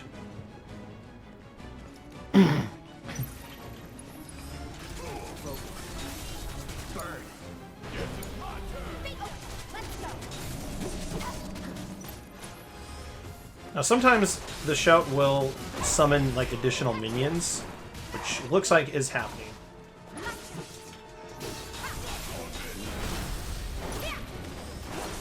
I think, actually, this is going to work out. I think we'll kill everybody here. And he does. That's what you want to see, people. You want to see them group up, fire a stun everybody, give you an LB, and you cross-slash him in the face. Follow me. Alright, so now we're going to head back. And for this part, we need to... Let's see, what's the best way I can put this? Well, we need to be ahead of Leslie. So, to save time, or to maybe be as effective as possible in terms of time use, what we need to do is we want to stay ahead of Leslie, and we want to not make any mistakes getting back to the door. Because if we get far enough ahead of Leslie, we can actually go and use the bench. Because let's face it, we're kind of low on stuff right now. We can use the bench, and by the time we get off of the bench, Leslie will be back at the door. Because we can't go through the door until Leslie goes through the door.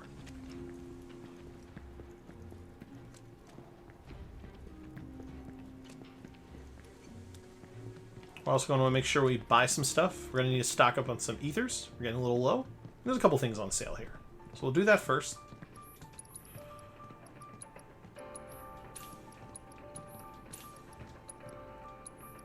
Alright, so we want to have about 12 ethers, just in case.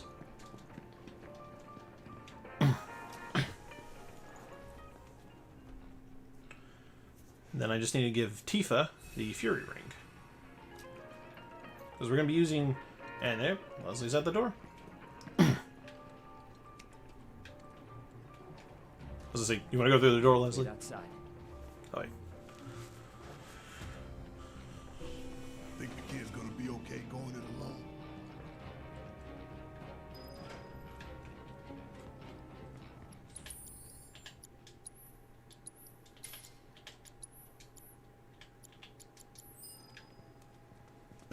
Alright. And let's fight an Abzu.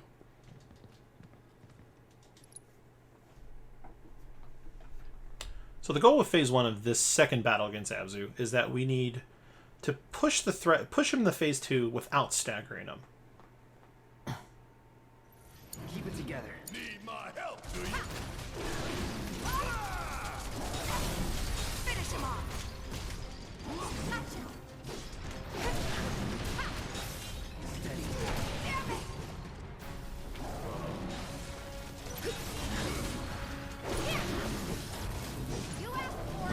Tricky part is there's a lot of enemies to target, so.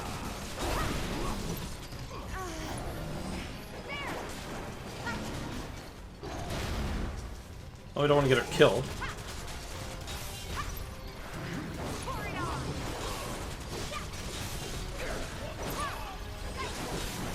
There we go.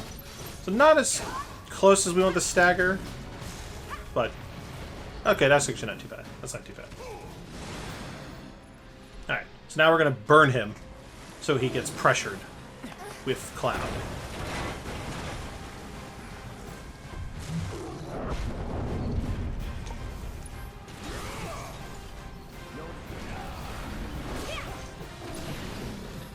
That's not throwing in the towel. And just to be safe, I'm going to heal.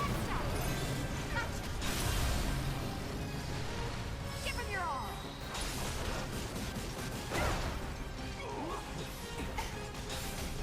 Bring it. Heads up. Watch this.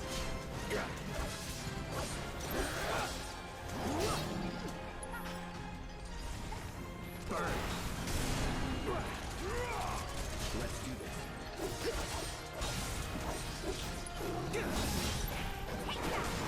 Alright, perfect.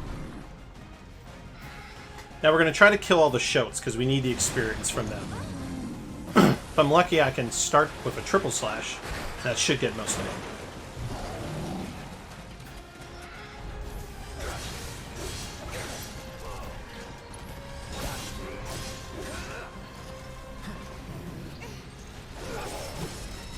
Look at that, level 21 people.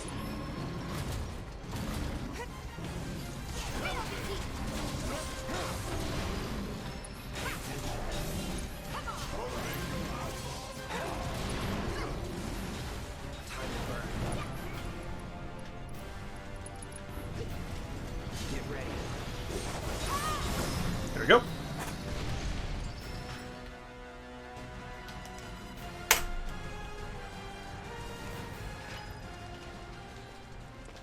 And that is Abzu 2. Alright, about done with chapter 14. We just got to make a tiny little detour before we head up the wall.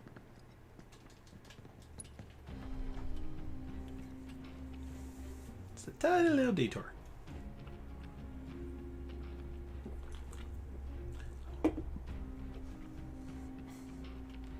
So because we had skipped chapter 13, there was a shopping opportunity we don't do because of that. And so that shopping opportunity is where we would get the Mithril Saber, which is kind of a big deal. And it's not, actually, maybe it's not that big a deal, but it's a very powerful magic weapon for Cloud to use. So, yeah, there's a little weird graphical glitch because of the thing we did there where it shows you one thing and then you cancel and then it does this weird like camera zoom out thing. Alright, so yeah, before we can go up the wall to chapter 15, where our final skip is. Also, we're doing pretty good on levels. We're level 21. We're maybe not as preferably as high as we would want for one of the battles, but we'll make it work. We'll make it work. We just may need to play a little smart. So we want to buy the Mithril Saber, and that's all we need there. Don't tell anyone. And we're gonna head back. But before that,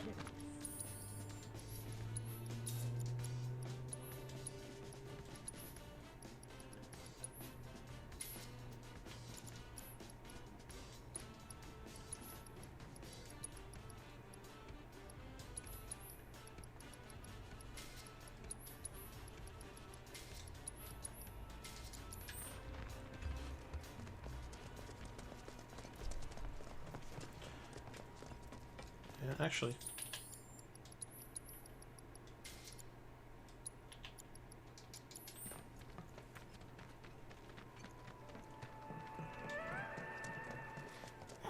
how are we doing on items? 12 ethers, good, good. A couple potions, cool. But at the end of the chapter, you get fully healed, so we'll be okay. Ready to do this? Why don't we start? You know, sure you want to go? And that is chapter 15. All right, y'all. We're on, or sorry, that's chapter 14. It's chapter 15 out of 18. We've got 15, 16, 17, 4 chapters to go.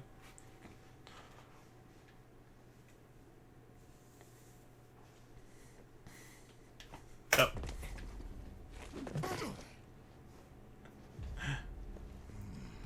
Almost forgot to skip again. Alright. So here we are. We're trying to head to Shinra's headquarters to save Aerith. We've decided to go rescue Aerith, who is at Shinra headquarters. No telling what's gonna collapse or when. And so for us to do that, we need to climb up the wall. But as you can see, we're climbing through the wreckage of Sector 7. Because if you think about it, when you drop a plate, there were houses on top of that plate. People's homes that were destroyed.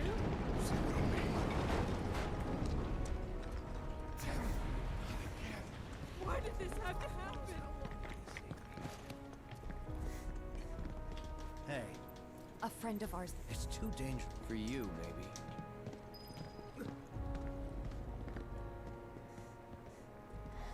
Just try to be careful.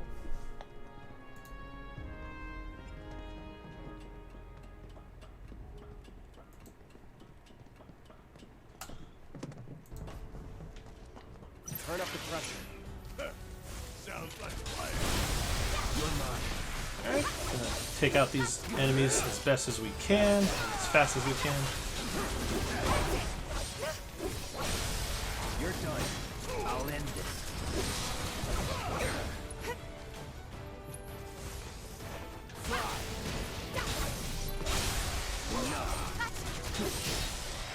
And Cloud did level up to 22, which is good. Another one in the bag. It makes it a lot better for us when it comes to fighting some blast rays when we get towards a part of this chapter.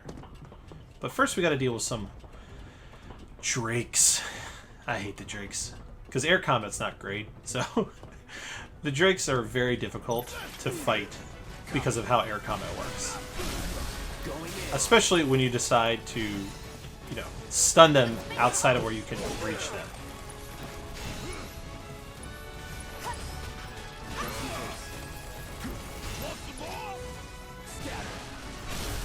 You're done.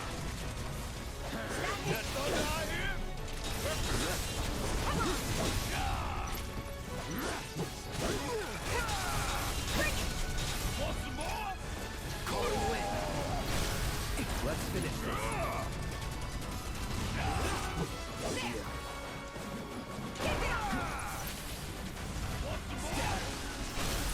Let's do this. Buzz off. It's over. Keep it up. Let's kick it up a notch. Gotcha. Worked up a good sweat. Alright, we do want to make sure we're wasting MP because we're going to need to do a bit of a lag, similar to a potion lag, but with ethers. Or potions, whichever one we're low on. We've made it through worse, you know. Yeah, no kidding. It's a miracle we haven't been killed a dozen times over by now. It's a dead end. Wonder if this rope belongs to search and rescue. Think we might be able to climb Time up for the here. grappling. Try to aim for the... Don't screw up, by the way. I think I see a rope hanging off the top there.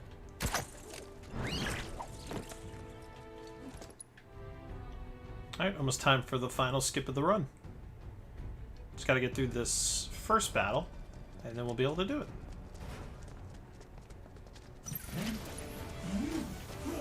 No holding back.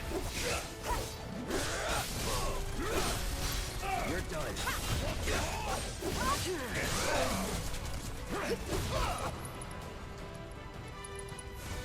Need a light? That'll do. That'll do.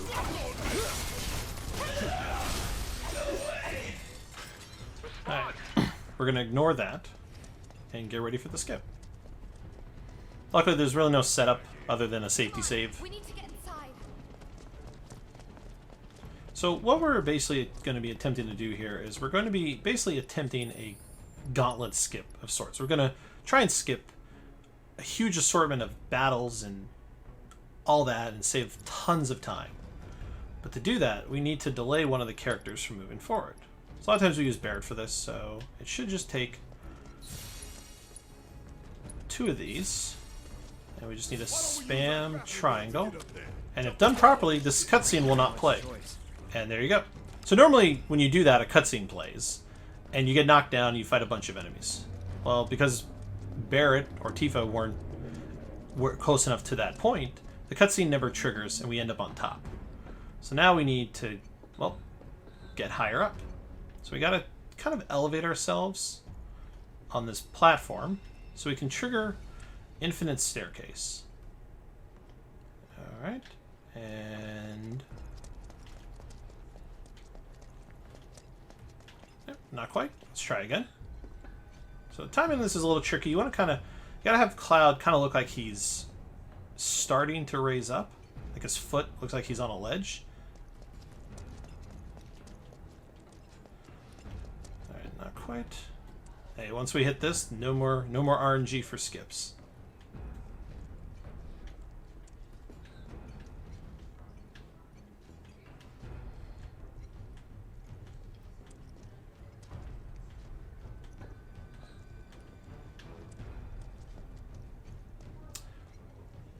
Then that happens. Alright, so you can't go too far out of the wall or it pushes you in bounds. But no worries. No worries. It's very quick and easy to set back up. Once you get the timing down.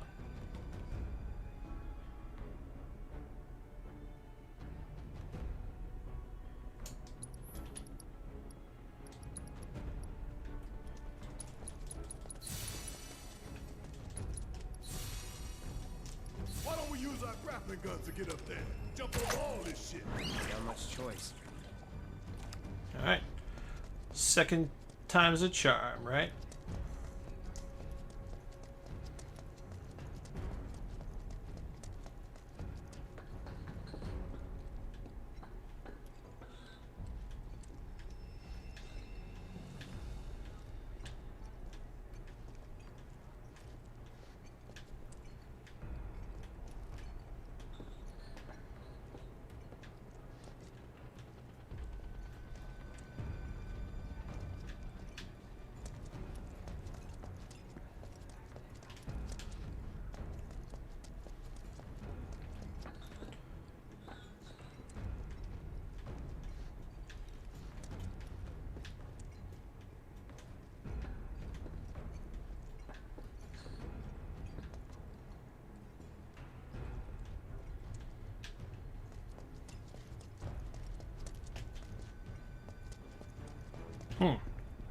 Okay.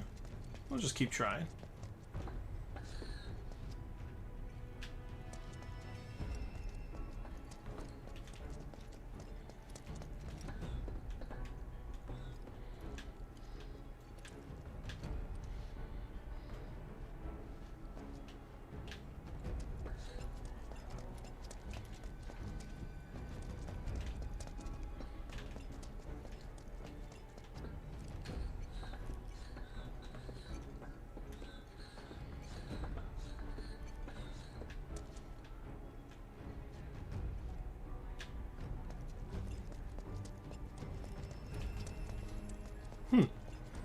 So at the moment it looks like we're having some trouble triggering.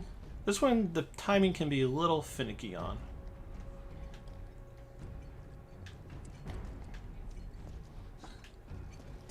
Wait, I think we got it. Yep, there we go. Now time to elevate ourselves.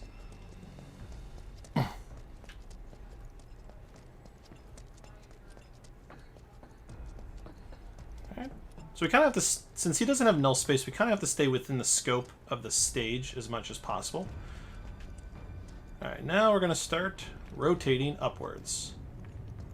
We just got to be careful of what we touch.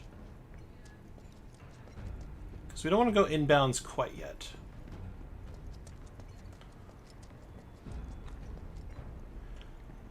And that is an invisible staircase. So basically, we're skipping all these moments of grappling hooks, battles, none of the enemies have loaded in. We're basically getting to towards the end of this chapter a lot quicker than we normally would. So we keep rotating.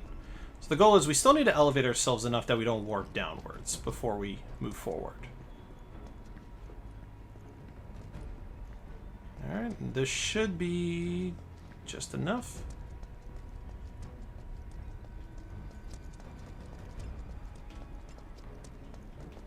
Oh, Tifa and Barrett got in the way.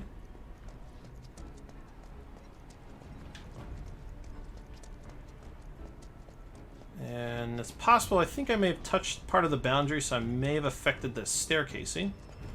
So we may need to...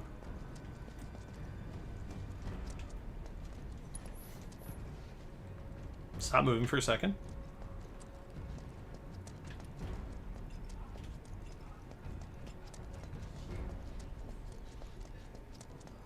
Alright, so in this case, we're going to do things a little differently.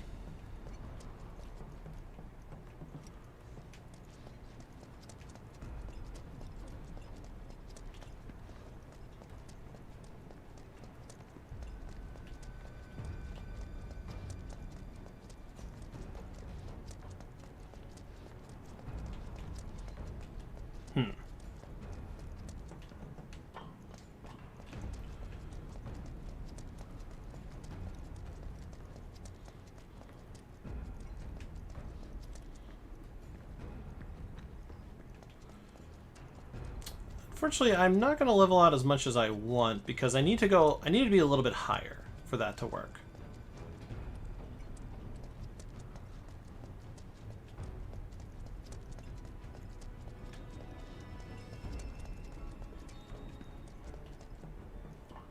Yeah, because I can't interact with the ladder.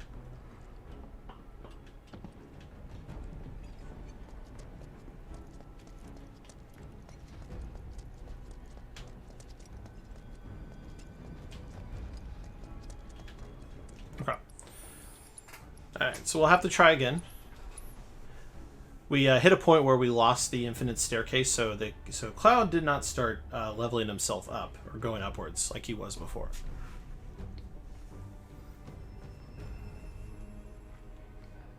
You have to be very careful with your character movement, because you can't touch like an out of bounds or can't touch a wall, because then it kind of jars the whole thing.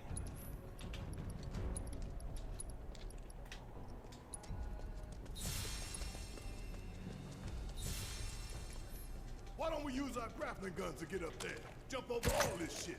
Not much choice.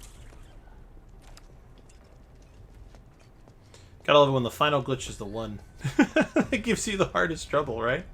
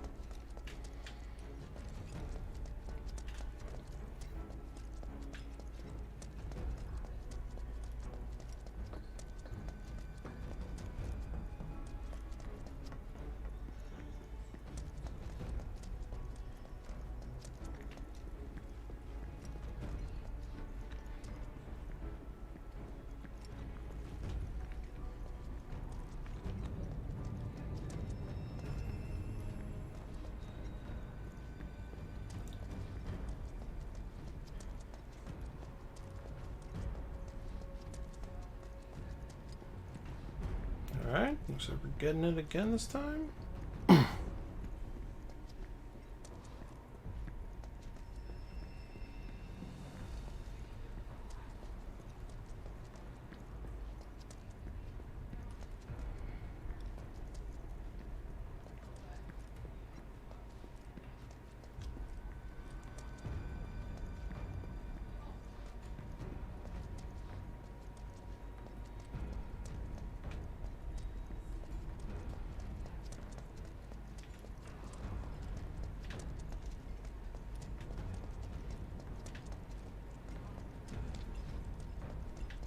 Trying a little bit of a safer version of climbing up.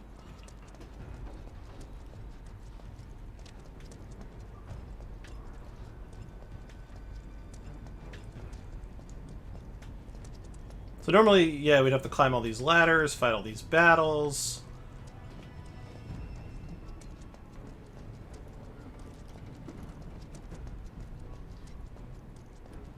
As you can see, we're skipping all of that.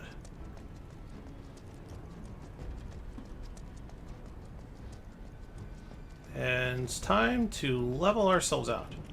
Alright, so we have to touch this balance beam, just briefly. And then we turn around.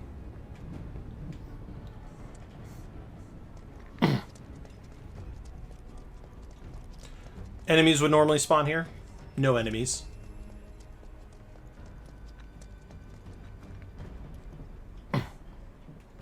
Alright, that is the final skip, y'all.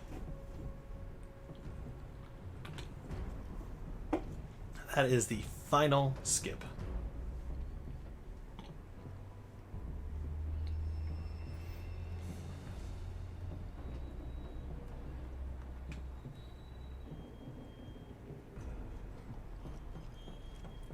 Third time was the charm. There would be an enemy there. Doesn't spawn. I trigger the split when I see the when I skip this cutscene coming up, by the way. Yeah, now it's just time to beat this game. So, what normally happens here is Valk will shoot at you, but because it never loaded in, nothing's happening here. So we don't have to worry about dodging the bullets. But you'll notice that the wall is still getting shot up, as if Valk is there. Alright, this coming up battle is... this one's rough, so let's see how we do.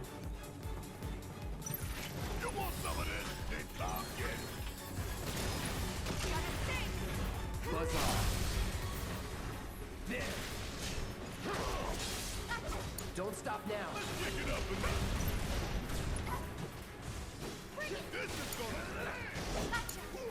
Leave it to me.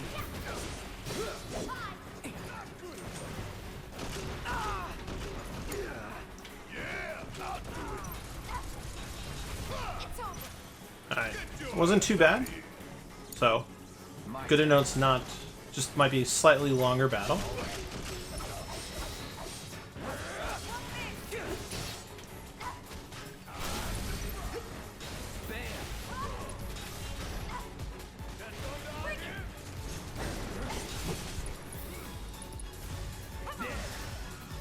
Okay.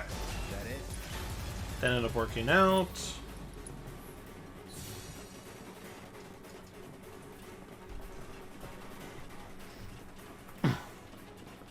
Got one more battle, and then it's boss battle time. And then we get a semi-chill chapter 16. Tough, but doable. No escape. Let's make it hot.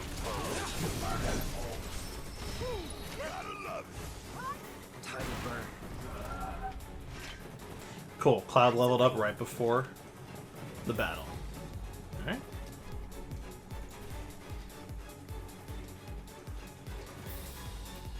Bum bum bum bum bum bum bum bum bum bum bum bum.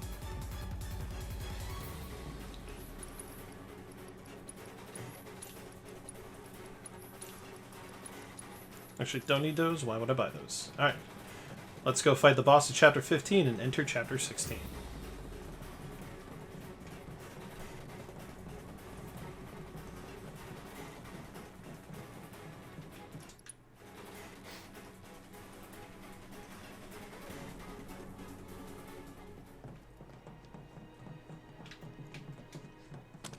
And you want to try to look towards where the grappling is, because if you hit the button, Cloud's going to take a couple seconds to turn around. So this kind of helps reduce the time you spend. So now we get to see the Valkyrie. God, look at that view. Look at all that destruction, y'all. So the Valk was a boss battle fought towards the end of the Midgar section in the original game. Let's be smart. So we Thunder Arm 3 times, moves into phase 2. Gonna switch to Baird briefly.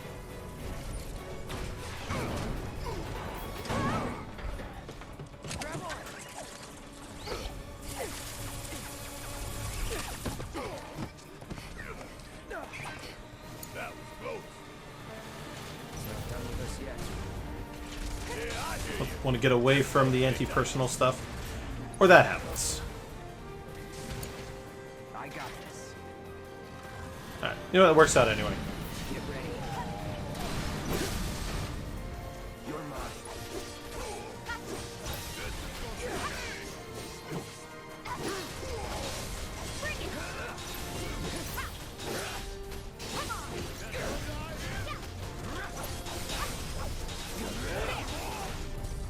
Alright, that's phase 2. Phase 3 is a little tricky. He's gonna put up a barrier, and I need to stop him from putting up that barrier as much as possible. And I'm gonna blast him with his own laser. There we go. Perfect. So now we wait for that to show up, and we dodge out of it. Don't get caught in the open. Calling lightning. Okay, that's weird. He didn't stagger. Okay, we recovered. Going in. Here we go. I guess this is gonna kill him. Going all out. Bam! Let's do this. Keep it up. And I used Blizzard. That's cute.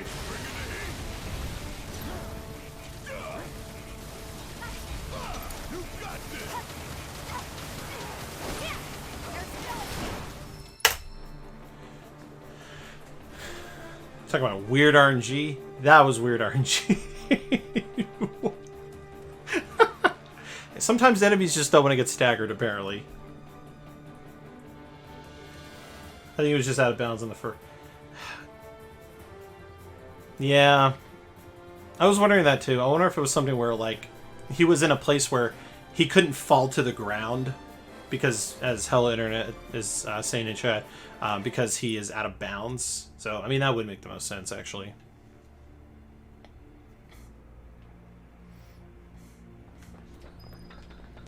Alright. So, Chapter 16 is an odd one. It's a lot of story with very little combat. So, we're going to fight a bunch of battles in the beginning. Don't fight anything for a while. Thanks. And then we're going to fight a boss battle at the end. And then we'll have the illustrious Chapter 17. The longest chapter and the most boss heavy.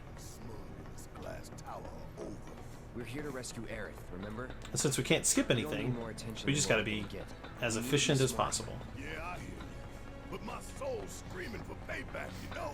I'm a ticking time bomb. And sooner or later, I'm gonna have to blow up. Alright, time to wreck some fools in the garage here.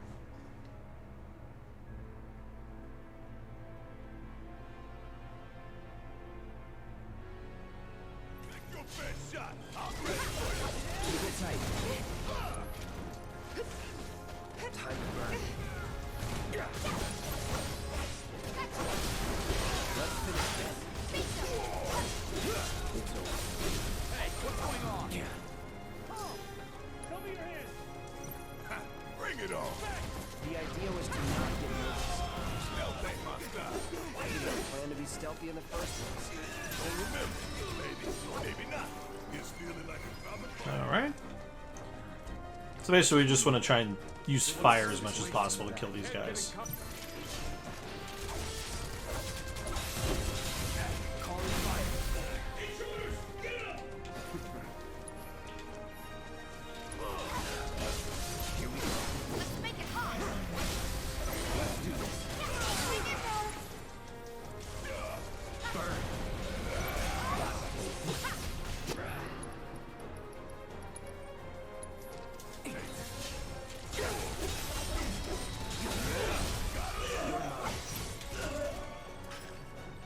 That's a win.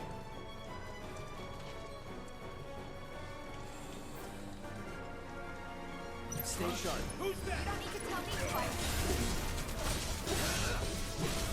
Going in. Time to burn. No holding back.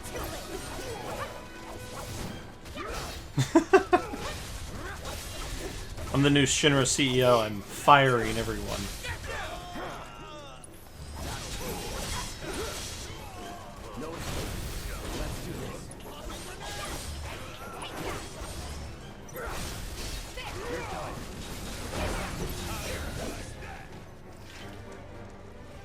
Alright, one more big battle. Time to kick ass and take names. Let's do this. Enough. You're mine. It's on you. Guess it's my turn. My turn. Let's do this.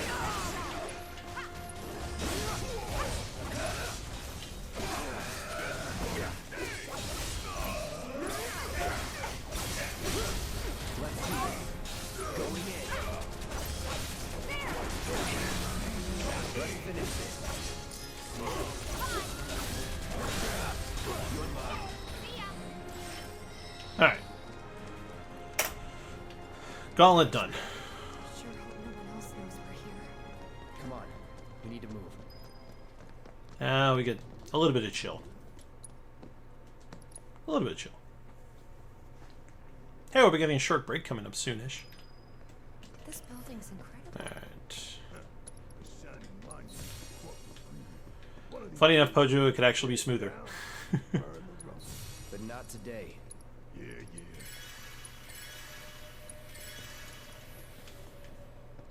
I actually don't know why I was using potions there.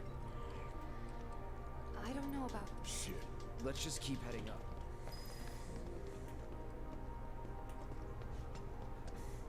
So, how do we get upstairs?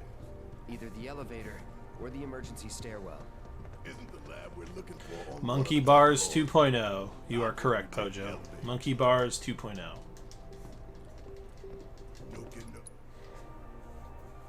Don't worry, I'm going to try and be as effective as possible with them. Okay, guys. Wish me luck. You be careful. Seriously, this section is like a speedrunner's nightmare.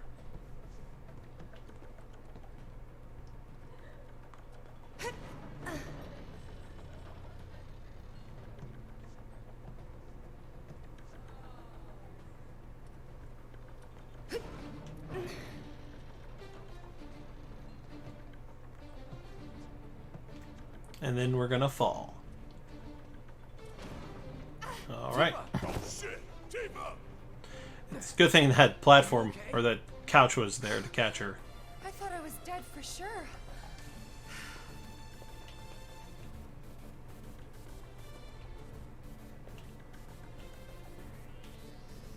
I don't know why there's like this weird delay before you can move your character.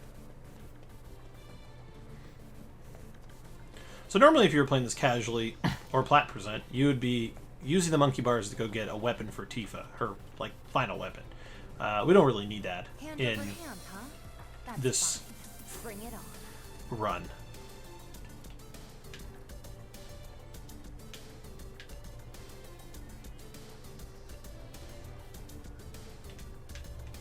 I was gonna say, Tifa, you wanna hop down there?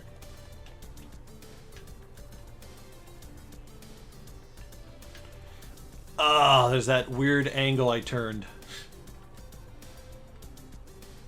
And this is why the monkey bars are not fun.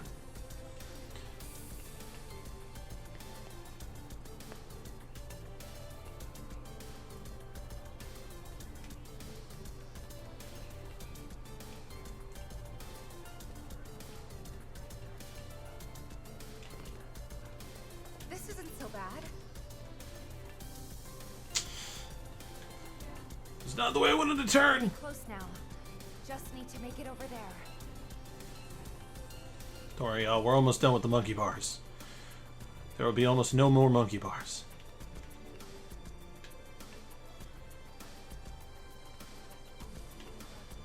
Well, now when she does that...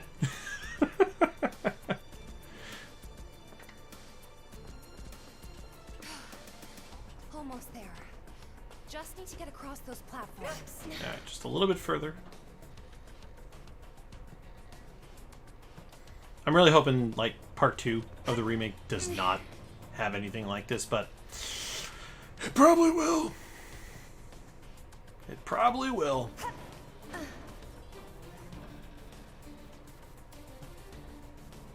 So we have now infiltrated the Shinra headquarters. And so we're still trying to find Aerith, of course, but she's on a higher level from what we determined. So we need to, well, go up some levels.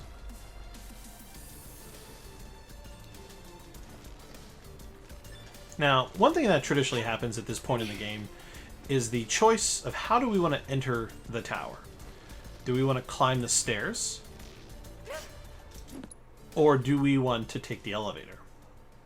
So in this Final Fantasy, taking the stairs is actually the worst option. Taking the stairs actually is a lot slower because the game will physically make you slow down the higher you get up. So we actually take the elevator in this run.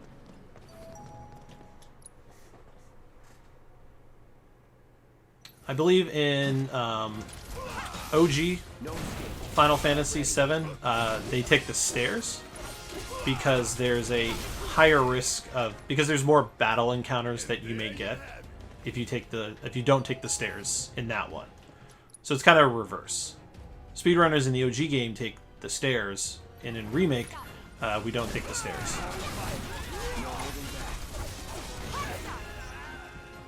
Let's go.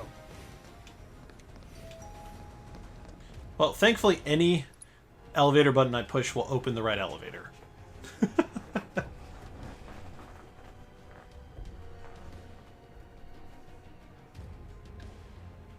Alright, now we get a little bit of a break from combat. But not quite a actual break. I might maybe snack on something. You must be visitors have. You will proceed by the exit, thereby and now begin. Why is this whole thing? I don't know about. You think every. Yeah, I do. Pojo, if I ever become a comedian, I'm going to have you write my jokes. He said, elevator is the right call because it's not polite to stare. Man, why we gotta get all these damn key cards just to get anywhere? This is Shinra HQ. The hell did you expect? Says the former company man himself. Guess you know about all the rules, regulations, and red tape. It's like coming home,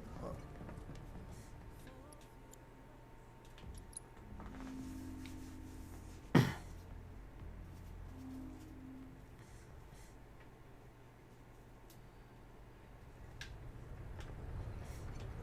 Hey, let's go on a tour of Shinra Museum. So in the original game, a lot of what we're doing here is actually close to what happened in the original game. You get in the tower, you start going floor to floor, and you have to like upgrade your key card to access different floors. What they do in the remake is they kind of expand on the stuff and try to give more details. So this is actually another one of our breaks. Because we have to wait for this cutscene to play.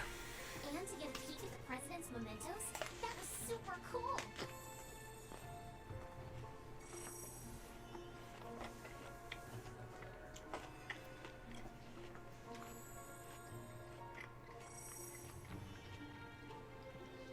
So yeah, so they're basically teaching us a little bit about Shinra history, who these like people are that are in charge of these different departments. Basically, we can't move forward until this little scene plays. Some of these people we don't get to experience too much, like Palmer there. He doesn't show up a whole lot, or really plays much of a role at this part of the story. He plays a bigger role in later in the game, and not even a bigger role for that. He appears in a section of the game called Rocket Town. It's really the only part of the game where you deal with him, for the most part. Because we've destroyed a bunch of them already. But the one we've had to deal with the most is Heydagger. He's the guy who's sent the various bosses at us, the Airbuster, the boss we skipped, the Crab Warden. So we got one more, so this is the final break from here, so I'm going to stand up for a quick moment. Stretch my legs.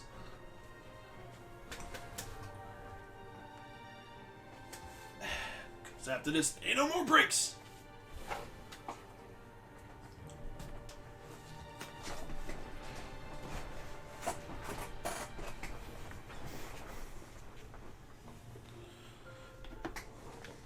Alright, I promise you things are happening. It may look like, oh, he's just standing there. But no, there's the scenes on the screen are moving, which is what we have to wait for it to play out, essentially. Now, moving along. The next exhibit will teach you all about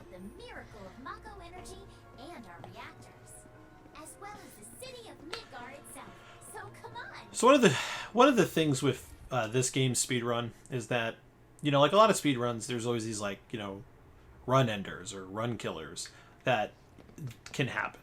And unfortunately for Final Fantasy VII, if you're going for a world record, for this game, if you're going for a world record, your run killers go literally up until the final boss battle. So this part of the game, while there's no more skips that can end your run because a skip, you kind of mess up, you can reload, retry. The time loss, give or take, sometimes will make or break. So the current world record in one of the categories, one of the skips they performed actually took them, the Chapter 5 one actually took 3 tries to pull off the beginning part of it. So like if he had, you know, done it the first time, yeah, the time would be different. So that shows you that the skips, while better you hit them the first time, the more time you save, may only make or break the run by a couple seconds to maybe a couple minutes, depending on which skip it is. Boss battles, though, that's where you find a huge time sink, especially towards the end of the game when it's pretty much just boss battles. So this is probably the smoothest part of the entire game that's left, because once we get to the end, we'll fight a couple battles, chapter will end, and then we'll have a ton of battles, and then like 4 boss battles in a row. And if any of them go wrong, then you're going to lose a lot of time. Would have been nice to know. And it's the same thing with Chapter 18. Chapter 18 will have a bike mini game and pretty much 2 boss battles back to back, and then game's over.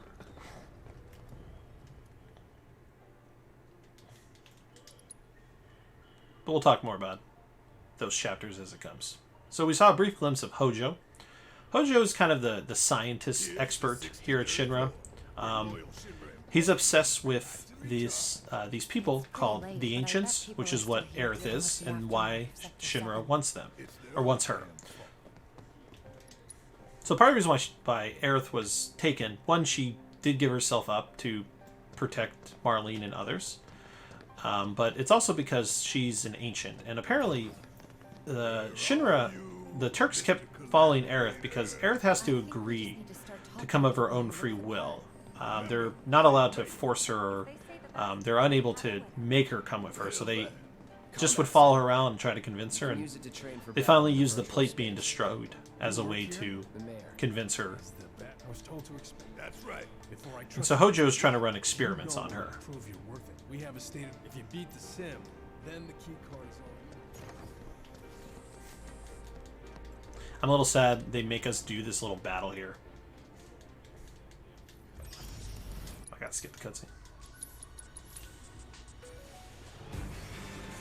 Yay, 2 cutters! I'm so excited. Let's be smart.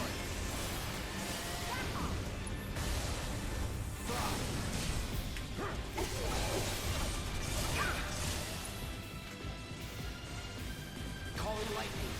Ready to deliver. Get ready. Let's finish this. Here we go.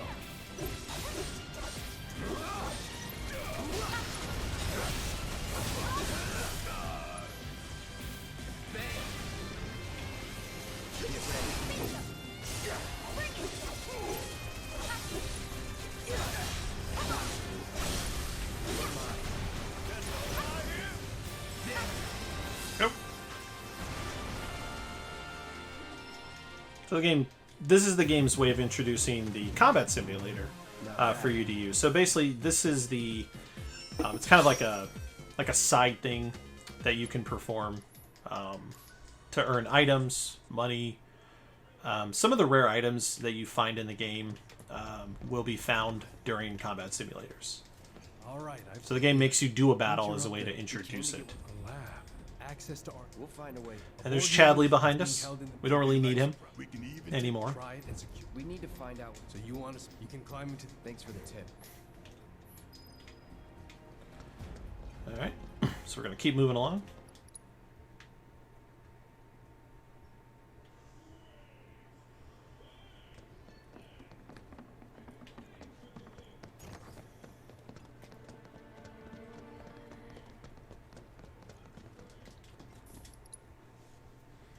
And we're getting close to the end of this chapter. Yeah, I know. Ah, my can grabbed my beard. That's our first priority. That's right. We only get one chance. Hojo should be at that board meeting, so that'll buy us some time. We need to plan this just right.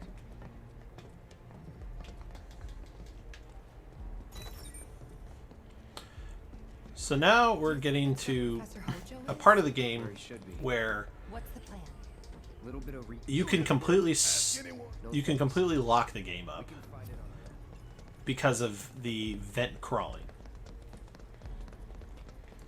All right, I'll wait out here. Because fun fact, this game has never been patched since release, Maybe. which is part of the reason why some of these glitches still work, you could say. Oh, thank God. No one's in here. Love to show them. Come on. Let's just find out. Gotcha. Alright, we're gonna hope for good vent, y'all. Yeah, the controls in here are kind of weird when you have to, like, rotate in different directions.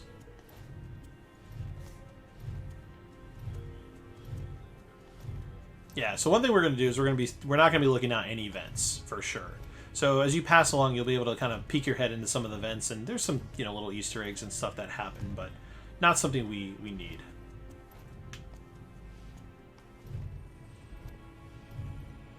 Because that can cause the soft lock.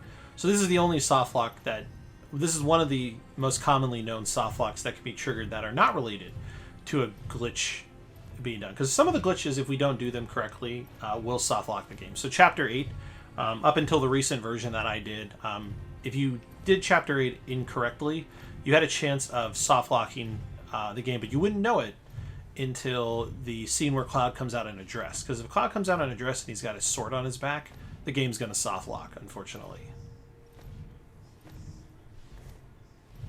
But with the recent version of the skip that I did, as you saw, that did not happen.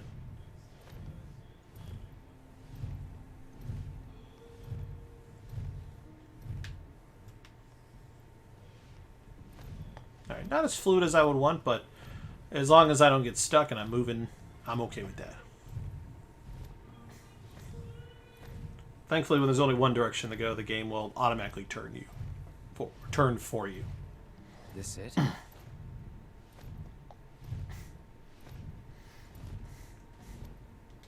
ahead and mash triangle. So one nice thing is you can, because triangle doesn't really do anything other than interact with certain things, you can pretty much mash it in anticipation of triggering something. So, you know, you don't have to worry about, like, because if I sit here trying to spam the X button, it's going to keep opening the menu.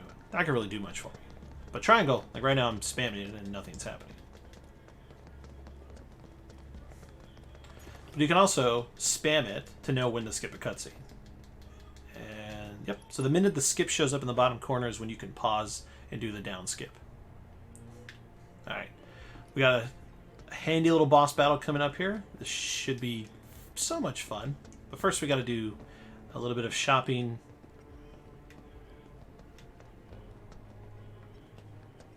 And then a bench. Alright, so first things first, we need time materia.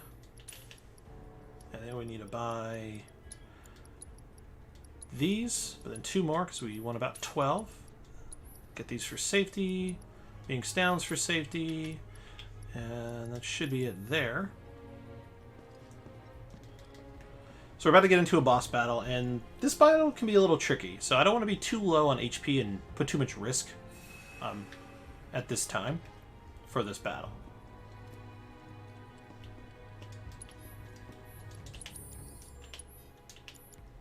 So she already got that. Leather gloves is better, so we're going to slot that in. And material-wise, we are good. It's time to fight the specimen.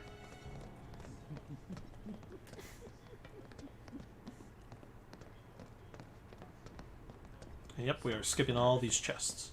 Because the people who routed this game found that the stuff you get in those chests is not really needed. Alright, so Tifa's going to be the star player in this battle. We're going to attack the claw to help stagger. overdo it. Yeah, I'll do it.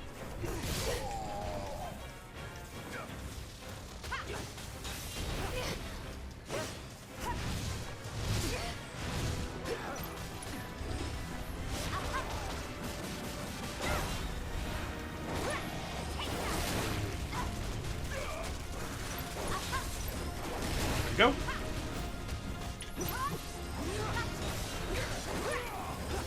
Alright, phase 2, here we come. So we pretty much repeat that the whole time, is basically what happens there. We attack the claw, and then attack the boss. We attack the claw, we attack the boss. Now, he gets more dangerous throughout, like he'll, these mobs can definitely affect the targeting system. The move Rake can be pretty dangerous.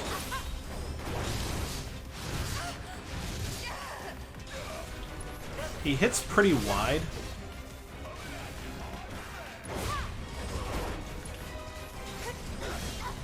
There we go. Almost did Rake again, so bad things almost happen.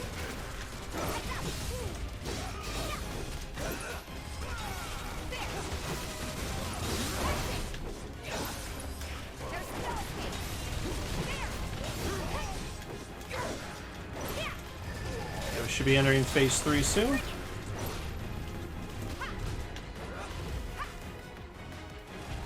Alright.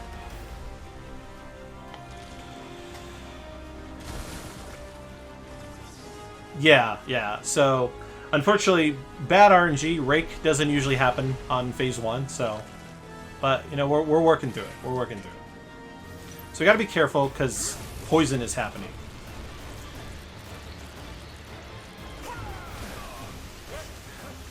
So we don't want to get too poisoned. I think Barret has ice. So we're going to try and Blizzard the Claw.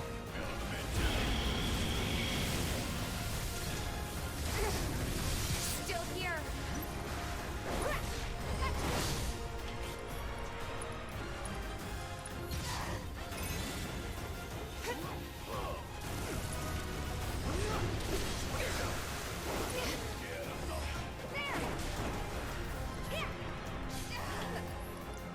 Alright, Cloud.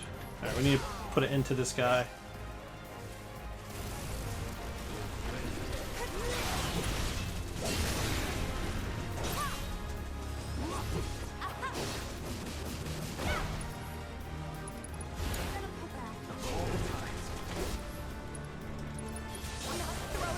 There we go.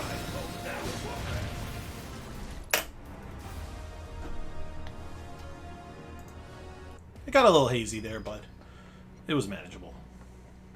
Alright. Use the bench here. Got a little bit of a minor battle coming up here.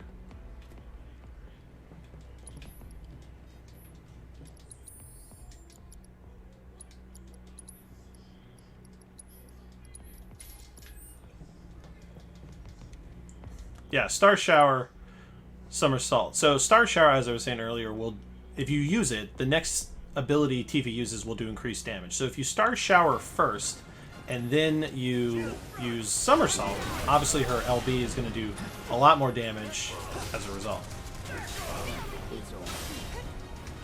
Shit.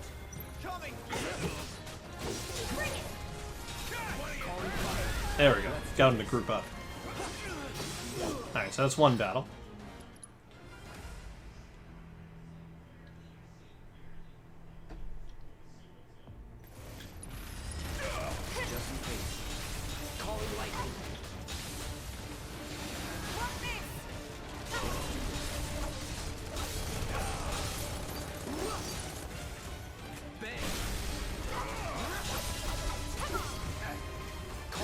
Alright, that should take care of... And that should be the end of Chapter 17. In a moment. Sorry, we have to do a quick little cutscene thing.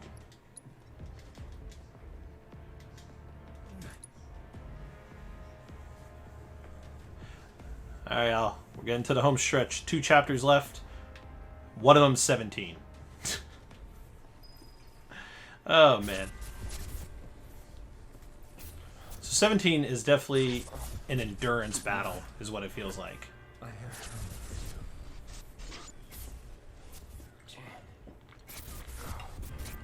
for you. Together we will reclaim our world. So here Cloud is starting to get those headaches again that he gets because of Sephiroth and Genova.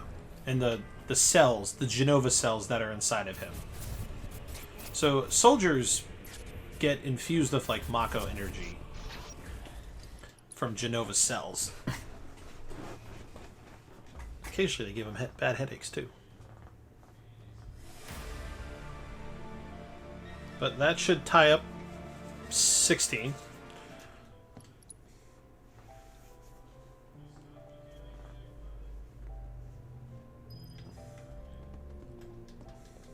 My mom and I's room looks exactly the same. Every morning, I remember crying here alone. So what happens in this chapter is, so now we're trying to get out.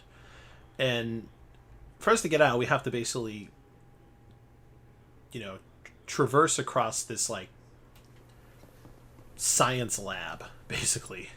And the team, you'll see in a moment here, is going to get split up because of it. And so there's going to be a lot of character swapping. Since this game doesn't have traditional character swapping where I can just, you know, pick who I want, the game tells you who you have to use. Because there's character swapping, there's going to be some materia swapping needed because of it. So this chapter also has some of the heaviest menuing as well.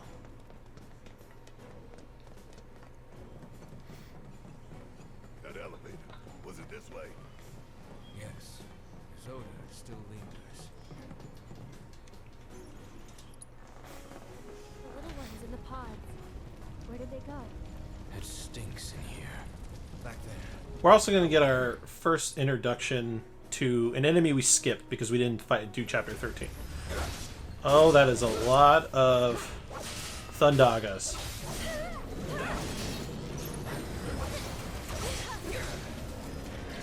So the unknown entities are like Hojo's failed experiments, essentially. And if you did chapter 13, you would find an underground lab, which is where Wedge is, and you would actually end up playing as Barrett and Tifa for that section, for chapter 13. Cloud actually is absent for like that whole chapter, or most of that part of the chapter. But yeah, you basically fight a ton of those things. In fact, you have a boss battle against them.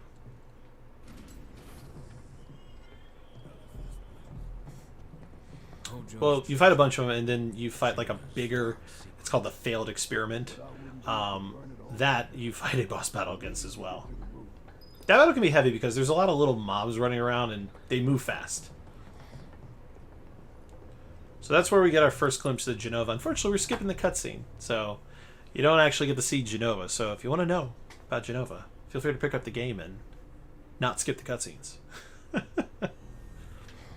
But what happens in the cutscene that we just skipped is that Sephiroth shows up and he basically destroys the platform that Cloud is standing on. So he has now fallen down to the lower levels. And so because of that, it hinders our ability to leave. Guess I can use these. So this is where now I'm going to work my way not only up, but going to work my way back to the rest of the team as we try to get out of the lab that Hojo is trying to keep us in.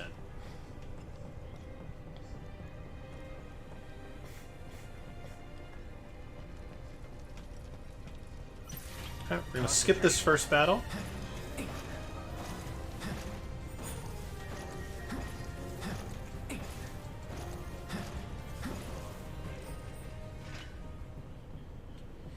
This one we'll have to do, but Red 13 has decided to join us. Now, in the original game, Red 13 joins you as a playable character. Because of the time at which he shows up in the game is so close to the end of it, the developers decided that it would make more sense to not make Red 13 playable. Because he'd only be playable for about 2 chapters. So you wouldn't really get to use him much. Let's go. And so they left him as an NPC in the game. So he'll hang around, depending on who he's hanging out with, and he'll attack on his own, and the AI actually is fairly smart.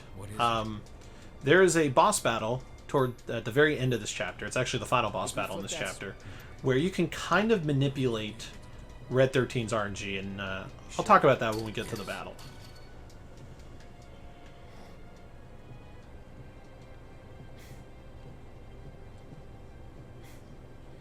So Red helps us by hopping across the ledge. Will this do the trick? And shortly here we're going to be finding Barrett. What kind of freak show have they got going on in here?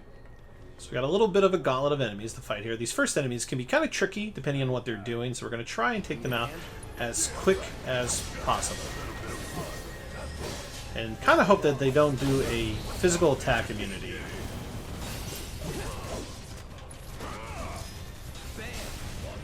No holding back.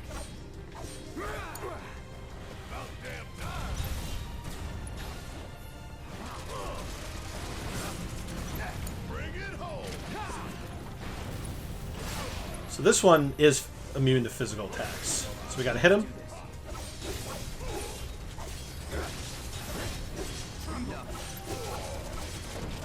Alright, so we took care of them. I got some of these guys. So normally if you were doing all the side quests, you would actually run into those mono dives a lot sooner. In fact, you run into them, I believe, in chapter 8.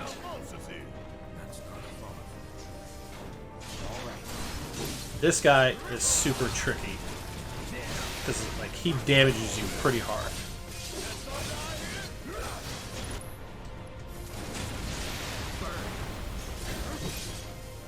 Apparently I used fire.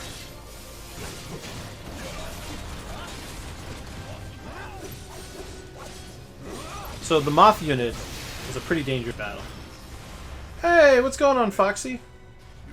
Oh man, you missed all the glitches. I've done every glitch so far, and I actually did all of them on the first try, except for like a couple of them. Didn't expect any of this, but we just gotta roll with it. Come on. Thanks so much for the follow, Foxy. Yeah, I luckily enough have saved a lot of time. What happened was I had some bad early chapters, so I was losing time, but then the skips helped save time. Also, for everybody watching, Foxy here is actually the mastermind behind all the skips that we've been doing. Him, Catbus is another member of the community. The two of them and a few others have really broken down and optimized the hell out of these skips. So everything you've seen me do here today, he's one of those people you can thank for that. I'm 5 hours in, and I'm on this chapter like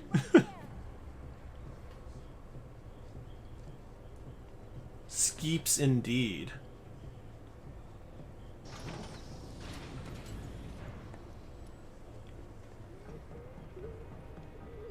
See, when the skips work, they pay off in the end. Oh damn! Hello Internet, thank you so much for the gift sub to Foxy there. I really appreciate that. Oh, a moment ago I collected a weapon for Cloud called the Twin Stinger. The Twin Stinger is powerful because it has an ability that we're going to need for the final boss battles in this game. Already using the Wody Pog. Roger that. Yeah, I'm still working on my emojis. I didn't plan to get gift sub bombed over the last couple of days, so I have a couple of emotes in the works. I actually have a Tifa emote that's going to be in place there. I was going to sub myself last night, but got gifted. Figured I paid for the Foxy. I guess this has to be the third ward, right? Use the crap out of it casually. I didn't use it as much as I should have. There has to be something we can do. Let's look around. Gotcha. Alright, so we open that lever, and that allows us to let Cloud and Barrett move forward. So we're going to switch back to them. So this is where you're seeing a glimpse of all the character swapping that's going to be happening throughout. Cloud, we found the door to that. All right. About those You think counterstance is fantastic, Pojo? Wait till you see the speedrun equivalency of using counterstance. it basically makes the whisper battle in chapter 18 like We'll make our way to the insanely easy. Sit tight until you hear from us. Alright, so before we do anything, The hell kind of... The cataclysm. I don't give a shit about any of it. alright, we're going to not quite equip it because we've got a blast ray to deal with. No holding back.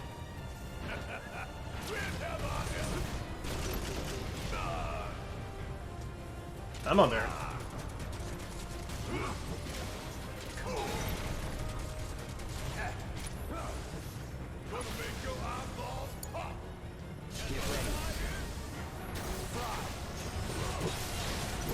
No holding back. Calling lightning. Now that is what I call... Alright. I guess. Hey, what's going on, Kobe-wan? I just saw you chatting in there. Welcome, welcome. I mean, I'm enjoying the 2-hour time save I'm at so far. Obviously, I'm not done with the game yet. Oh, wait. Tiny mistake. Gotta focus. Gotta focus. So normally you wouldn't do that because there's no lever for them. So you want to hit this lever, and then it's going to allow you to open this middle part. Now, Tifa and Aerith are in front of Ward 3, so we're going to go ahead and pull that lever. Yeah. Foxy trying to keep me on my toes. Yeah, chapter 17. God, there's just so much to remember. It's so long. Tifa, we access the central terminal. The door should be unlocked. Thanks, Kobe. Yeah, I've actually had some pretty good luck with the skips. We will. See you in a bit. Alright, so this is actually where I'm going to do a bit of a big menu. Alright, so we want to...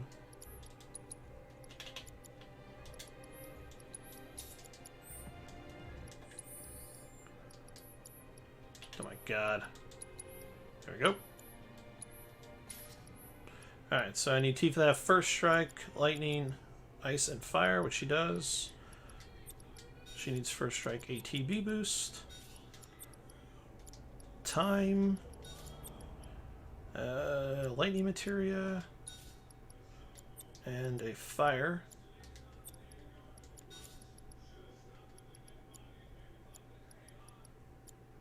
Actually, we want to give her the more advanced one. Okay.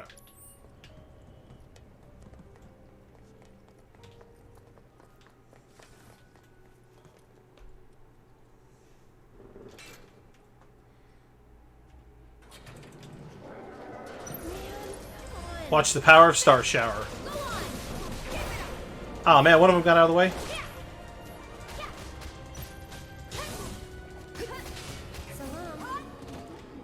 Did you end up doing? Yes. No, I have done, Colby, I have done every skip so far.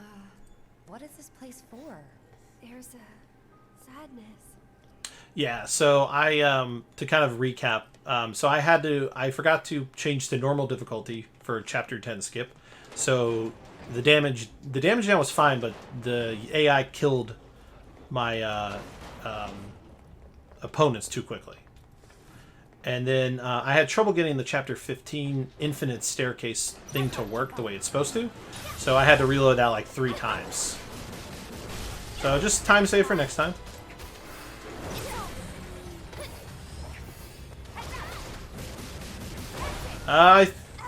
Yeah, Foxy, I believe it'll be the first time every skip's been included in a run.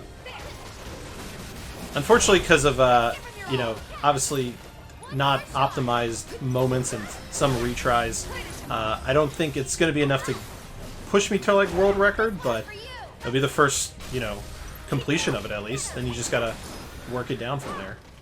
But hey, you know what? This is my first run. Consider thinking I'd get a world record the first time. That's funny. I just want to get sub 6. That's like literally my only goal. Or at least 6.5. I'm trying to be modest here. Sub 6.5, I think is fair to say.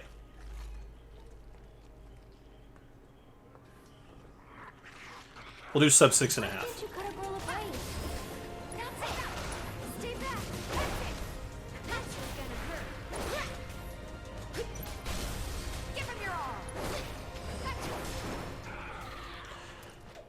Yeah, I don't know why I couldn't get the infinite staircase part of 15 to work as well as it did. And then I kept hitting like a wall and it messed up the staircase. So obviously there's some optimizing on my end there that I need to work on. But I eventually got it. And I did the long version that Wasibasi did where you go the whole way to the top through the staircase.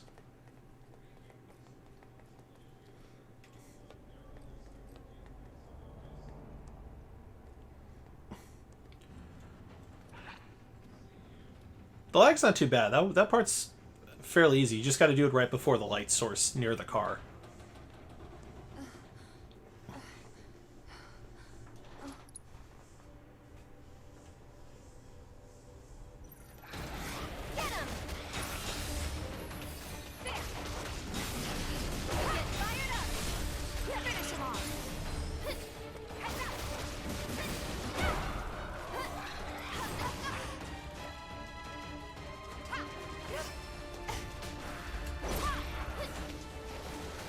You ain't gonna poison me.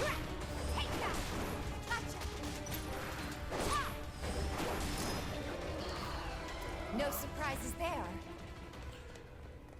Alright, I know I got one orb of gravity. So there's a boss battle coming up. Not the one my split says, Brain Pod, but there is another boss battle coming up. Where an orb of gravity, two of them will make the battle much quicker. I just don't know if I have it. I hate that man, I really do. Also, I'm an idiot. I never...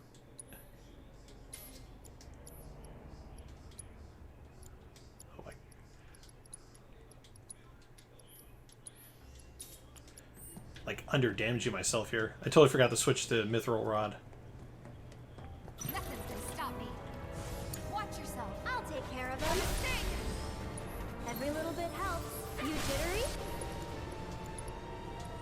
Sorry, but I gotta strike hard and fast.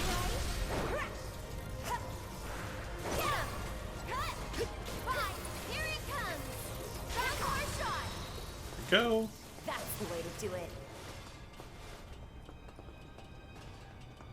Ah, okay. You meant you haven't gotten the full Wasi skip version.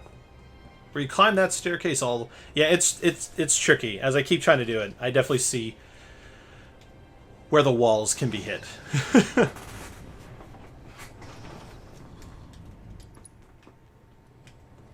But yeah, I definitely see a lot of opportunities for time saves, menu optimizations. Obviously, my notes could use some refinement to improve the menuing, but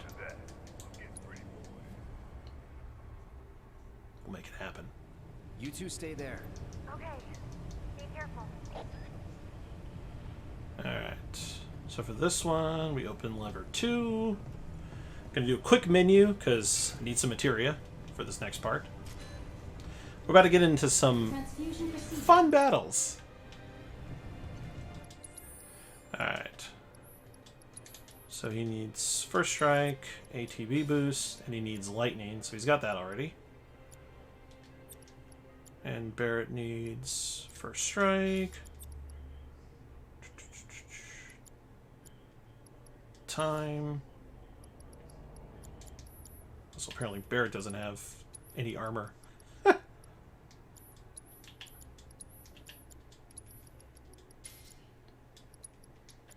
Okay. Sorry about that. Definitely want that. We need to try and get...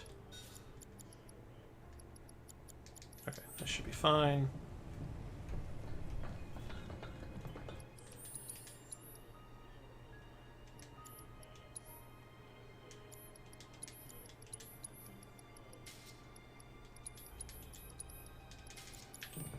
Okay.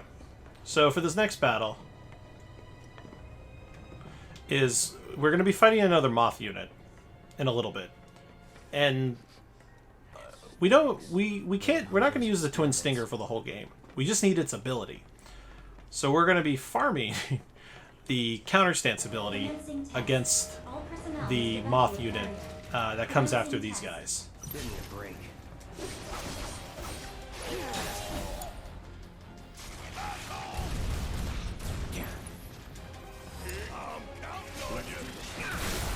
Yo, you want to talk about bound RNG? Welcome to bound RNG.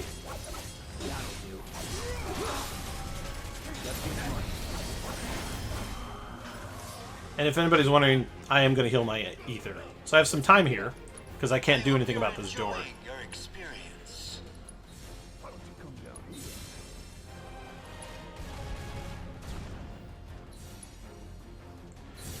Apparently Barrett had to shoot his gun before finishing the animation. Foxy, I have tried to describe all the glitches as I've done them to the people watching. Hopefully I've done it justice.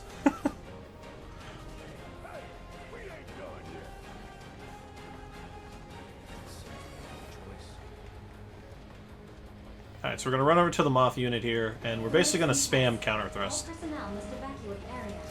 Commencing test. Oh, sure. That okay. We still got hit at least.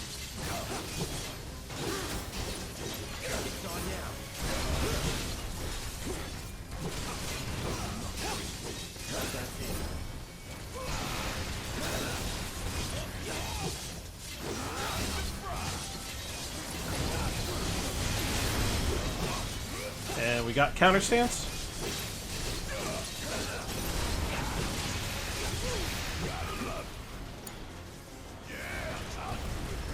It's a little risky. But hey, we've learned it. Room to improve, huh? Now we can switch back to hard edge. I never grow tired of watching my toys be broken, no matter how many times I've seen it happen. Such is the case when you truly enjoy your work. Now, for the next Whoops. step. Alright.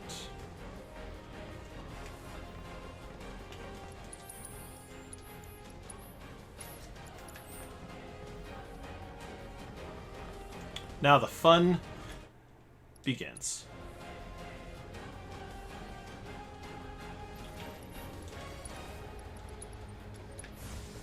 Get ready.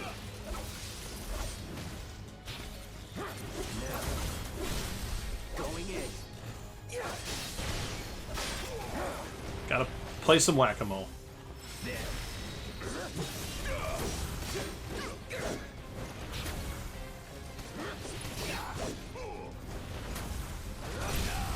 Let's do this. Time to get serious. Let's do this.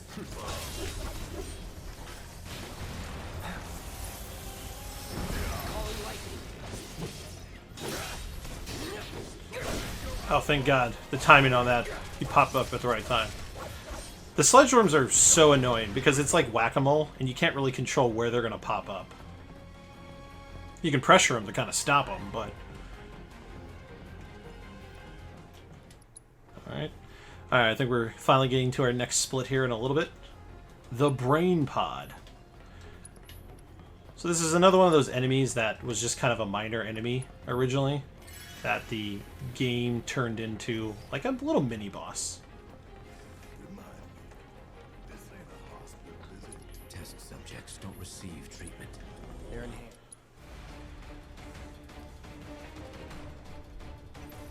Let's do this. There we go. Phase 1 is done. And now the fun of Phase 2. Phase 2 is kind of fun to do.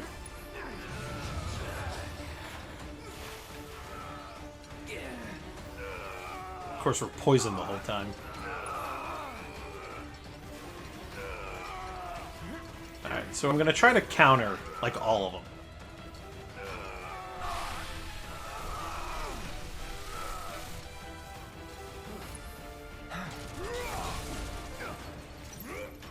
Come on. You're done. Going all out. Let's do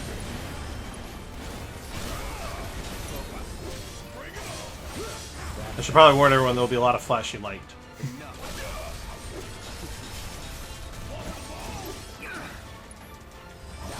There we go. Alright. Yeah, we're a little beat up.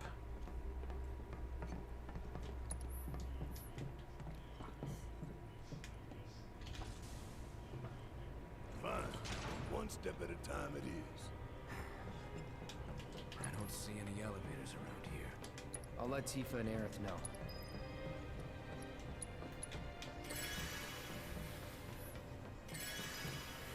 So, what we're going to do is we're going to actually take a moment just to be safe, because I feel like you'd lose more time dying and redoing a boss battle than to heal at a bench.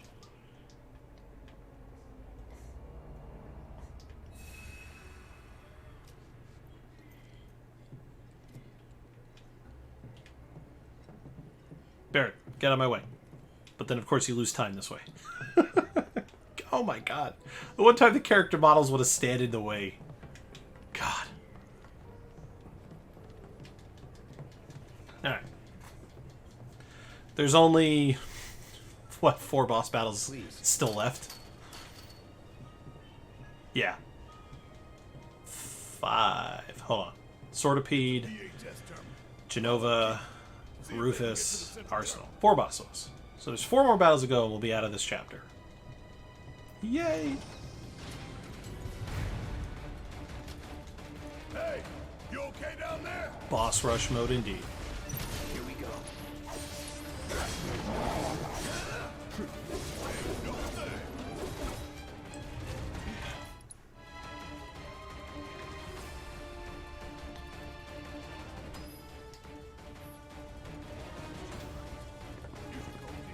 Right. On it. Alright. So we switch back to Tifa. We gotta save Red 13. So Red 13 has been knocked down. He is about to be in trouble. We've got to protect him. Got to save him. Oh no! Come on.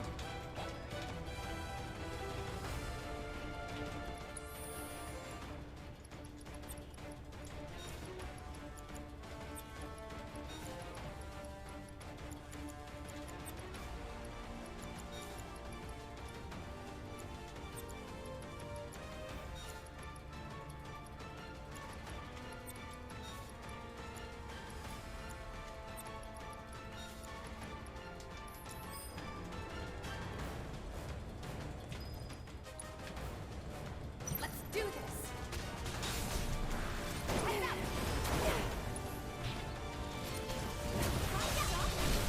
Keep it up.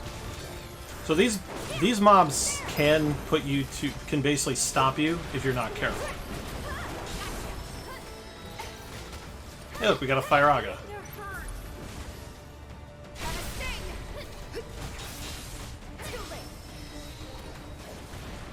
No surprises there. Come on, really?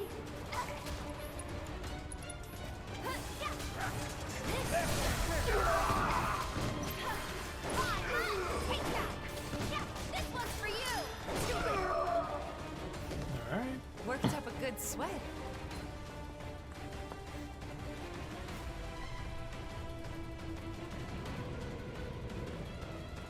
Sorry for the wait. Now, let's get this over with. Aha! Give it up. Gotcha. Ha! Good luck. I'll show you what I can do.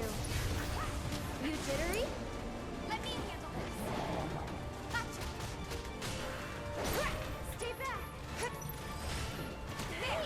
Oh my god, he moved. I'm coming. It's your turn. I got this. Gotcha. See, ideally, you want them to group up, because then you'll just kill them instantaneously. Unfortunately, they did not group up. Gotta love it when enemies don't group up. Alright. Man, we are almost out of this terrible section. We're getting so close! So close to the end!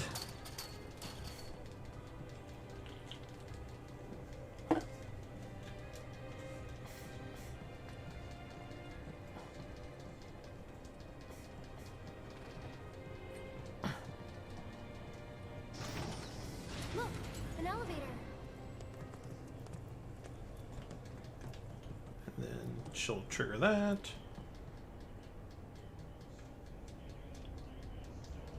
And it's not moving. The professor still has plans for us, I presume. For the record, I don't like this one bit. All that remains is the fourth ward. We must trust in Cloud and Devin to see it through.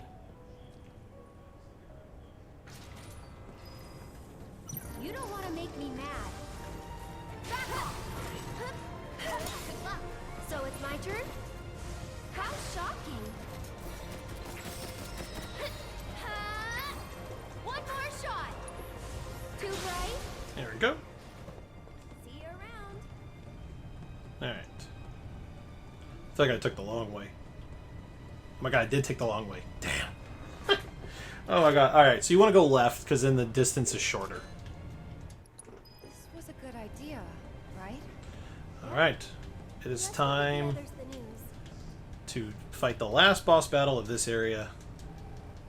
We have to do one quick menu. Good. But Hojo did something. There's only one. we unlocked it on a... Thanks. Wait for it. Gotta give Cloud his magic weapon. Now we head back to that door.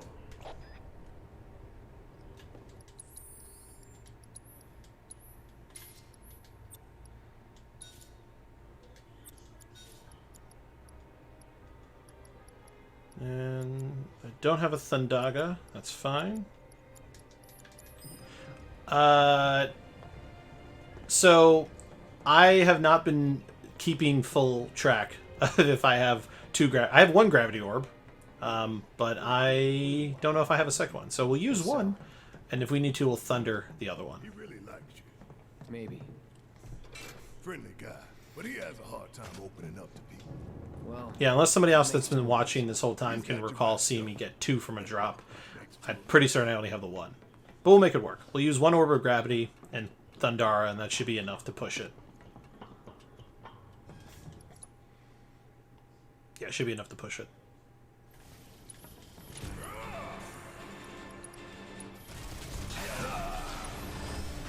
let's be smart.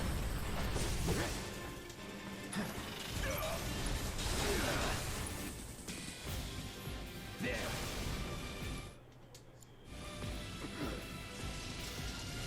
See? Alright.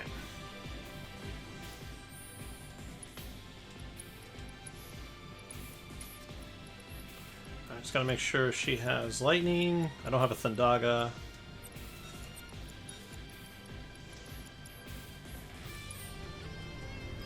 Watch yourself.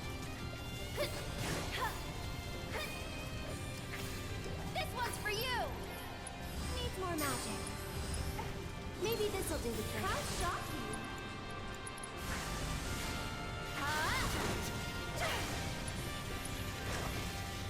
Get him. Sadly, no Thundaga. Plus, he started the move, We'll make it quick. but that's fine. Alright. We are finally out of the crappy part. We got it to work. No more heavy character swapping. By the way, for those of you in chat, I apologize in advance for Pojo. He makes a lot of puns out of things of what other people say, so they may sound out of context, in theory. Oh man. Oh man, character RNG. What was that? I think it might be locked from this side. Woo, man.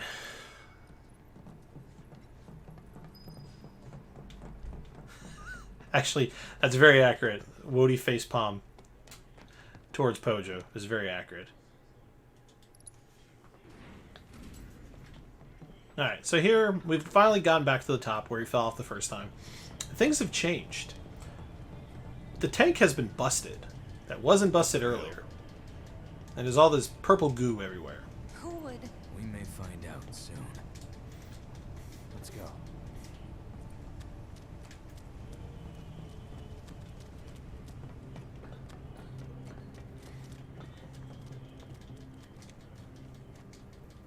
So what's above this floor? The president's office. Alright, y'all. We're getting down to the nitty-gritty. These next couple boss battles. Whew, they may make or break the rest of this run. We're going to finish regardless of what happens. Wait. Once we get in that... We're ready. The elevator back. Now's the time. We've reached the point of no return for resetting. I'm ready to do this. Because let's be real. I'm towards the end of the game. Resetting won't benefit anything. Alright, so he needs No, she needs first strike. He needs first strike and ATB boost. She just needs fire and time. But she needs the fire. That's Firaga, which she does have. And that's perfect. But she needs upgraded spells. He's already got focus shot. And that should be enough. Yep, that should be all I need for this battle coming up. So now we're following this purple goo all the way up to the executive suite office. As we try to understand what's going on and where President Shinra is. Alright. Where the hell is that bastard? And let's see. So we are gonna use the bench, as well as the shop, to ensure we're good on items. So we'll use the shop first.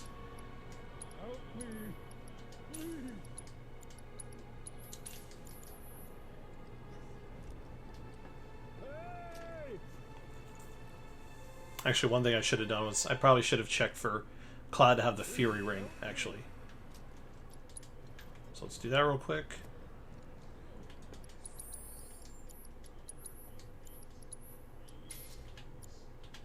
Okay, this should work out. Alright, y'all.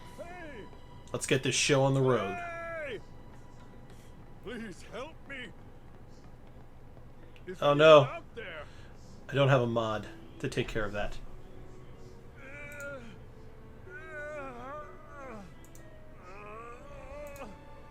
Help me. Well. Don't worry. This was a moment where I couldn't do anything but wait, so I had enough time to ban it.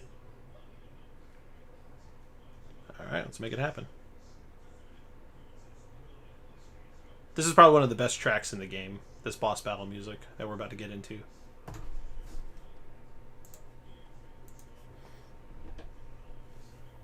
What's happening?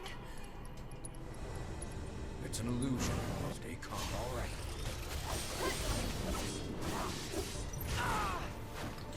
Ooh, I actually have the wrong weapon equipped, so this is going to be interesting. I should have the hard edge, but I do not. So...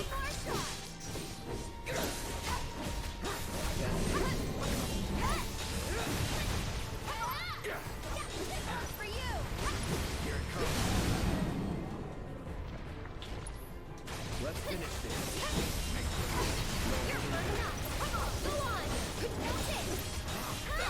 Alright.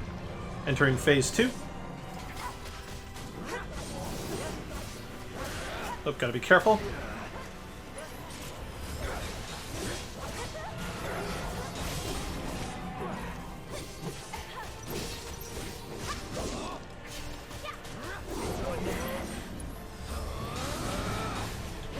Ah, no.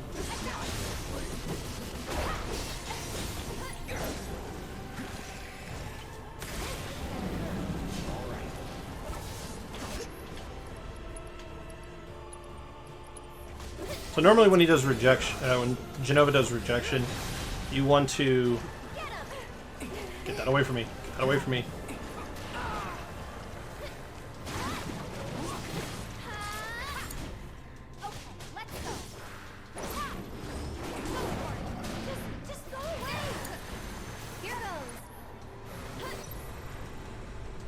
Finish him off.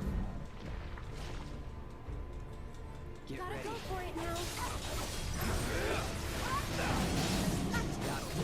One more shot.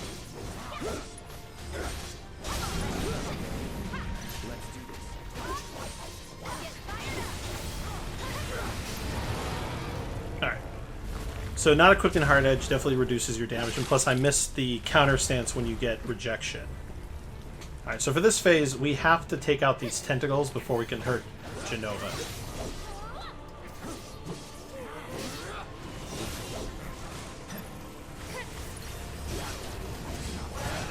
For this one.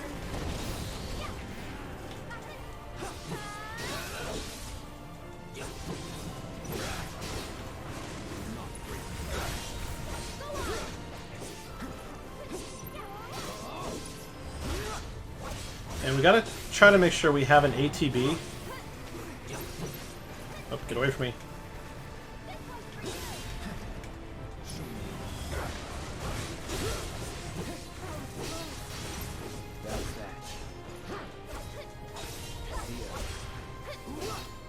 Yeah, the damage is definitely noticeable because the tentacles don't die as quick.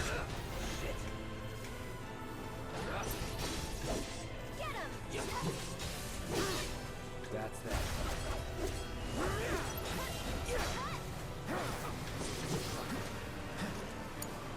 I got this. Bingo. It's on you. Bring on. Oh no, I hit... This is why you gotta remember where your shortcuts are. Because I need to counterstance it, and I kept hitting the wrong button. And now...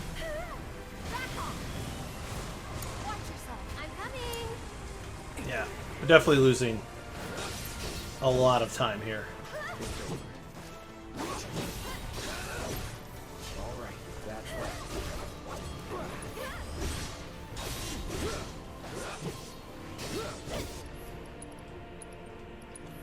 Remember, kids. There, now I got it. Shh, that time I remembered what the button was.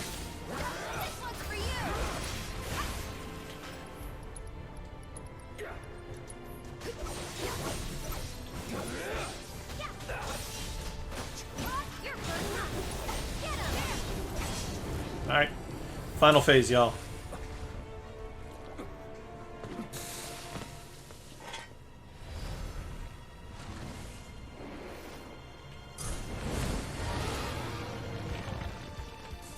Yeah, it's a song.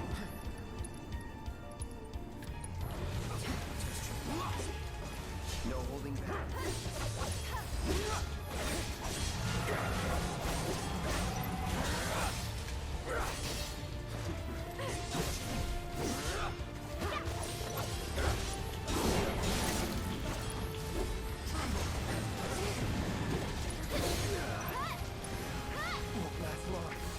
Get ready.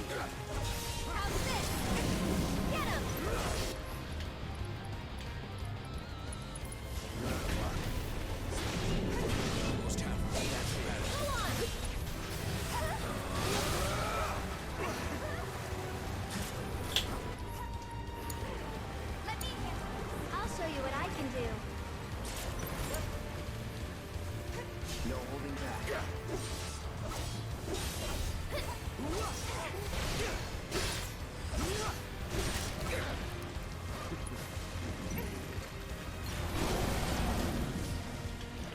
Tifa, just end him.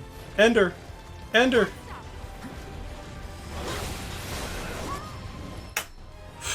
Alright. That was definitely a very janky... That was a super janky version of that battle. So remember, you gotta equip the hard edge, which I'm going to right now, because if I don't, this next battle, yeah. It's definitely a lot harder with the wrong sword, because, so you want to have a hard edge, because the physical attack on that is much higher, so those phases would have went a lot quicker. So let's make sure, before maybe happens again, that we switch out. Alright, this next battle is actually, weirdly enough, not as bad. Actually, yeah, okay. Gotta make sure Cloud has ATB boost. Oh, unrelated. Does anyone else find it weird that there is a bench and vending machine on one side, and then a bench and vending machine on the other side, but there's no battles in between? So it's almost like, what would having the two, like, what? What?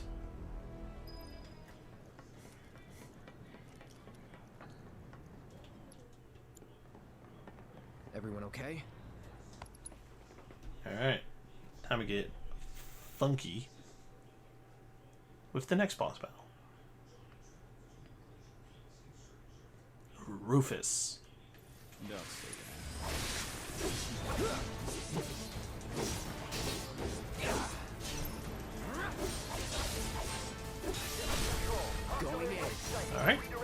far, so good. He shot me! Understood. Think you got my number? Not at all. Just because they can. That's fair. So, funny enough, this boss battle, though it happens near the end of the game, once you know the mechanics of fighting it, it makes it ridiculously easy. Even on easy. Like, easier than easy. So we triple slash to separate them.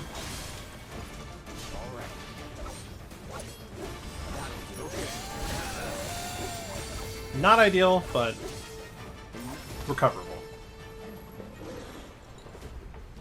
Yeah, unfortunately, sometimes the triple slash ended at Rufus, not Darkstar, so it made that last part not go the way you would want it to. But what we're going to do here is we're going to basically dodge Rufus until... Hopefully we have an ATB, but we're going to dodge Rufus until he does reload, and then we're going to braver him. You should be on.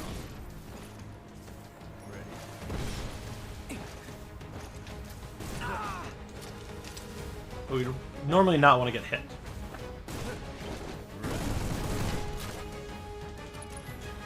Alright, and this will stun him. Here we go. And time to end the battle. Oh my god, I hit the wrong button. Don't get caught. There's that thing. So there's that thing that you do the wrong thing and bad things happen. Okay. I'm waiting.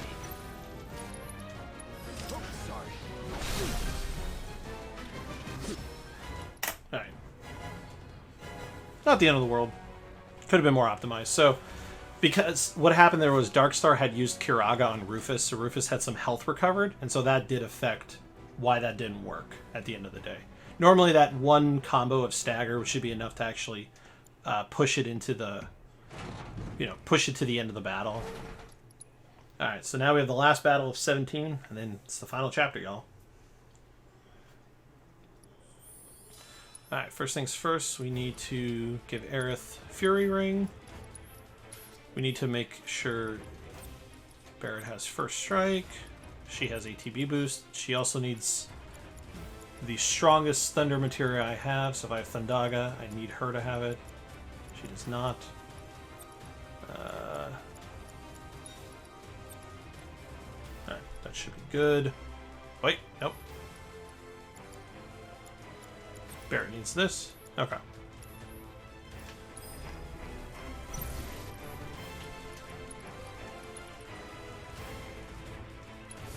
Get your ass in gear. Try using it. Barrier drones damaged. Overriding main cannon safety protocols. Too bright? It's right on. You jittery? Get him! So if you stall the enemy's attack with the primary fire, Red 13 will actually stagger one of those flying bots. You jittery? So same thing. We stun the boss. Red jumps in there. Too bright? Another. You jittery? Go on! Yeah. So that's what triggers it. So basically, when Red 13, when you stun the boss, you will trigger the effect where he jumps up and hits one of those mobs and staggers them. Defensive systems compromised. Threat level elevated.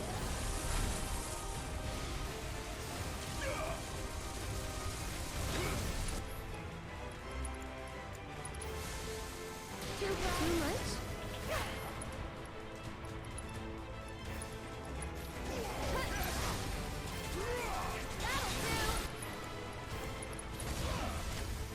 You jittery? Bonus. Threat level critical. All right. Phase 3.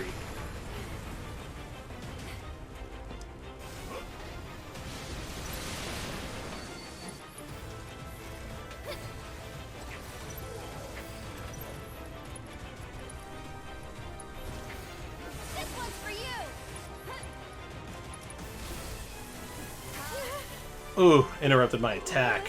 That's much better. You jittery?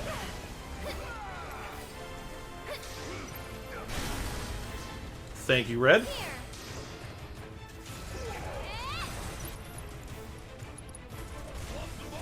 How shocking. One more. Looking for a Hot King Thunder. You jittery?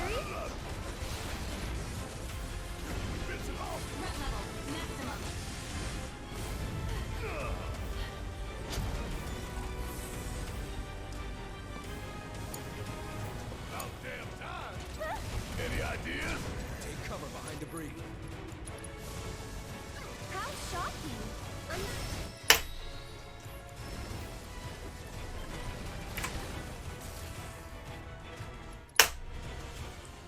Good arsenal. Alright, y'all. Final chapter. Win the home stretch.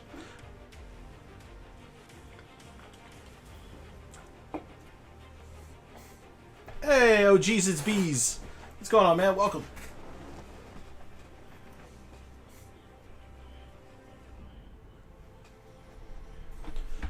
Just in time, man. We on the final chapter. Alright, so in the final chapter, it starts with a bike minigame. So this is a very long... Unfortunately, there's a very massive long cutscene that we skip. So there's a somewhat lengthy, wait process. But we should have skipped right there.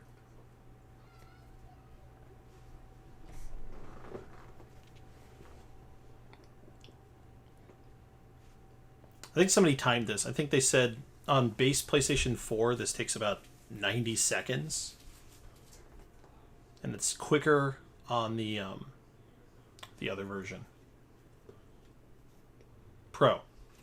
Apparently I've forgotten. Oh, is that why you guys keep saying doggo? Does my dog keep showing up in the background? Because I didn't even realize it. They're gaining on us. Come on, step on it. I'm trying, but it won't go any faster. Alright, so this is our final bike minigame before the final two bosses.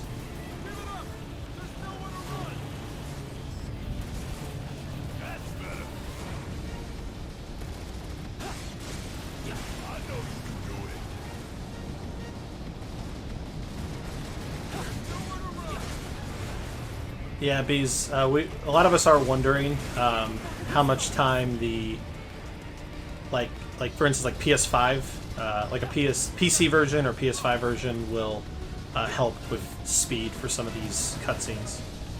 We're kinda in a hurry.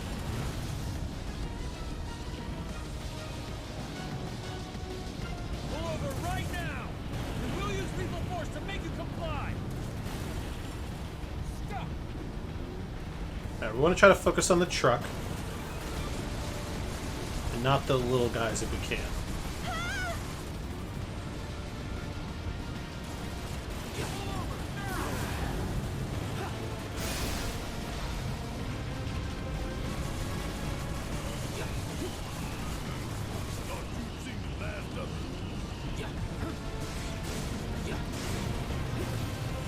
Man, this truck does not want to let me get close to it.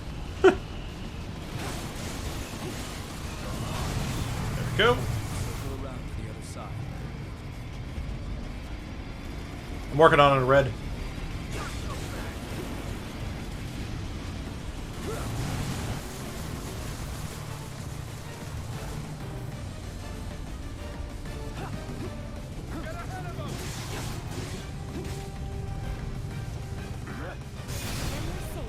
Alright, that takes care of the first phase.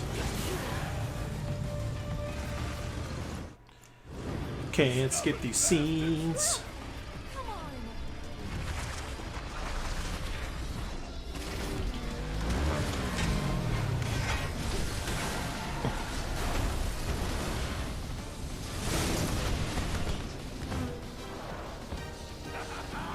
And let that be a lesson to you. Firing warning shot. Heads up. That chopper is all mine. I'll bring it down real quick. Barry, you took too long to do it. Give him what's coming to him.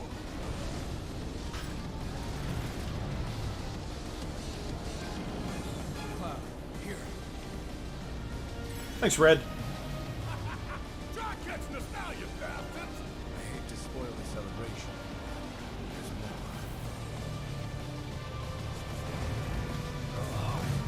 Ah, missed timing right there.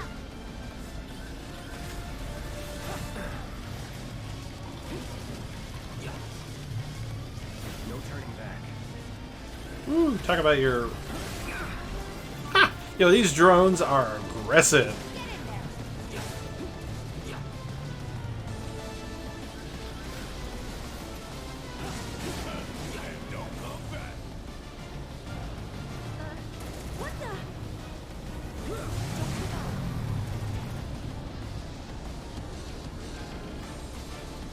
Yay, a moth unit. Looking forward to this. Alright, so he does a couple waves of this, couple cycles of this. We just have to kind of let it do its thing, and then we can get close. Let's pick up the pace.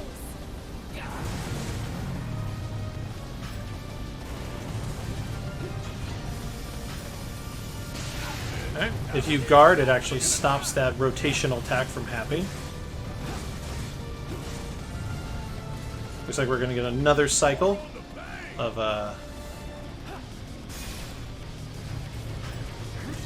So normally you want to do the spinning slash, the close range version, but because it hits twice. But you know, sometimes for the sake of getting damage in there, you want to throw the other one.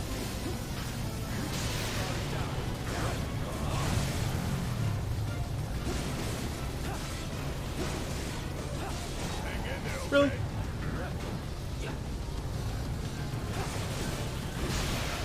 Alright, and that will end that phase. We got one more phase before the boss battle.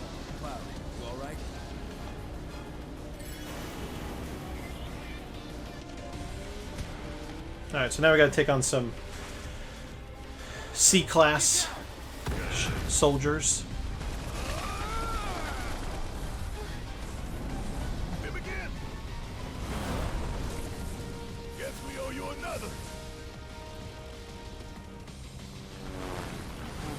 This is the fun part. I gotta take out these soldiers, and deal with the helicopter trying to crap on me.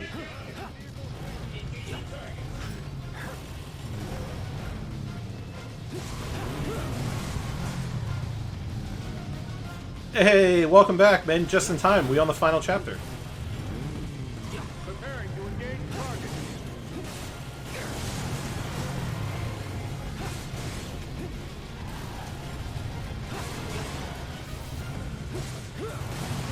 Alright, the fact that they're grouping up is good. It's like fighting a bunch of mini Roches right now.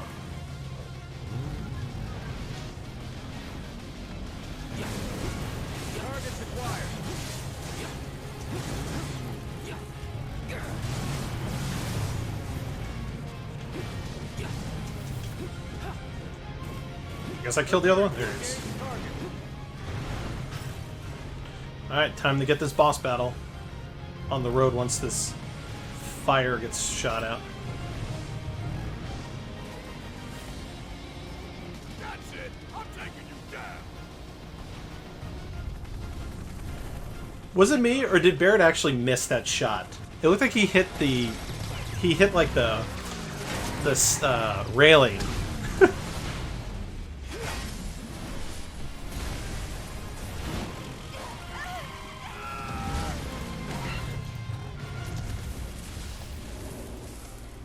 Thanks, Whispers. Alright. So now, to take on...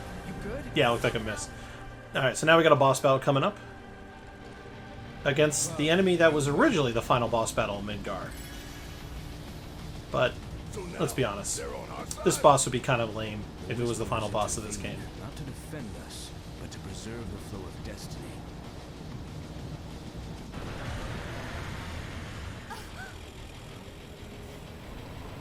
Alright, so the shortest version of this battle we want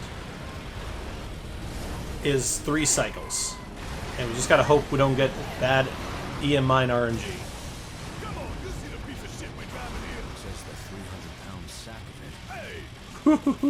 Sassy.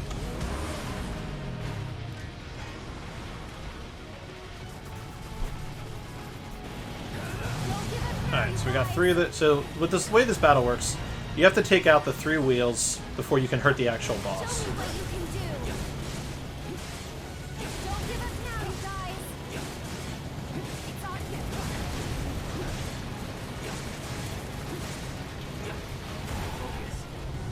Ah, I was hitting that back tire. Alright, so now we're going to keep attacking them, and as we get close to the end of the stagger bar, we're going to use our spinning slash. There we go. Probably could have been a little bit sooner.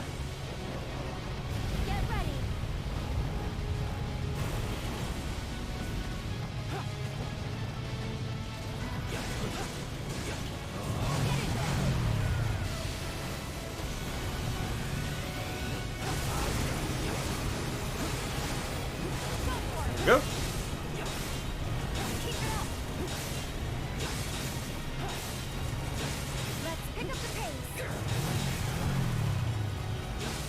Oh, I could have waited a little bit more.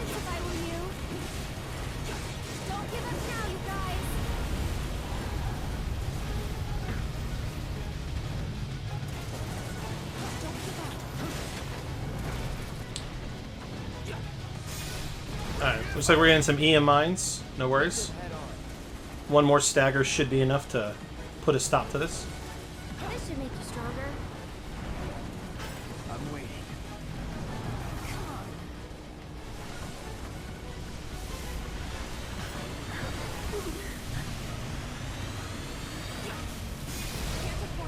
Alright, so those 3 are down. Just gotta get the ones on this side.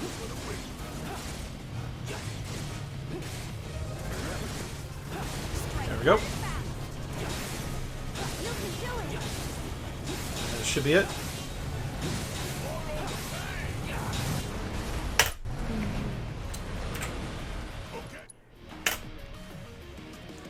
I always jumped the gun on the skipping the cutscene. Alright, y'all. It's 2 more things to go. Alright, he needs Fury Ring. Let's see. He needs First Strike. We're gonna give... oh my god, where's the time materia? Give it to Tifa. And then Aerith just needs all the high level magic. So Max Fire, Era. Let's give her an Ice.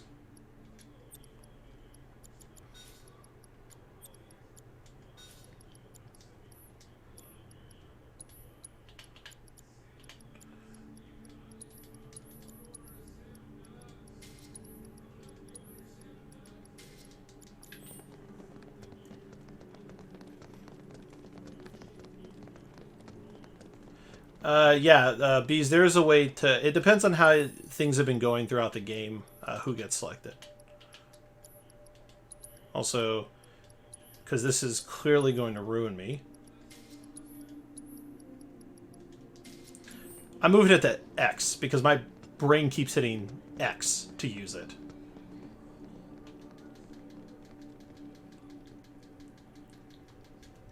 Unfortunately, this next boss battle...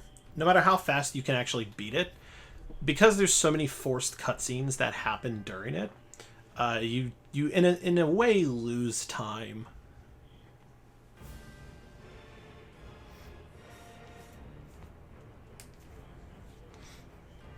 So here we are. It's the final showdown. It's time to enter Destiny's Crossroads. Ready?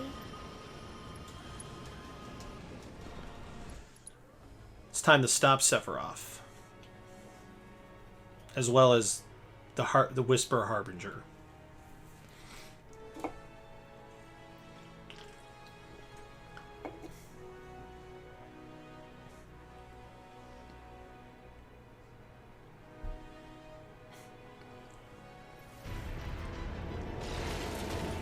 So basically, we go from boss battle to boss battle. So the big key with this battle is we're going to be relying on counter stance to heavily damage and kill these enemies.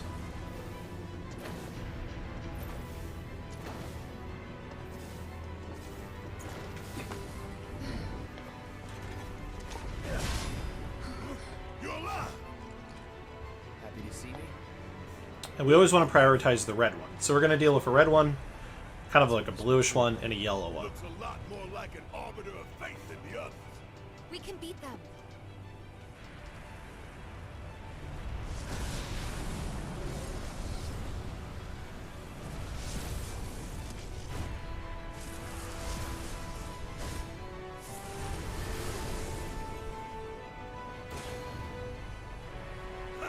Bring it on!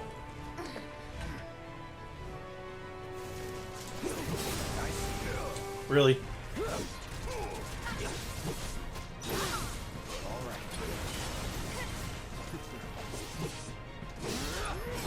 There we go. Got it.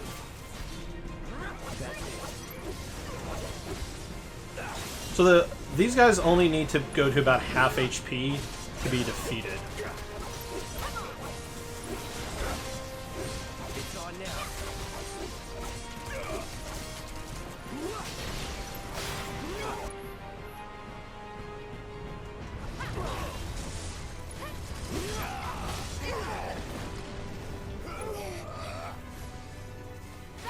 There we go. Alright, we didn't get a first turn correction, so we kind of just have to sit here and wait. But what we can do is we can kind of run this way. So RNG this time was not in our favor. So when he does correction is what we were waiting for. We kind of run this way.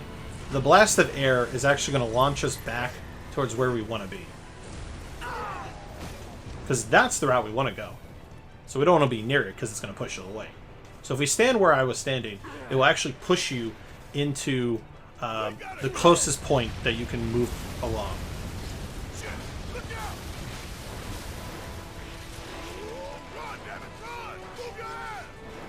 And for the most part, we kind of do a lot of the same gestures from here. A lot of the same tactics. Use counter stance, wail on them.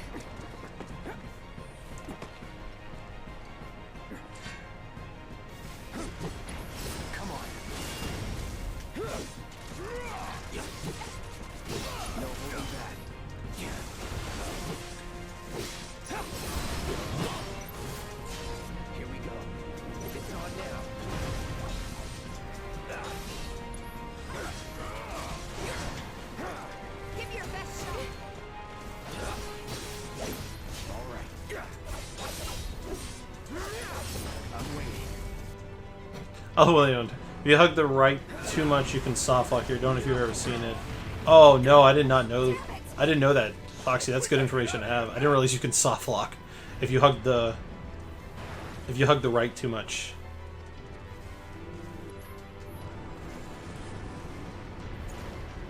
It's good information to have. Well, we didn't get sub 6, but you know what? Still doing pretty well.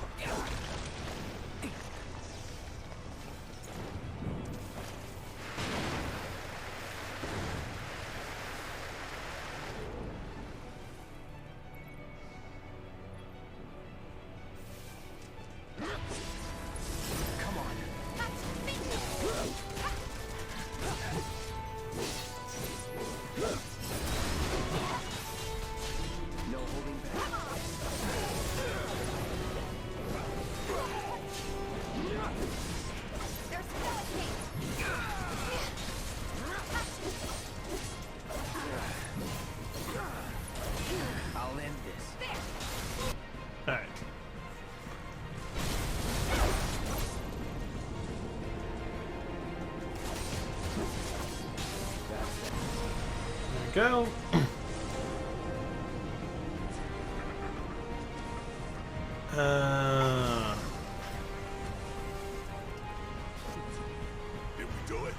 Well, I know I'm going to be running from the center to the left from now on.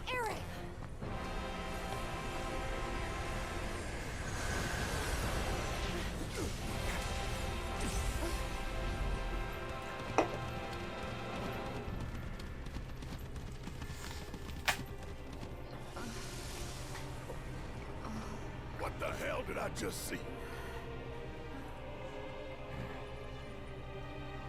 A glimpse of tomorrow if we fail here today.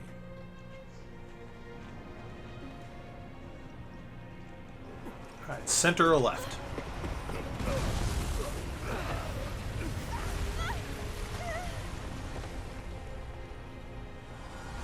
Hope you guys are okay with spoilers, because we can't skip these moments. Damn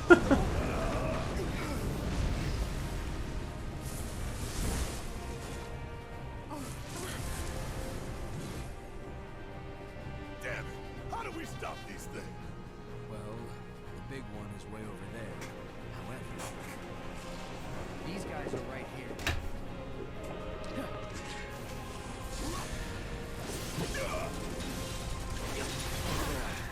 Here we go. I see you. There we go. That's it.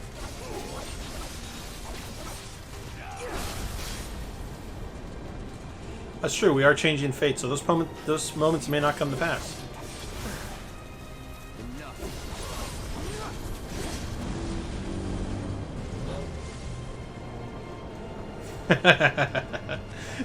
Yeah, who cares? There's just a glimpse of tomorrow if we fail here today. Alright, things are getting a little dicey on the health.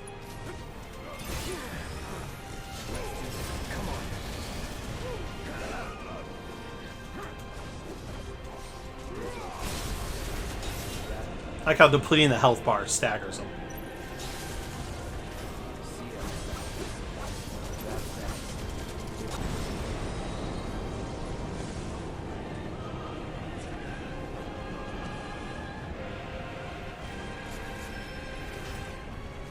Also, it's nice to know I hit level 30 in the middle of this battle.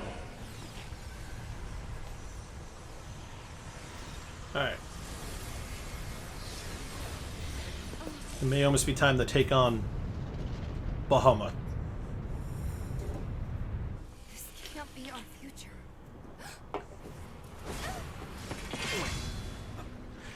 I mean, Stardust Ray does sound like a pretty good country singer name. The future is always... I agree with you. I do hope there's somebody out there like that.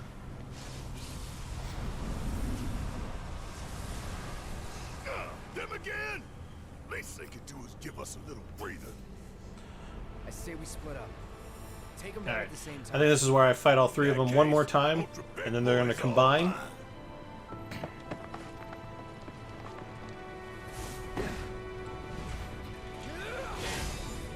Bring it on, bitch.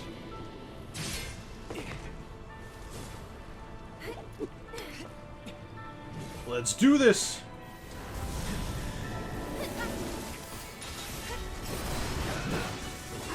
Still here. Here we go.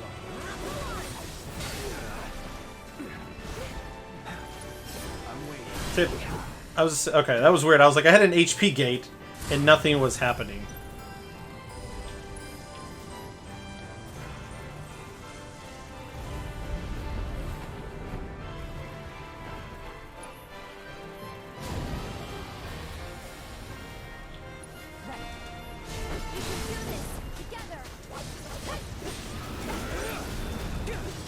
Here it comes.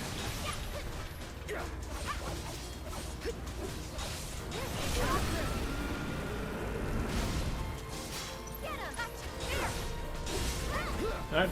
Bahamut is dead. Let's take out the red one.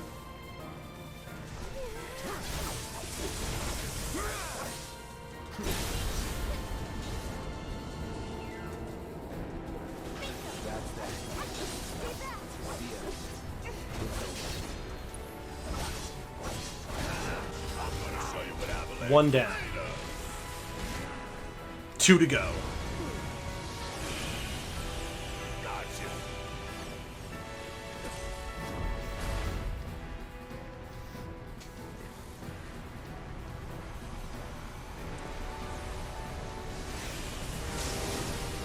Did we beat him? Think so. So where'd the other ones go?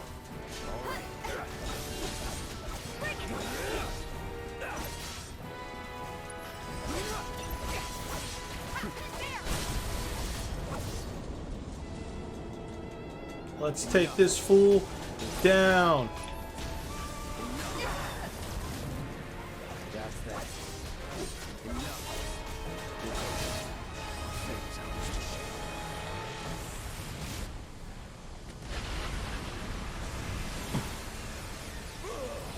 one more fool to take out. Spoilers! I will say, after playing this game and seeing all these moments, it is going to be interesting to see what happens with the rest of the story, with the implications that they have here. Let's do this.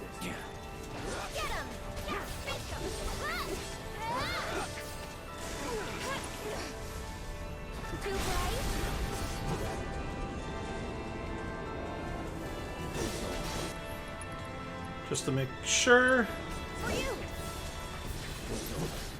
Because I don't know if you get fully healed for the next battle. Here we go. I think you do. Yeah, you get fully healed.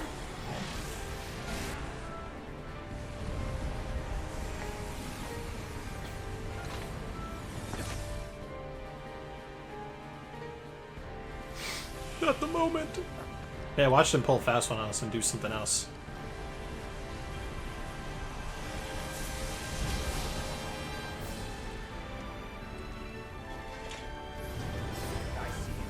Oh my god, wrong person.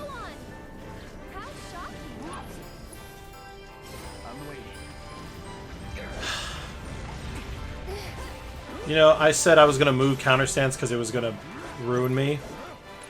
Yep, it ruined me. Oh my god. I kept hitting counter stance. Oh man. No, I don't need it.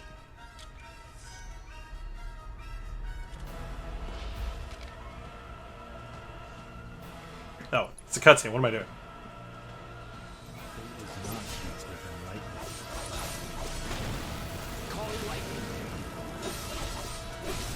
doing? Not ideal. I should have countered it, but...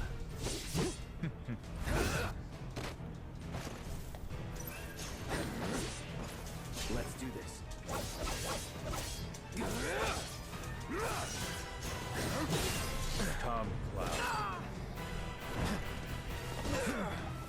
Alright, so ideally Aerith should show up here.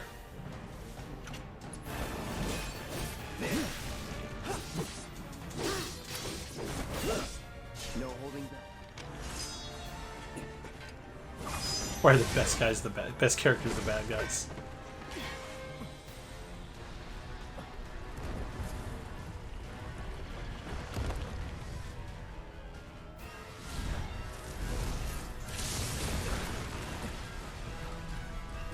Alright.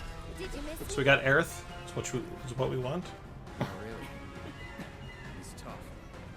Yeah, so what? Screw him. Enjoy. You're done. Going all out.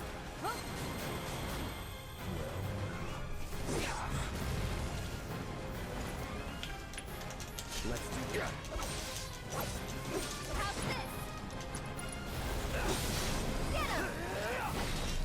Let's get this over with. Get ready. One more shot.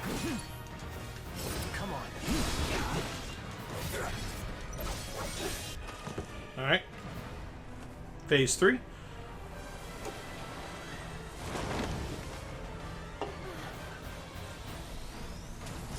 Alright, let's see which infusion we get, y'all. Let's see which infusion we get.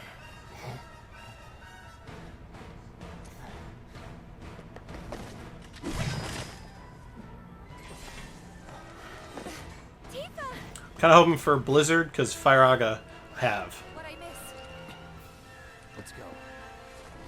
Come on, which infusion? Which infusion are we getting? Oh, the memory. Blizzard. Oh my god. Here we go.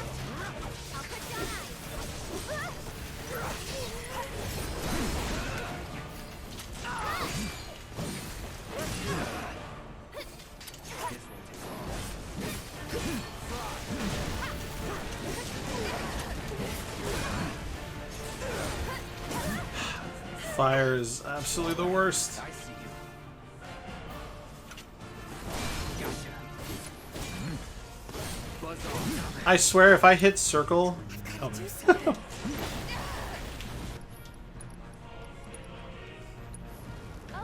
up and at 'em.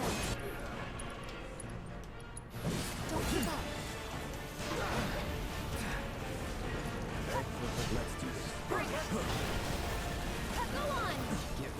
Finally. For you. Try this. You're mine.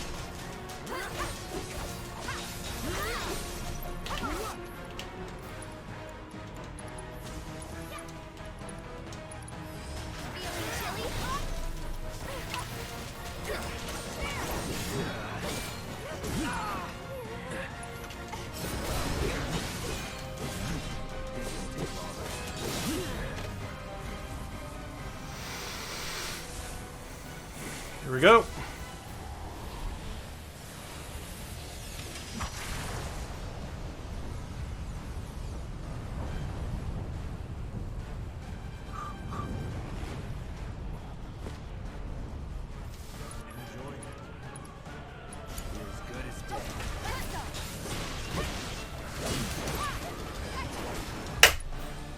Oh, I skipped the cutscene. I talk about force of habit.